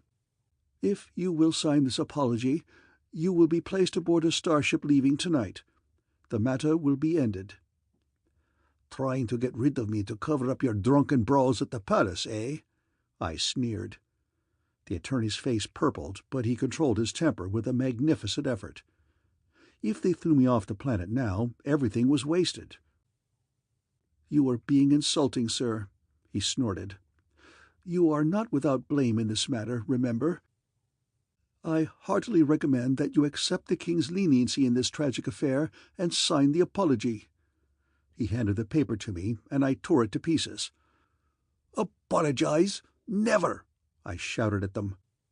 "I was merely defending my honor against your drunken louts and larcenous nobility, all descended from thieves who stole the titles rightly belonging to my family." They left then, and the prison governor was the only one young and sturdy enough for me to help on the way with the toe of my shoe in the appropriate spot. Everything was as it should be. The door clanged shut behind them, on a rebellious, cantankerous, belligerent son of the Freiburg soil. I had arranged things perfectly to bring me to the attention of Angelina. But unless she became interested in me soon, I stood a good chance of spending the rest of my days behind these grim walls. Waiting has always been bad for my nerves. I am a thinker during moments of peace, but a man of action most of the time. It is one thing to prepare a plan and leap boldly into it. It is another thing altogether to sit around a grubby prison cell wondering if the plan has worked or if there's a weak link in the chain of logic. Should I crack out of this pokey? That shouldn't be hard to do, but it had better be saved for a last resort. Once out, I would have to stay under cover, and there would be no chance of her contacting me. That was why I was gnawing my way through all my fingernails. The next move was up to Angelina. All I could do was wait. I only hoped that she would gather the right conclusions from all the violent evidence I had supplied. After a week, I was stir-crazy. The royal attorney never came back, and there was no talk of a trial or sentencing. I had presented them with an annoying problem, and they must have been scratching their heads feebly over it and hoping I would go away. I almost did. Getting out of this backwoods jail would have been simplicity itself. But I was waiting for a message from my deadly love. I toyed with the possibilities of the things she might do. Perhaps arrange pressure through the court to have me freed, or smuggle in a file and a note to see if I could break out on my own. This second possibility appealed to me most, and I shredded my bread every time it arrived to see if anything had been baked into it. There was nothing. On the 8th day, Angelina made her play, in the most forthright manner of her own. It was night, but something unaccustomed woke me up. Listening produced no answers, so I slipped over to the barred opening in the door and saw a most attractive sight at the end of the hall. The night guard was sprawled on the floor, and a burly masked figure dressed completely in black stood over him with a cosh in one meaty hand. Another stranger, dressed like the first, came up, and they dragged the guard further along the hall towards me. One of them rummaged in his waist wallet and produced a scrap of red cloth that he put between the guard's limp fingers. Then they turned towards my cell, and I moved back out of sight, climbing noiselessly into bed. A key grated in the lock, and the lights came on. I sat up blinking, giving a fine imitation of a man waking up. "Who's there? What do you want?" I asked. "Up, quickly, and get dressed, Deepstall. You're getting out of here." This was the first thug I had seen, the blackjack still hanging from his hand. I sagged my jaw a bit, then leapt out of the bed with my back to the wall. "Assassins!" I hissed. "So that's Wild King Witty's bright idea, is it? Going to put a rope around my neck and swear I hung myself? Well, come on, but don't think it will be easy." "Don't be an idiot," the man whispered, "and shut the big mouth. We're here to get you out. We're friends." 2 more men, dressed the same way, pushed in behind him, and I had a glimpse of a 4th one in the hall. "Friends!" I shouted. "Murderers is more like it. You'll pay dearly for this crime." The 4th man, still in the hall, whispered something, and they charged me. I wanted a better glimpse of the boss. He was a small man, if he was a man. His clothes were loose and bulky, and there was a stocking mask over his entire head. Angelina would be just about that tall. But before I could get a better look, the thugs were on me. I kicked one in the stomach and ducked away. This was fighting barroom style, and they had all the advantages. Without shoes or a weapon, I didn't stand a chance, and they weren't afraid to use their koshes. I tried hard not to smile with victory as they worked me over. Only reluctantly did I allow myself to be dragged to the place where I wanted to go. End of chapter 15.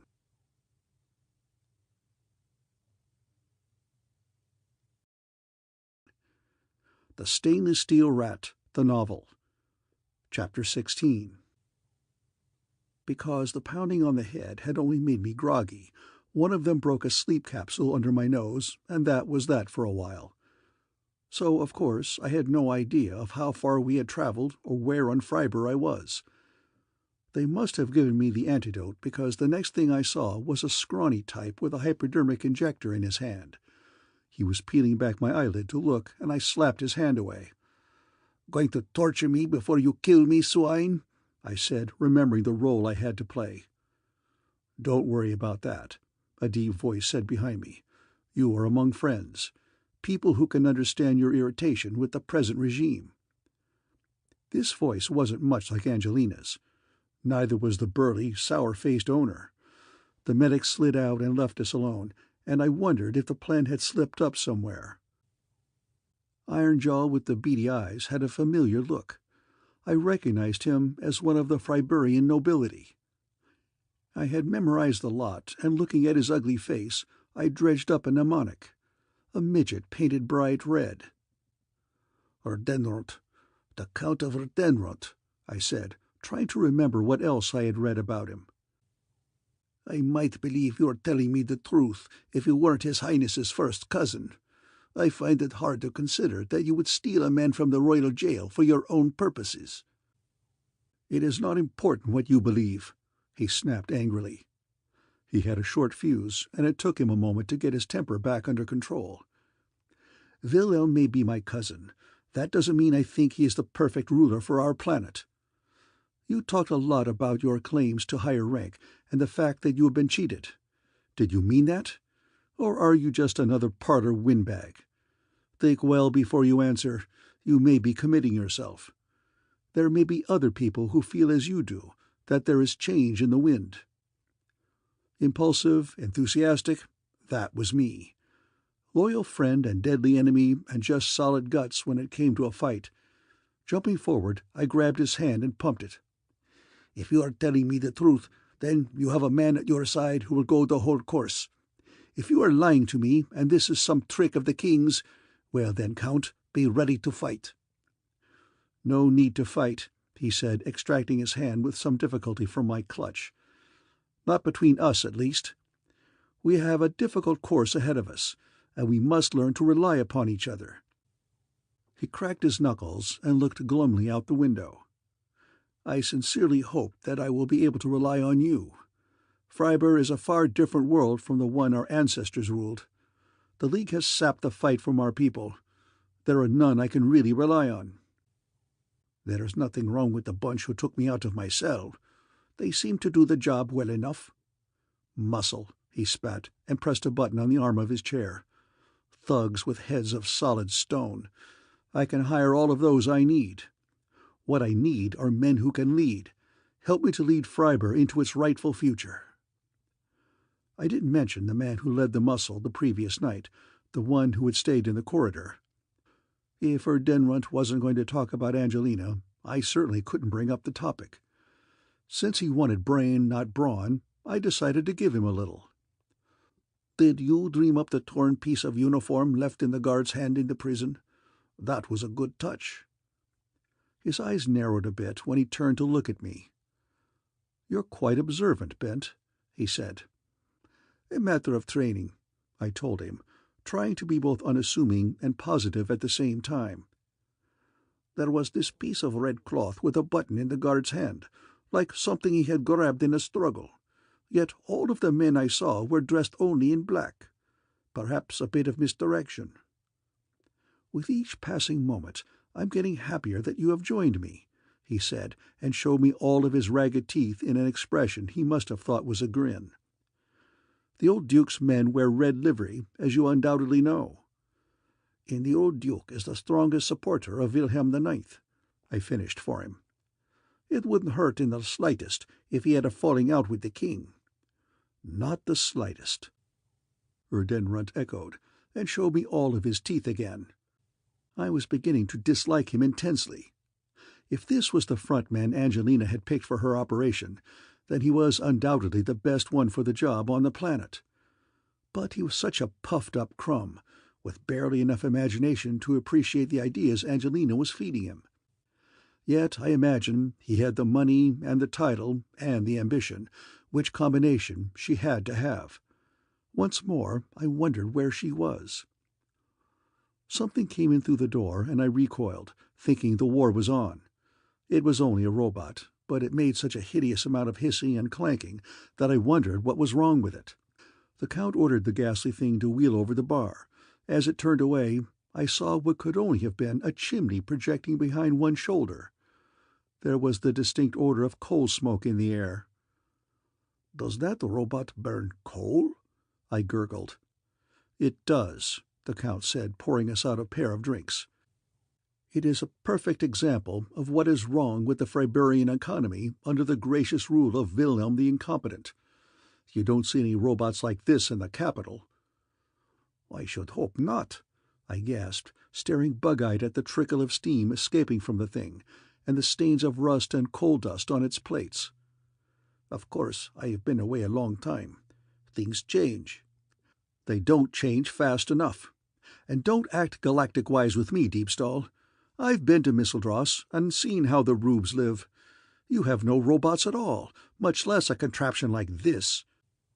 He kicked at the thing in sullen anger, and it staggered back a bit, valves clicking open as steam pumped into its leg pistons to straighten it up. 200 years come next Grunlov's day we will have been in the League, milked dry and pacified by them. And for what? To provide luxuries for the king in Freiberbad. While out here we get a miserable consignment of a few robot brains and some control circuitry. We have to build the rest of the inefficient monsters ourselves. And out in the real sticks, where you come from, they think robot is a misspelling of a boat that goes with oars." He drained his glass, and I made no attempt to explain to him the economics of galactic commerce, planetary prestige, or the multifold levels of intercommunication. This lost planet had been cut off from the mainstream of galactic culture for maybe 1,000 years, until contact had been re-established after the breakdown. They were being eased back into the culture gradually, without any violent repercussions that might upset the process. Sure, 1 billion robots could be dumped here tomorrow. What good would that do the economy? It was certainly much better to bring in the control units and let the locals build the things for themselves. If they didn't like the final product, they could improve the design instead of complaining. The Count, of course, didn't see it this way. Angelina had done a nice job of playing upon his prejudices and desires. He was still glaring at the robot when he leaned forward and suddenly tapped a dial on the thing's side. "Look at that!" he shouted. "Down to 80 pounds pressure. Next thing you know, the thing will be falling on its face and burning the place down. Stoke, you idiot! Stoke!" A couple of relays closed inside the contraption, and the robot clanked and put the tray of glasses down. I took a very long drag on my drink and enjoyed the scene. Trundling over to the fireplace, at a slower pace now, I'll admit, it opened a door in its stomach and flame belched out. Using the coal scoop in the pail, it shoveled in a good portion of anthracite and banged the fire door shut again. Rich black smoke boiled from its chimney. At least it was housebroken, and it didn't shake out its grate here. "Outside, damn it! Outside!" the Count shouted, coughing at the same time. The smoke was a little thick. I poured another drink and decided right then that I was going to like Erdenrunt. I would have liked it a lot better if I could have found Angelina. This whole affair bore every sign of her light touch, yet she was nowhere in sight. I was shown to a room and met some of the officers on the Count's staff. One of them, Kurt, a youth of noble lineage but no money, showed me around the grounds. The place was a cross between a feudal keep and a small town, with a high wall cutting it off from the city proper. There appeared to be no obvious signs of the Count's plans, outside of the number of armed retainers who lounged about and practiced uninterestedly in the shooting ranges. It all looked too peaceful to be true, yet I had to be brought here. That was no accident. I tried a little delicate questioning, and Kurt was frank with his answers. Like a lot of the far country gentry, he bore a grudge against the central authorities, although he would, of course, never have gotten around to doing anything about it on his own. Somehow he had been recruited and was ready to go along with the plans, all of which were very vague to him. I doubt if he had ever seen a corpse. That he was telling me the truth about everything was obvious when I caught him in his first lie. We had passed some women and bent a knee, and Kurt had volunteered the advice that they were the wives of 2 of the other officers. "And you're married too?" I asked. "No, never had the time, I guess. Now I suppose it's too late, at least for a while.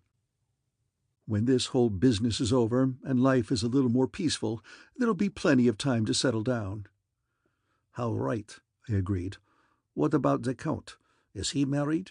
I've been away so many years that it's hard to keep track of that kind of thing. Wives, children, and such."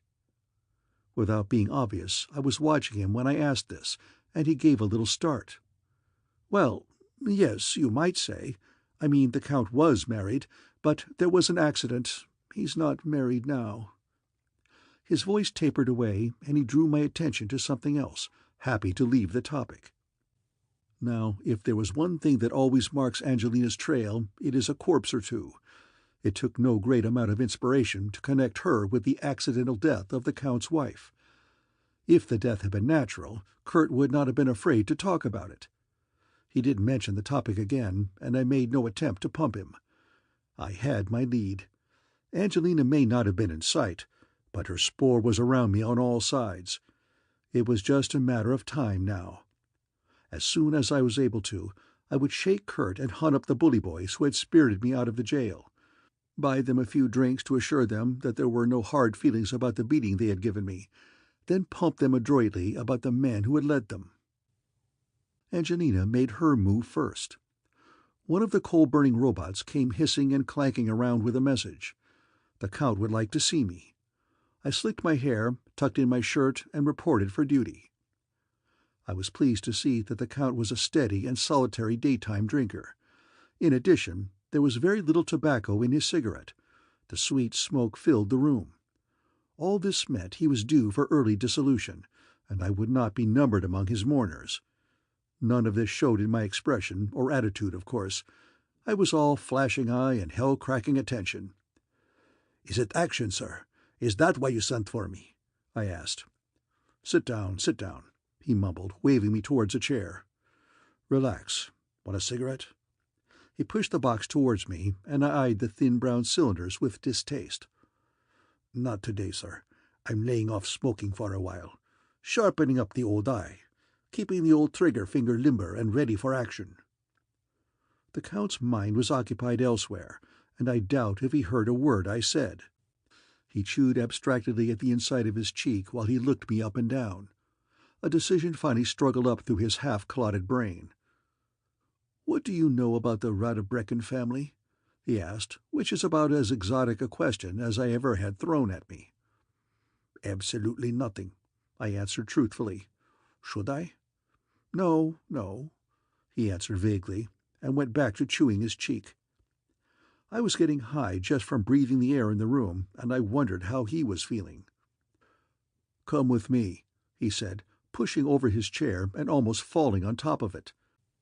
We plodded through a number of halls deeper into the building, until we came to a door, no different from the ones we had passed, except this one had a guard in front of it, a rough-looking brawny type with his arms casually crossed, just casual enough to let his fingers hang over his pistol grip. He didn't budge when we came up. "It's all right," the Duke of Erdenrut said, with what I swear was a peevish tone. "He's with me." "Gotta search him anyway," the guard said. "Orders." More and more interesting. Who issued orders the Count couldn't change in his own castle? As if I didn't know. And I recognized the guard's voice. He was one of the men who had taken me from my prison cell. He searched me quickly and efficiently, then stepped aside. The Count opened the door, and I followed him in, trying not to tread on his heels. One thing about reality, it is always so much superior to theory. I had every reason to believe that Angelina would be here, yet it was still a healthy shock to see her sitting at the table. A kind of electric charge in my spine tingled right up to the roots of my hair.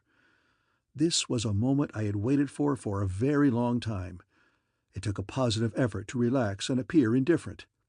At least as indifferent as any healthy young male is in front of an attractive package of femininity. Of course, this girl didn't resemble Angelina very much. Yet I still had no doubt. The face was changed, as was the color of the hair, and though the face was a new one, it still held the same sweet, angelic quality as the old. Her figure was much the way I remembered it, with perhaps a few slight improvements. Hers was a surface transformation, with no attempt at being as complete as the one I had done to me. "This is Grav Bent Deepstall," the Count said, fixing his hot and smoky little eyes on her. "The man you wanted to see, Angela." So she was still an angel, though under a different name. That was a bad habit she should watch, only I wasn't going to tell her. A lot of people have been caught by taking an alias too similar to their old one. "Why, thank you, Cassiter," she said. Cassiter, indeed. I'd look unhappy too if I had to go through life with a handle like Cassiter Erdenrunt. "It was very nice of you to bring Grav Bent here," she said in the same light and empty voice. Cassie must have been expecting a warmer welcome, because he stood first on one foot and then another, and mumbled something which neither of us heard. But Angelina Angella's welcome stayed at the same temperature, or perhaps dropped a degree or two as she shuffled some papers on the table in front of her. Even through his fog, the Count caught on and went out mumbling something else under his breath that I was pretty sure was one of the shorter and more unwholesome words in the local dialect. We were alone. "Why did you tell all those lies about being in the Stellar Guard?" she asked in a quiet voice, apparently still busy at the papers. This was my cue to smile sardonically and flick some imaginary dust from my sleeve. "Well, I certainly couldn't tell all those nice people what I've really been doing all these years I've been away, could I?" I responded with wide-eyed simplicity. "What were you doing, Bent?" she asked, and there wasn't a trace of any emotion in her voice. "That's really my business, isn't it?" I told her, matching toneless tone for tone. "And while we're asking questions, I would like to know who you are, and how come you seem to throw more weight around than the great Count Cassiter." I'm good at playing this kind of guessing game, but Angie was just as good and dragged the conversation back to her own grounds. "Since I am in the stronger position here, I think you'll find it wise to answer my questions. Don't be afraid of shocking me. You will be surprised at the things I know about." "No, Angelica, love, I wouldn't be surprised at all. But I couldn't just tell all without a little resistance." "You're the one behind this revolution idea, aren't you?" I said as a statement, not a question. "Yes," she said, laying her cards on the table so she could see mine. "Well, if you must know then," I said, "I was smuggling. It is a very interesting occupation if you happen to know what to take where. For a number of years I found it was a most lucrative business. Finally, though, a number of governments felt I was giving them unfair competition, since they were the only ones allowed to cheat the public.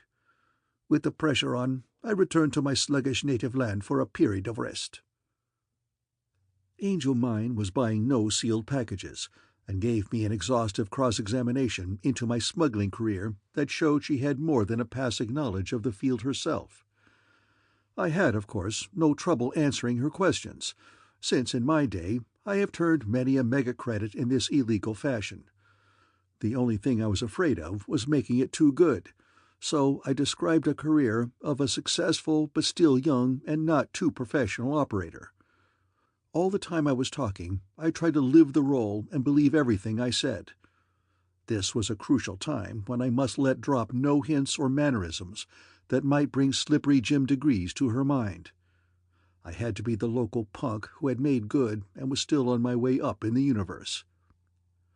Mind you, our talk was of course all most casual, and carried on in an atmosphere of passing drinks and lighting cigarettes, all designed to relax me enough to make a few slips. I did, of course, slipping in a lie or two about my successes that she would catch and credit to my boyish enthusiasm. When the chit-chat slowed, I tried a question of my own. "Would you mind telling me what a local family named Radebrecken has to do with you?" "What makes you ask?" she said so calm and coolly. "Your smiling friend Cassiter Erdenroth asked me about them before we came here. I told him I knew nothing. What's their connection with you?" "They want to kill me," she said. "That would be a shame, and a waste," I told her with my best come-hither grin. She ignored it. "What can I do about it?" I asked, going back to business, since she didn't seem interested in my masculine attractions. "I want you to be my bodyguard," she said, and when I smiled and opened my mouth to speak, she went on, "And please, spare me any remarks about how it is a body you would like to guard. I get enough of that from Cassiter." All I wanted to say was that I accepted the position, which was a big lie, because I had had some such phrase in mind. It was hard to stay ahead of Angelina, and I mustn't relax for an instant, I reminded myself again. "Just tell me more about the people who are out to kill you." "It seems that Count Erdenrunt was married," Angelica said, toying with her glass in a simple, girlish way. "His wife committed suicide in a very stupid and compromising manner. Her family, who are of course the Radebrecken, think I killed her, and want to revenge her supposed murder by killing me in turn. Apparently, in this lost corner of Freiburg, the vendetta still has meaning, and this family of rich morons still subscribe to it." All at once the picture was getting clearer. Count Erdenrunt, a born opportunist, aided his noble fortunes by marrying the daughter of this family. This must have worked well enough until Angelina came along. Then the extra wife was in the way, and ignorant of this charming local custom of revenge killing, Angelina had removed a stumbling stone. Something had gone wrong. Probably the Count had bungled, from the look of the man, and now the vendetta was on. And my angel wanted me to interpose my frail flesh between her and the killers. Apparently, she was finding this retarded planet more than she had bargained for. Now was the time for me to be bold. "Was it suicide?" I asked. "Or did you kill her?" "Yes, I killed her," she said. "The sparring was over, and all our cards were on the table. The decision was up to me." End of chapter 16.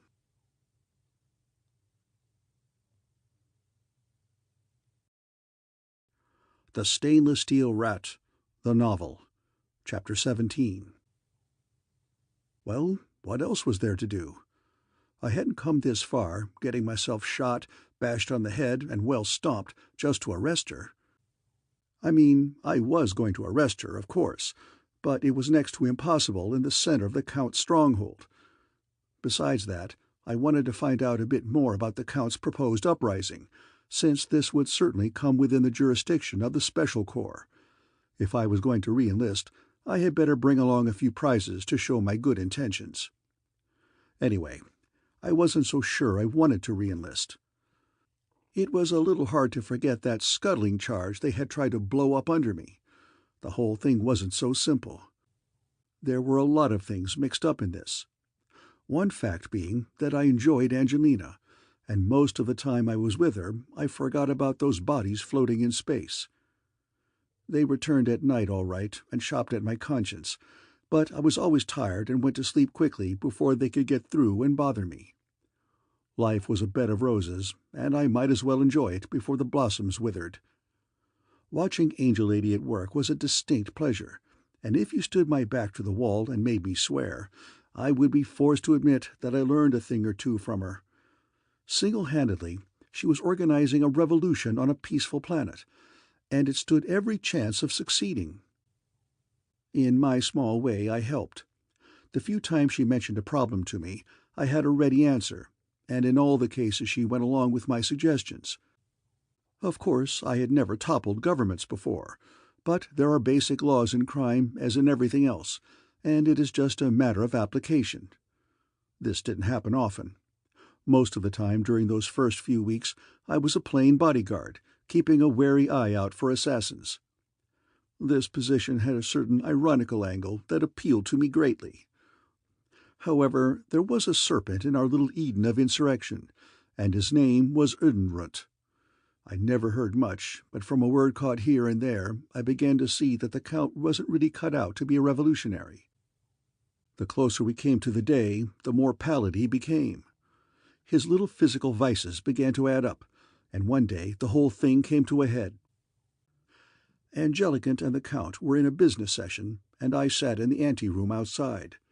I shamelessly eavesdropped whenever I could, and this time I had managed to leave the door open a crack after I checked her into the room. Careful manipulation with my toe opened it a bit more, until I could hear the murmur of their voices. An argument was progressing nicely. There were a lot of them at this time, and I could catch a word here and there. The Count was shouting, and it was obvious that he wouldn't give in on some simple and necessary piece of blackmail to advance the cause. Then his tone changed, and his voice dropped so I couldn't hear his words, strain as I might. There was a saccharine wheedle and whine in his voice, and Angelina's answer was clear enough. A loud and positive no. His bellow brought me to my feet. "Why not? It's always no now, and I've had enough of it." There was the sound of tearing cloth, and something fell to the floor and broke. I was through the door in a single bound. For a brief instant I had a glimpse of a struggling tableau as he pulled at her. Angelina's clothing was torn from one shoulder, and his fingers were sunk into her arms like claws. Clubbing my pistol, I ran forward. Angelina was a bit faster. She pulled a bottle from the table and banged it into the side of his head with neat efficiency. The Count dropped as if he had been shot. She was pulling up her torn blouse when I came roaring to a halt. "Put the gun away, Bent. It's all over," she said in a calm voice. I did, but only after making sure the Count was really out, hoping an extra slam might be needed. But she had done a good job. When I stood up, Angelina was already halfway out of the room, and I had to run to catch up with her. The only other thing she said was, "Wait here," when she steamed into her room. It took no great power of divination to see that there was trouble coming, if it hadn't already arrived. When the Count came to with a busted head, he would undoubtedly have some second thoughts about Angelina and revolutions. I thought on these unrelated subjects while I matched coins with the guards. A few minutes later, Angelina called me in. A long robe covered her arms so the bruises he had made weren't visible. Though outwardly composed, there was a telltale glint in her eyes that meant she was doing a slow burn. I spoke what was undoubtedly the uppermost thought in her mind. "Want me to fix it so the Count joins his noble ancestors in the family crypt?" She shook her head no. "He still has his uses. I managed to control my temper, so you had better hold yours." "Mine's in great shape. But what makes you think you can still get work on cooperation out of him? He's going to have an awful sore head when he comes to." Minor factors like this didn't bother her. She dismissed the thought with a wave of her hand. "I can still handle him and make him do whatever I want, within limits. The limitations are his own natural abilities, which I didn't realize were so slight when I picked him to head this revolt. I'm afraid his cowardice is slowly destroying any large hopes I might have had for him. He will still have value as a figurehead, and we must use him for that. But the power and decisions must be ours." I wasn't being slow, just wary. I chewed around her statements from all sides before I answered. "Just what is this we and ours business? Where do I fit in?" Angela Lilith leaned back in her chair and tossed a lock of her lovely golden hair to one side. Her smile had about a 2,000-volt charge and was aimed at me. "I want you to come in with me on this thing," she said with a voice rich as warm honey. "A partnership. We'll keep the Count of Erdenrunt out in front until the plan succeeds, then eliminate him and go the rest of the way ourselves. Do you agree?" "Well," I said. Then, with brilliant inspiration, "Well," again. For the first time in a lifetime of verbal pyrotechnics, I found the flow shut off. I paced the room and pulled my scattered wits together. "I hate to look a gift rocket in the tubes," I told her. "Nevertheless, why me? A simple but hard-working bodyguard who will guard your person, labor for the cause, and look forward to the restoration of his stolen lands and title. How come the big jump from office boy to board chairman?" "You know better than to ask that," she said and smiled, and the temperature of the room rose 10 degrees. "I think you can handle this job as well as I can and enjoy doing it. Working together, you and I will make this the cleanest revolt that ever took over a planet. What do you say?" I was pacing behind her as she talked. She stood up and took me by the arm, stilling my restless walking. I could feel the warmth of her fingers burning through my thin shirt. Her face was in front of me, smiling, and her voice pitched so low that I barely heard it. "It would be something, wouldn't it? You and I, together?" Wouldn't it? There are occasions when words can't say it all and your body speaks for you. This was a time like that. Without physical deliberation, my arms were around her, pulling her to me, my mouth pushing down on hers. For the briefest of instants, she was the same, her arms tight on my shoulders, her lips alive. Just for a sliver of time so brief that afterwards I couldn't be sure that I hadn't imagined it. Then the warmth was suddenly drained away, and everything was wrong. She didn't fight me or attempt to push back, but her lips were lifeless under mine, and her eyes open, looking at me with a sterile emptiness. She did nothing until I dropped my arms and stepped away. Then she seated herself stiffly in the chair again. "What's wrong?" I asked, not trusting myself to say more. "A pretty face. Is that all you think of?" she asked, and the words seemed pulled from her in sobs. Expressing real emotions didn't come easily with her. "Are you men all alike? All the same?" "Nonsense!" I shouted, angered in spite of myself. "You wanted me to kiss you. Don't deny it. What changed your mind?" "Would you want to kiss her?" Angelina screamed, torn by emotions I couldn't understand. She pulled at a thin chain around her neck. It snapped and she half threw it at me. There was a tiny locket on the chain, still warm from her body. It had an image enlarger in it, and when held at the right angle, the picture inside could be seen clearly. I had the chance for only a single glimpse at the girl in the photograph. Then Angelina changed her mind and pulled it away, pushing me towards the door at the same time. It slammed behind me, and I heard the heavy safety bolts thud home. Ignoring the guard's raised eyebrows, I stamped down the hall to my own room. My emotions had triumphed nicely over my powers of reason, and apparently Angelina's had too, for just an instant. Yet I couldn't understand her cold withdrawal or the significance of the picture. Why did she wear it? I had only had a single glimpse of the contents, but that was enough. It was the photo of a young girl, a sister perhaps. A tragic thing, one of those horrible proofs of the law of chance that an almost infinite number of combinations are possible. This girl was cursed with ugliness. That is the only way to describe it. It was no single factor of a bent back, adenoidal jaw, or protruding nose. Instead, it was the damning combination of traits that combined to form a single repellent whole. I didn't like it, but what did it matter? I sat down suddenly with the clear realization that I was being incredibly stupid. Angelina had given me a single brief glimpse into the dark motivations that had made her, shaped her life. Of course, the girl in the picture was Angelina herself. With this realization, so many other things became clear. Many times when looking at her, I had wondered why that deadly mind should be housed in such an attractive package. The answer was clearly that I wasn't looking at the original package that had shaped the mind. To be a man and to be ugly is bad enough. What must it feel like to be a woman? How do you live when mirrors are your enemies and people turn away rather than look at you? How do you bear life when at the same time you are blessed, or cursed, with a keen and intelligent mind that sees and is aware of everything, makes the inescapable conclusions and misses not the slightest hint of repulsion? Some girls might commit suicide, but not Angelina. I could guess what she had done. Hating herself, loathing and detesting her world and the people in it, she would have had no compunction about committing a crime to gain the money she wanted. Money for an operation to correct one of those imperfections. Then more money for more operations.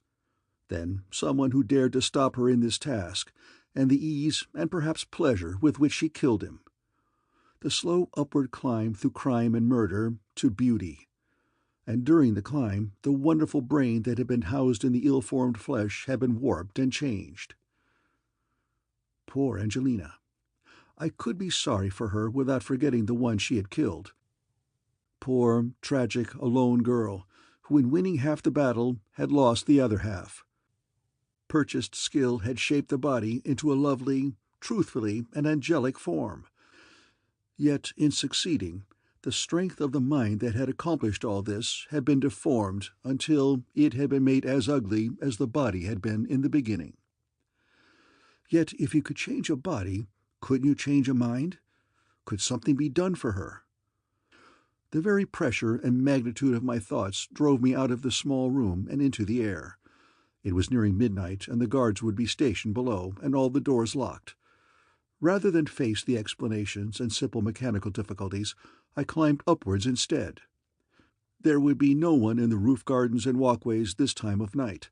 I could be alone. Freiburg has no moon, but it was a clear night, and the stars cast enough light to see by. The roof guard saluted when I went by, and I could see the red spark of a cigarette in his hand. I should have said something about it, but my mind was too occupied. Passing on, I turned a corner and stood leaning on the parapet, looking out unseeingly at the black bulk of the mountains. Something kept gnawing for attention, and after a few minutes I recognized what it was. The guard. He was there for a purpose, and smoking on duty wasn't considered the best behavior for a sentry. Perhaps I was being finicky, but it is a failing of mine. Take care of all the small factors, and the big ones take care of themselves. In any case, simply thinking about it was bothering me, so I might as well go around and say a word to him. He wasn't at his usual post, which was optimistic. At least he was making the rounds and keeping an eye on things. I started to walk back when I noticed the broken flowers hanging from the edge of the garden. This was most unusual because the roof gardens were the Count's special pleasure and were practically manicured daily. Then I saw the dark patch in among the flowers and had the first intimation that something was very, very wrong. It was the guard, and he was either dead or deeply unconscious. I didn't bother to find out which. There was only one reason I could think of for someone to be here at night like this: Angelina. Her room was on the top floor, almost below this spot. Silently, I ran to the decorative railing and looked over. 5 meters below was the white patch of the balcony outside her window. Something black and formless was crouching there. My gun was in my room. For one of the few times in my life I had been so disturbed that my normal precautions were forgotten. My concern over Angelina was going to cost her her life. All of this I realized in a fraction of a second as my fingers ran along the balustrade. A shiny blob was fixed there, anchoring a strand so thin that it was invisible, yet I knew was as strong as a cable. The assassin had lowered himself with a web spinner, a tiny device that spun a thin strand like a spider. Only the strand's substance was formed of a single long-chain molecule that could support a man's weight. It would slice my hands like the sharpest blade if I tried to slide down it. There was only one way I could reach that balcony, a tiny square above the 2-kilometer drop into the valley below. I made the decision even as I was leaping up onto the rail. It had a wide flat top, and I sat for an instant to catch my balance. Below me, the window swung open noiselessly, and I dropped, my heels extended, aiming for the man below. I turned in the air, and instead of hitting him squarely, I caromed off his shoulder, and we both sprawled onto the balcony. It shivered under the impact, but the ancient stone held. The fall had half stunned me, and with pain-blurred reasoning, I hoped that his shoulder felt as bad as my leg. For a few moments I could do nothing but gasp for breath and try to scramble towards him. A long, thin-bladed knife had been knocked from his hand by the impact, and I could see it glittering where he reached for it. His fingers clutched it just as I attacked. He grunted and made a vicious stab at me that brushed my sleeve. Before he could draw back, I had his knife wrist in my hand and clamped on. It was a silent nightmare battle. Both of us were half dazed from my drop, yet we knew it was life we were battling for. I couldn't stand because of my bruised leg, and he was instantly on top of me, heavier and stronger. He couldn't use the arm I had landed on, but it took all the strength of both my arms to hold away the menacing blade.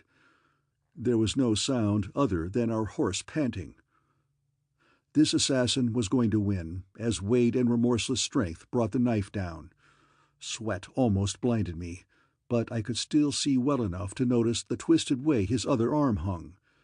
I had broken a bone when I hit, yet he had never made a sound. There is no such thing as fair fighting when you are struggling for your life. I squirmed my leg out from under him and managed to bend it enough to dig the knee into his broken arm. His whole body shuddered. I did it again, harder. He twisted, trying to pull away from the pain. I heaved sideways, throwing him off balance. His elbow bent as he tried to save himself from falling, and I put all my strength in both hands, turning that sinewy wrist and driving the hand backwards. It almost worked, but he was still stronger than I was, and the point of the blade merely scratched his chest. Even as I was fighting to turn the hand again, he shuddered and died. A ruse would not have tricked me, but this was no ruse. I felt every muscle in his body tighten rock hard in a spasm as he fell sideways. My grip on his wrist didn't lessen until the light came on in the room behind me. Only then did I see the ugly yellow stain halfway up the blade of the knife. A quick-acting nerve poison, silent and deadly. There, on the sleeve of my shirt, was a thin yellow mark where the blade had brushed me. I knew these poisons didn't need a puncture. They could work just as well on the naked skin. With infinite caution, struggling against the fatigue that wanted my hands to shake, I peeled my shirt slowly off. Only when it had been hurled on top of the corpse did I let myself drop backwards, gasping for air. My leg could work now, though it hurt hideously. It must have been bruised but not broken, since it supported my weight. Turning, I stumbled to the high window and threw it open. Light streamed out on the body behind me. Angelina was sitting up in bed, her face smooth and her hands folded on the covers in front of her, only her eyes showing any awareness of what had happened. "Dead," I said with a dry throat and spat to clear it. "Killed by his own poison." I stumped into the room, testing my leg. "I was sleeping. I didn't hear him open the window," she said. "Thank you." Actress, liar, cheat, murderess. She had played 100 roles in countless voices.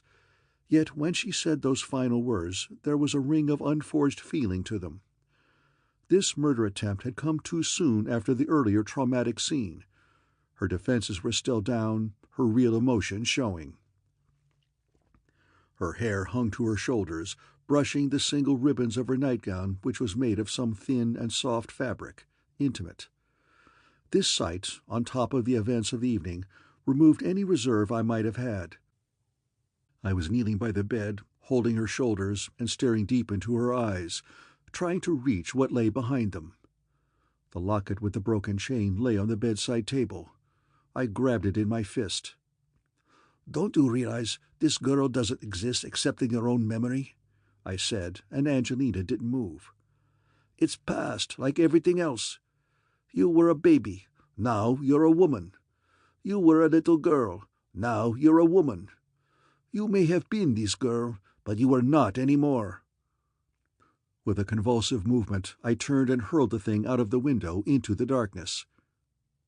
"You're none of those things of the past, Angelina," I said with an intensity louder than a shout. "You are yourself. Just yourself." I kissed her then, and there was no trace of the pushing away or rejection there had been before. As I needed her, she needed me. End of chapter 17.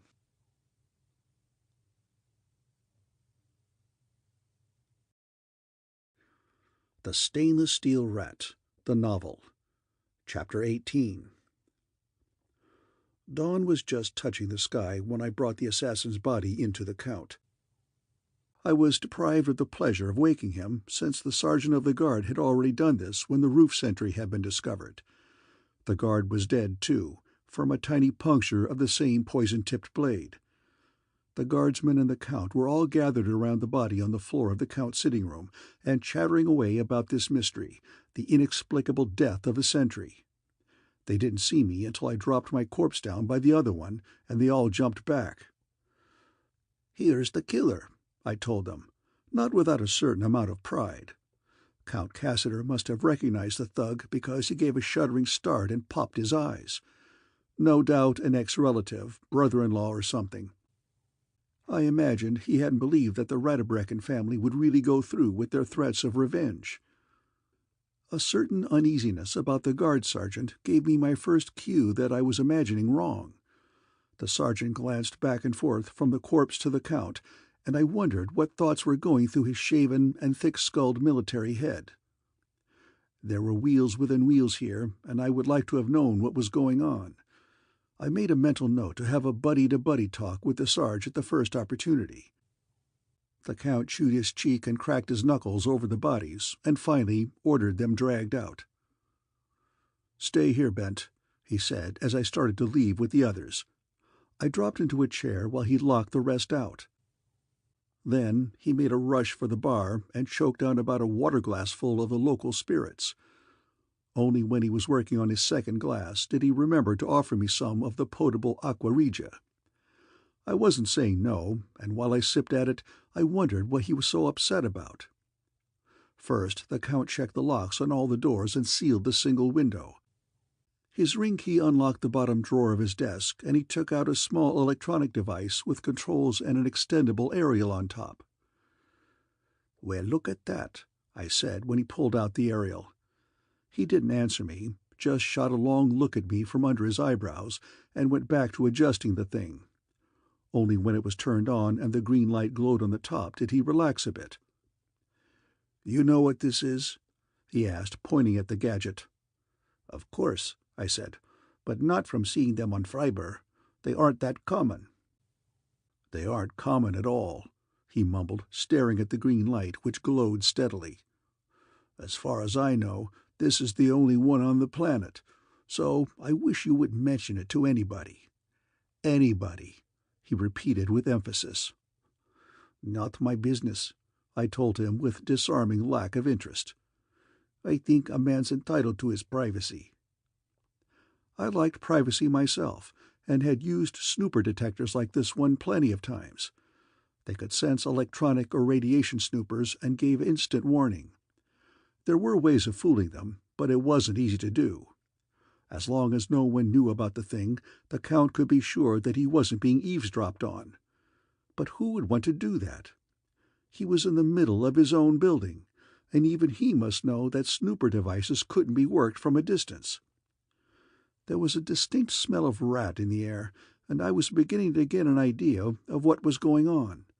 The Count didn't leave me any doubt as to who the rat was. "You're not a stupid man, Graf Diebstahl," he said, which means he thought I was a lot stupider than he was. "You've been off-planet and seen other worlds. You know how backward and suppressed we are here, or you wouldn't have joined with me to help throw off the yoke around our planet's neck. No sacrifice is too great if it will bring closer this day of liberation." For some reason he was sweating now, and had resumed his unpleasant habit of cracking the knuckles. The side of his head, where Angelina had landed the bottle, was covered with plastiskin and dry of sweat. I hoped it hurt. "This foreign woman you have been guarding," the Count said, turning sideways but still watching me from the corners of his eyes. "She had been of some help in organizing things, but is now putting us in an embarrassing position. There has been one attempt on her life, and there will probably be others. The Radebrecken are an old and loyal family. Her presence is a continued insult to them."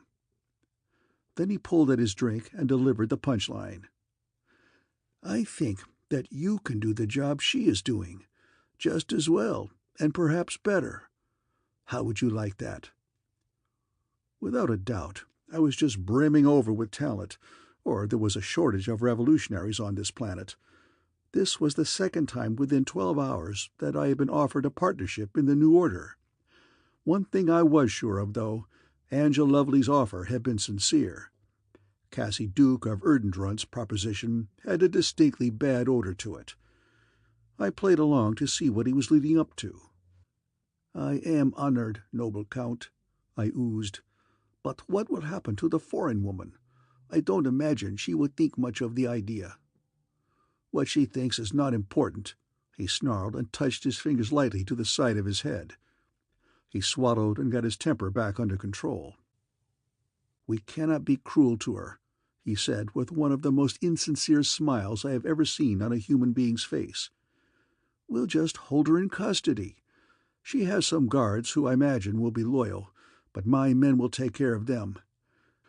You will be with her and arrest her at the proper time. Just turn her over to the jailers who will keep her safe. Safe for herself, and out of sight where she can cause no more trouble for us." "It's a good plan," I agreed with winning insincerity. "I don't enjoy the thought of putting this poor woman in jail, but if it is necessary to the cause, it must be done. The ends justify the means." "You're right. I only wish I was able to state it so clearly." "You have a remarkable ability to turn a phrase, Bent. I'm going to write that down so I can remember it. The ends justify—" He scratched away industriously on a note-plate. What a knowledge of history he had, just the man to plan a revolution. I searched my memory for a few more old saws to supply him with, until my brain was flooded with a sudden anger. I jumped to my feet. "If we are going to do this, we should not waste any time, Count Erdnroth," I said. "I suggest 1800 hours tonight for the action. That will give you enough time to arrange for the capture of her guards. I will be in her rooms, and will arrest her as soon as I have a message from you that the first move has succeeded." "You're correct. A man of action as always, Bent. It will be as you say." We shook hands then, and it took all the willpower I possessed to stop from crushing to a pulp his limp, moist, serpentine paw. I went straight to Angelina. "Can we be overheard here?" I asked her. "No, the room is completely shielded." "Your former boyfriend, Count Cassie, has a snooper detector. He may have other equipment for listening to what goes on here." This thought didn't bother Angelica in the slightest.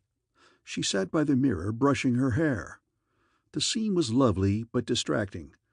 There were strong winds blowing through the revolution that threatened to knock everything down.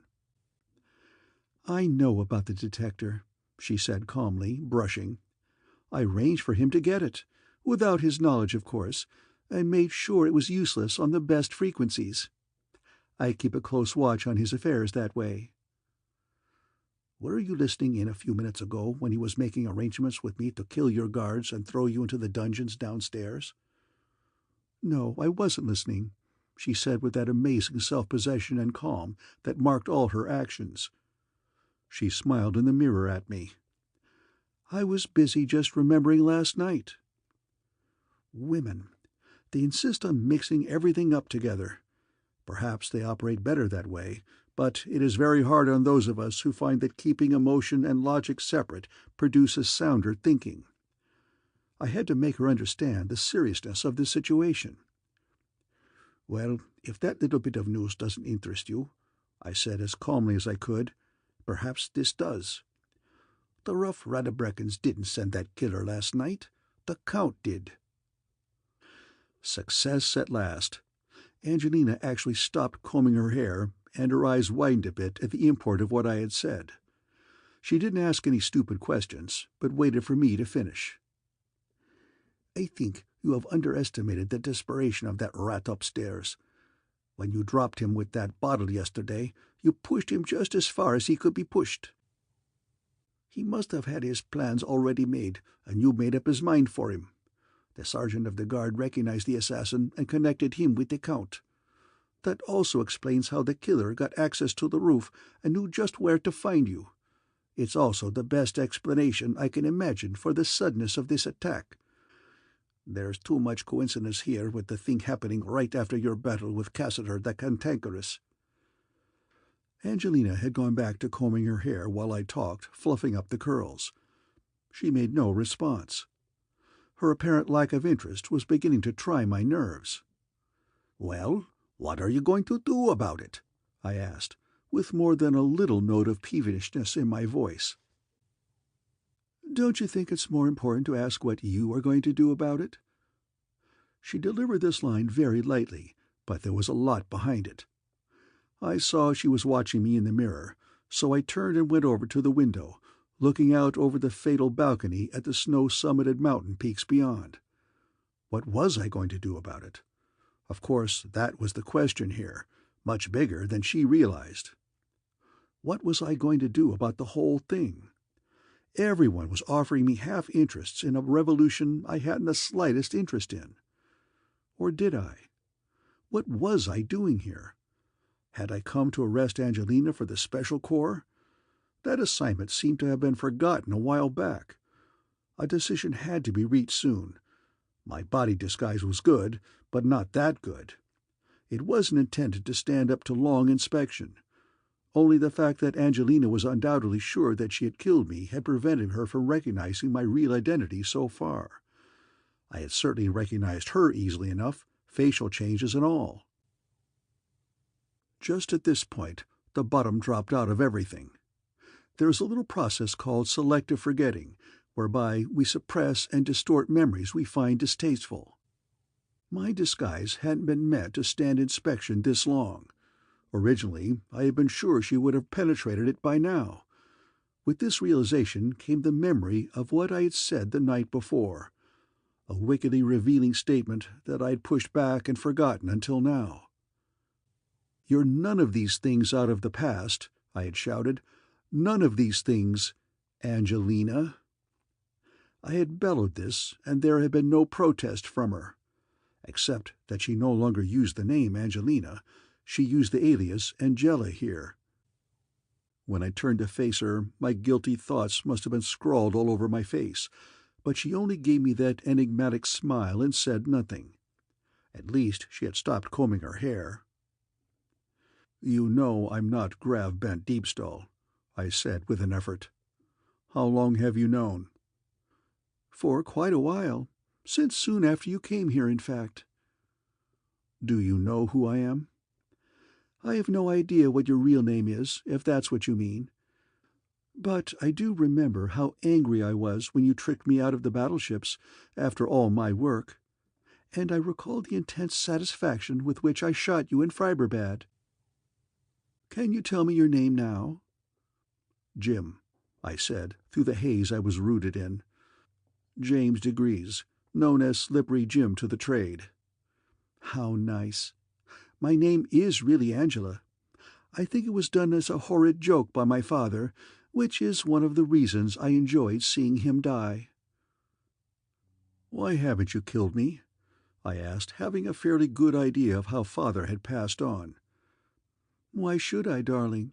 she asked, and her light, empty tone was gone. "We've both made mistakes in the past, and it has taken us a dreadfully long time to find out that we are just alike. I might as well ask you why you haven't arrested me. That's what you started out to do, isn't it?"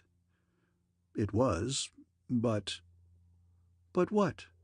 You must have come here with that idea in mind, but you were fighting an awful battle with yourself. That's why I hid the fact that I knew who you really were.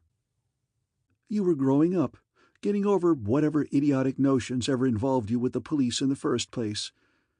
I had no idea how the whole thing would come out, though I did hope. You see, I didn't want to kill you, not unless I had to. I knew you loved me. That was obvious from the beginning. It was different from the feeble animal passion of all those male brutes who have told me that they love me. They loved a malleable case of flesh. You love me for everything that I am, because we are both the same." "We are not the same," I insisted, but there was no conviction in my voice. She only smiled. "You kill, and enjoy killing. That's our basic difference. Don't you see that?" "Nonsense." She dismissed the idea with an airy wave. "You killed last night. Rather a good job, too. And I didn't notice any reluctance on your part. In fact, wasn't there a certain amount of enthusiasm?" I don't know why, but I felt as if a noose was tightening around my neck. Everything she said was wrong, but I couldn't see where it was wrong. Where was the way out, the solution that would solve everything? "Let's leave Freiburg," I said. "Get away from this monstrous and unnecessary rebellion. There will be deaths and killing, and no need for them." "We'll go, if we go someplace where we can do just as well," Angela said, and there was a hardness back in her voice.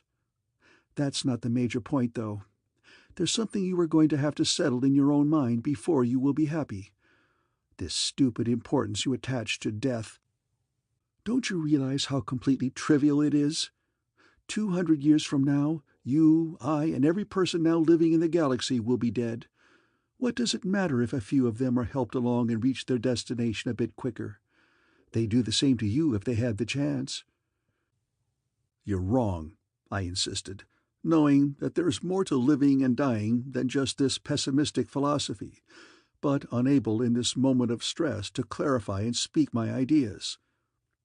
Angela was a powerful drug, and my tiny remaining shard of compassionate reserve didn't stand a chance, washed under by the flood of stronger emotions. I pulled her to me, kissing her, knowing that this solved most of the problems, although it made the final solution that much more difficult. A thin and irritating buzz scratched at my ears, and Angela heard it too. Separating was difficult for both of us. I sat and watched unseeingly while she went to the vitaphone. She blanked the video circuits and snapped a query into it. I couldn't hear the answer because she had the speaker off and listened through the earpiece. Once or twice she said yes and looked up suddenly at me. There was no indication of whom she was talking to, and I hadn't the slightest interest. There were problems enough around. After hanging up, she just stood quietly for a moment, and I waited for her to speak. Instead, she walked to her dressing table and opened the drawer. There were a lot of things that could have been concealed there, but she took out the one thing I was least expecting. A gun, big-barreled and deadly, pointing at me. "Why did you do it, Jim?" she asked, tears in the corners of her eyes. "Why did you want to do it?" She didn't even hear my baffled answer. Her thoughts were on herself, though the recoilless never wavered from a point aimed midway in my skull. With alarming suddenness, she straightened up and angrily brushed at her eyes. "You didn't do anything," she said with the old hard chill on her words. "I did it myself, because I let myself believe that one man could be any different from the others. You have taught me a valuable lesson, and out of gratitude I will kill you quickly, instead of in the way I would much prefer." "What the hell are you talking about?" I roared, completely baffled. "Don't play the innocent to the very end," she said, as he reached carefully behind her and drew a small heavy bag from under the bed. "That was the radar post. I installed the equipment myself and have the operators bribed to give me first notice. A ring of ships, as you well know, has dropped from space and surrounded this area. Your job was to keep me occupied so I wouldn't notice this. The plan came perilously close to succeeding." She put a coat over her arm and backed across the room. "If I told you I was innocent, gave you my most sincere word of honor, would you believe me?" I asked. "I have nothing to do with this and know nothing about it." "Hooray for the boy Space Scout," Angela said with bitter mockery. "Why don't you admit the truth, since you will be dead in 20 seconds no matter what you say?" "I've told you the truth." I wondered if I could reach her before she fired, but knew it was impossible. "Goodbye, James DiGriz. It was nice knowing you, for a while. Let me leave you with a last pleasant thought. All this was in vain. There is a door and an exit behind me that no one knows about. Before your police get here, I shall be safely gone, and if the thought tortures you a bit, I intend to go on killing and killing and killing, and you will never be able to stop me." My Angela raised the gun for a sure aim as she touched a switch in the molding. A panel rolled back, revealing a square of blackness in the wall. "Spare me the histrionics, Jim," she said disgustedly, her eyes looking into mine over the sight of her gun. Her finger tightened. "I wouldn't expect that kind of juvenile trick from you, staring over my shoulder and widening your eyes as if there were someone behind me. I'm not going to turn and look. You're not getting out of this one alive." "Famous last words," I said as I jumped sideways. The gun boomed, but the bullet plowed into the ceiling. Inskip stood behind her, twisting the gun into the air, pulling it out of her hand. Angela just stared at me in horror and made no move to resist. There were handcuffs locked on her tiny wrists, and she still didn't struggle or cry out. I jumped forward, shouting her name. There were 2 burly types in patrol uniforms behind Inskip, and they took her. Before I could reach the door, he stepped through and closed it behind him. I stumbled to a halt before it, as unable to fight as Angela had been a minute ago. End of Chapter 18.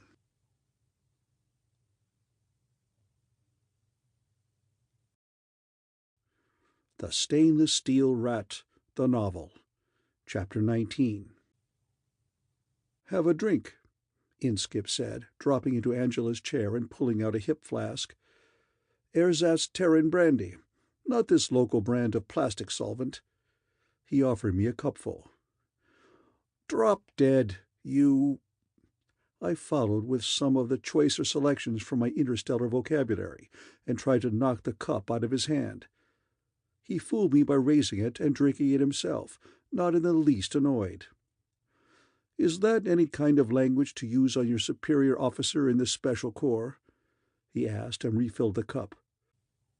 "It's a good thing we're a relaxed organization without too many rules. Still, there are limits." He held out the cup again, and this time I grabbed it and drained it. "Why did you do it?" I asked, still racked by conflicting emotions. "Because you didn't, that's why. The operation is over. You are a success. Before you were merely on probation, but now you are a full agent." He grubbed in one pocket and pulled out a little gold star made of paper. After licking it carefully and solemnly, he reached out and stuck it to the front of my shirt. "I hereby appoint you a full agent of the Special Corps," he intoned, "by authority of the power vested in me." Cursing, I reached to pick the damn thing off, and laughed instead. It was absurd. It was also a fine commentary on the honors that went with the job. "I thought I was no longer a member of the crew," I told him. "I never received your resignation," Inskip said. "Not that it would have meant anything. You can't resign from the Corps." "Yeah, but I got your message when you gave me a discharge. Or did you forget that I stole a ship and you set off the scuttling charge by remote to blow me up? As you see, I managed to pull the fuse just before it let go." "Nothing of the sort, my boy," he said, settling back to sip his second drink. "You were so insistent about looking for the fair Angelina that I thought you might want to borrow a ship before we had a chance to assign you one. The one you took had the fuse rigged as it always is on these occasions. The fuse, not the charge, is set to explode 5 seconds after it is removed. I find this gives a certain independence of mind to prospective agents who regret their manner of departure." "You mean the whole thing was a frame-up?" I gurgled. "You might say that. I prefer the term graduating exercise. This is the time when we find out if our crooked novices really will devote the rest of their lives to the pursuit of law and order. When they find out, too. We don't want there to be any regrets in later years. You found out, didn't you, Jim?" "I found out something. I'm not quite sure what yet," I said, still not able to talk about the one thing closest to me. "It was a fine operation. I must say you showed a lot of imagination in the way you carried it out." Then he frowned. "But that business with the bank, I can't say I approve of it. The Corps has all the funds you will need." "Same money," I snapped. "Where does the Corps get it? From planetary governments. And where do they get it from? Taxes, of course. So I take it directly from the bank. The insurance company pays the bank for the loss, then declares a smaller income that year, pays less taxes to the government, and the result is exactly the same as your way."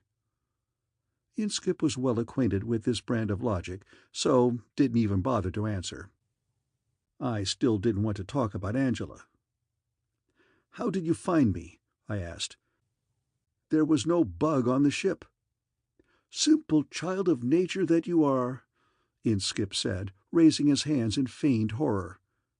"Do you really think that any of our ships aren't bugged? And the job done so well, it cannot be detected if you don't know where to look. For your information, the apparently solid outer door of the spacelock contains quite a complex transmitter, strong enough for us to detect at quite a distance." "Then why didn't I hear it?" "For the simple reason that it wasn't broadcasting. I should add that the door also contains a receiver. The device only transmits when it receives the proper signal. We gave you time to reach your destination and then followed you. We lost you for a while in Freiberbad, but picked up your trail again in the hospital, right after you played musical chairs with the corpses. We lent you a hand there. The hospital was justifiably annoyed, but we managed to keep them quiet. After that, it was just a matter of keeping an eye on doctors and surgical equipment, since your next move was obvious. I hope you'll be pleased to know that you are carrying a very compact little transmitter in your sternum." I looked at my chest, but of course saw nothing. "It was too good an opportunity to miss," Inskip went on. There was no stopping the man. "One night when you were under sedation, the good doctor found the alcohol we had seen fit to include in one of your supply packages. He, of course, took advantage of this shipping error, and a corps surgeon made a little operation of his own." "Then you have been following me and watching ever since?" "That's right. But this was your case, just as much as it would have been if you knew we were there." "Then why did you move in for the kill like this?" I snapped. "I didn't blow the whistle for the Marines." This was the big question of the hour, and the only one that mattered to me. Inskip took his time about answering. "It's like this," he drawled and took a sip of his drink. "I like a new man to have enough rope, but not so much that he will hang himself. You were here for what might be called a goodly good time, and I wasn't receiving any reports about revolutions or arrests you had made." What could I say? His voice was quieter, more sympathetic. "Would you have arrested her if we hadn't moved in?" That was the question. "I don't know," was all I could say. "Well, I damn well knew what I was going to do," he said with the old venom. "So I did it. The plot is well nipped before it could bud, and our multiple murderess is off-planet by now." "Let her go!" I shouted as I grabbed him by the front of the jacket and swung him free of the ground and shook him. "Let her go, I tell you!" "Would you turn her loose again, the way she is?" was all he answered. Would I? I suppose I wouldn't. I dropped him while I was thinking about it, and he straightened out the wrinkles in the front of his suit. "This has been a rough assignment for you," he said as he started to put the flask away. "At times there can be a very thin line between right and wrong. If you are emotionally involved, the line is almost impossible to see." "What will happen to her?" I asked. He hesitated before he answered. "The truth, for a change," I told him. "All right, the truth. No promises, but the psych boys might be able to do something with her, if they can find the cause of the basic aberration, but that can be impossible to find at times. Not in this case. I can tell them." He looked surprised at that, giving me some small satisfaction.